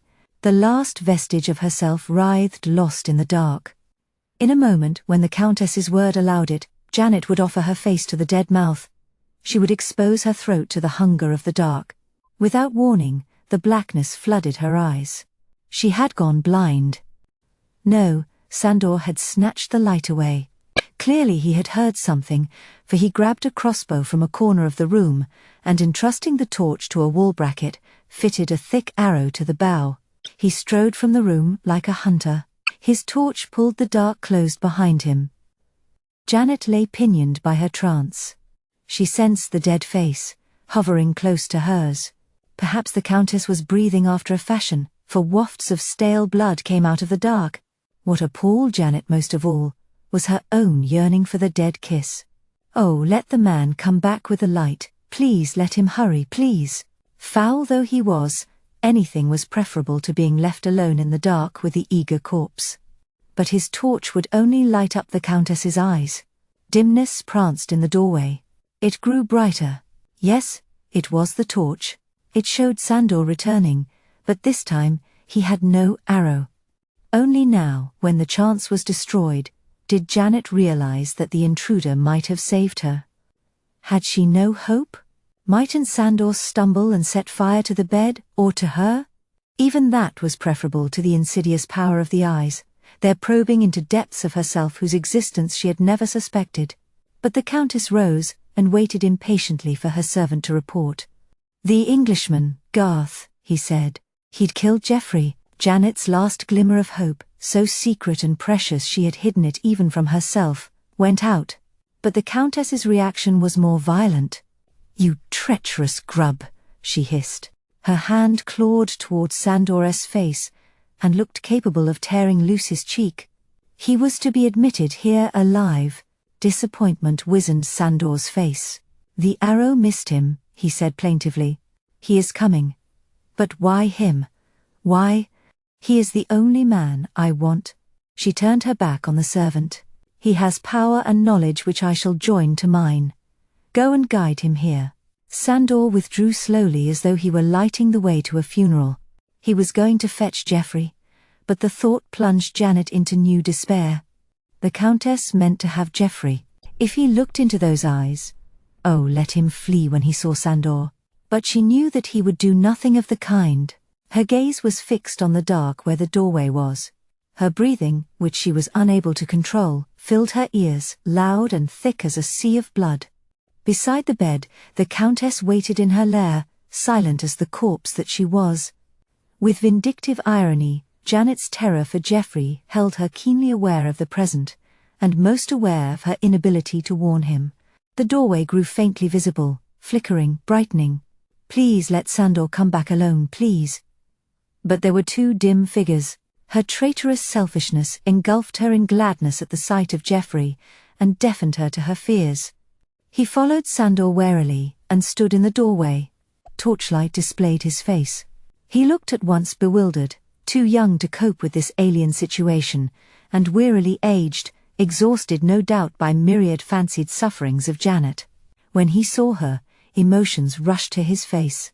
Relief so profound that it made him gape slackly, fury at her plight, and anguished doubt as he glimpsed her eyes. The Countess stepped forward, gesturing Sandor into the shadows. "My dear Dr. Garth," she said. Her voice had turned melodious. But to Janet it sounded like a macabre parody of song, a tune that a corpse might sing. Perhaps that was how it impressed Geoffrey, for he strode to the bed, ignoring the Countess. "Bring that light here," he ordered, as though he was still a doctor, visiting. Sandor thrust the torch into a wall bracket near the bed, then, at a gesture from the Countess, he returned to the shadows. Geoffrey stooped to examine Janet's eyes. He was careful not to touch her. His face, anxious, furious, trapped, pitifully weary, bobbed toward hers. "Yes, Dr. Garth," the Countess said. "She is quite unharmed." Janet saw his quick, infuriated frown. He was going to turn on the Countess, confront her face to face. Oh no, please no. But he controlled himself, and scrutinized Janet's eyes. "Release her," he said. "No, not yet." The Countess's voice had the gentleness of triumph. "First you must make me a promise." Though Geoffrey's face hardened, his eyes looked beaten. "You're in no position to bargain," he threatened feebly. "Oh yes, Doctor. I believe I am." Janet could hear the skull's grin in her voice. "You are in my country now. Nobody will help you, and nobody but I can give you this young woman. You know what happened to the Whitby man." Janet saw how that convinced him. His frown pinched his eyes small and helpless. "All right," he muttered, though his face was struggling to gag him. "What do you want?" "I want you." The voice had forgotten to be melodious. It was chill and inhuman and lonely as a mountain wind. "I want you to be my companion for eternity." The face hovered above Geoffrey like a brandished skull, licking its teeth. Janet saw his bitter smile of disbelief. He thought the situation was nothing more than macabrely absurd. "No, don't turn, don't turn." Nor did he. Instead, he gazed at Janet's face, pondering. "You are strong," the voice coaxed him. stronger and better than Van Helsing. He would have destroyed me. You wanted to help me be free. Geoffrey was gazing at a memory. His session with her, no doubt. Though Janet couldn't understand why, that seemed to hearten him slightly. You will be good for me, the voice persisted. And I can give you eternity. Think how strong you will be then. Promise me. Promise, and I will release the girl. His heartened expression, though timid and tentative, grew. He was turning, but he caught sight of the Countess's hand, a tense claw dangling near him, and looked hastily away. Oh no, Countess. I've seen what your ring can do. She turned the ring inward, jewel toward her palm. Doctor, I promise you will not have to look at my ring. He glanced quickly at her hand, then turned for a look at Janet, a last look. Oh God, no. Suddenly, with a frozen terror that surpassed despair, Janet realized why he seemed hopeful. He had decided that the Countess was only mad. She tried to writhe, to squeeze out the tiniest scream, to reach at least her own eyes in order to warn him. But though he frowned faintly at her, he rose. Still he did not confront the Countess, but stood gazing down at Janet. How do I know you'll release her? Why, Dr. Garth. The voice was light, mocking, triumphant. If you cannot take my word, you have only to look at my face. To Janet, the irony in her voice was loud as a shout. But perhaps he was deafened by hope, for he turned reluctantly and gazed at the Countess's face. The skull of flesh grinned slowly, victoriously. It had no eyes now, only pools of absolute blackness at least, so it looked to Janet. It was that blackness which was grinning.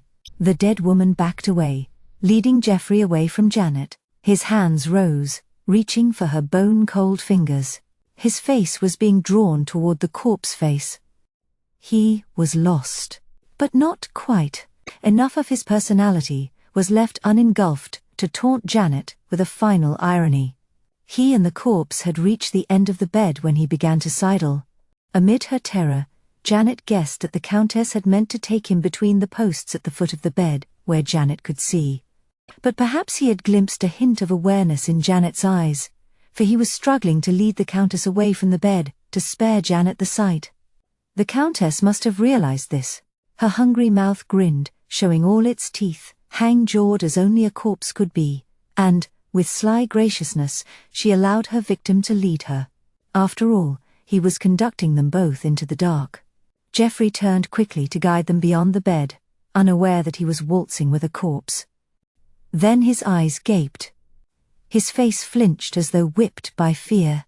What he had glimpsed made him react instinctively, despite his trance. His convulsive jerk thrust the woman away from him. Immediately, from the shadows near Janet's head, there came a metallic twang as something hurtled past the bed. But Geoffrey was no longer where he had been, and the thick wooden arrow plunged into the Countess's breast. The shock pierced Janet. Her own heart felt as though it had burst, pain blazed through her chest. She jerked upright screaming as the Countess staggered toward the wall. The Countess's ring finger seemed ablaze, no doubt with reflected torchlight. She fell forward, convulsively grabbing a curtain which collapsed, raining spiders. Beyond the curtain was no wall but an unglazed window, a balcony, a flood of moonlight. The Countess crumpled on the balcony, limbs twitching like an impaled spider's. Sandor threw the crossbow clattering into the shadows, then ran out, whimpering like a dog. Janet heard him fading, tripping over rubble, sobbing dryly. Inexplicably, there were shouts of "Stop!" and then a shot, but Geoffrey evidently thought these sounds unimportant, for he'd sat beside her on the dank bed, and was caressing her forehead, murmuring, all right, there, I'm all right, Geoffrey. Truly I am." She did feel so, though her voice was dismayingly uncontrollable. Her thumping heart had begun to calm down, and she could hold back her nausea. The Countess was destroyed, the darkness in her eyes was gone, as was the darkness that had responded from the depths of Janet. She was safe now, though hollow. The sudden appearance of several men in the room seemed hardly threatening, and not at all so when Geoffrey said with weary gladness, "Van Helsing." So this was Geoffrey's teacher. Geoffrey had said he'd grown old, and so this white-haired withered man looked to be, but she thought he was prematurely aged by his struggles with darkness. Geoffrey was glancing anxiously at her hair. The grey was only cobwebs, she wanted to reassure him, but she couldn't quite speak. Only cobwebs, surely that was all. Where is she? Van Helsing said. Out there, said Geoffrey, frowning at Janet as she struggled to rise. I want to see her. Though uneven, Janet's voice drew strength from the threat of hysteria. I want to be sure she's dead. Still frowning, he supported her toward the balcony. Her legs felt as though they were crumbling, her brain felt bloated and darkened by blood. She leaned heavily and unself-consciously on him. Mountain winds, chill but clean, blew across the parapet. The Countess lay on the fallen curtain, which looked spread out to receive her. A half-crushed spider dragged itself away into the gloom. The arrow protruded from her breast like a thin grave marker. Its shadow divided her moonlit face. Her eyes were closed, her face peaceful as marble, blanched by the light. Her face was unchanged. It had assumed its death mask pallor who knew how long ago. Her stillness tempted Janet closer, to stand unsteadily above her, the victor above the slain. But that made her feel uncomfortably false. Why, she said, in an attempt at a victor's generosity. She's beautiful. Van Helsing turned to gaze at her, though he seemed almost too exhausted to do so. He shook his head, gently reproving her. She was beautiful when she died, he said, 100 years ago. Janet shuddered. Something dark had stirred within her at his words. Now she was numb, but sooner or later she would feel the effect of all that had happened. She noticed uneasily that there was no ring on the Countess's finger, only a circle of what looked like thick dust. I want to go, she mumbled to Geoffrey.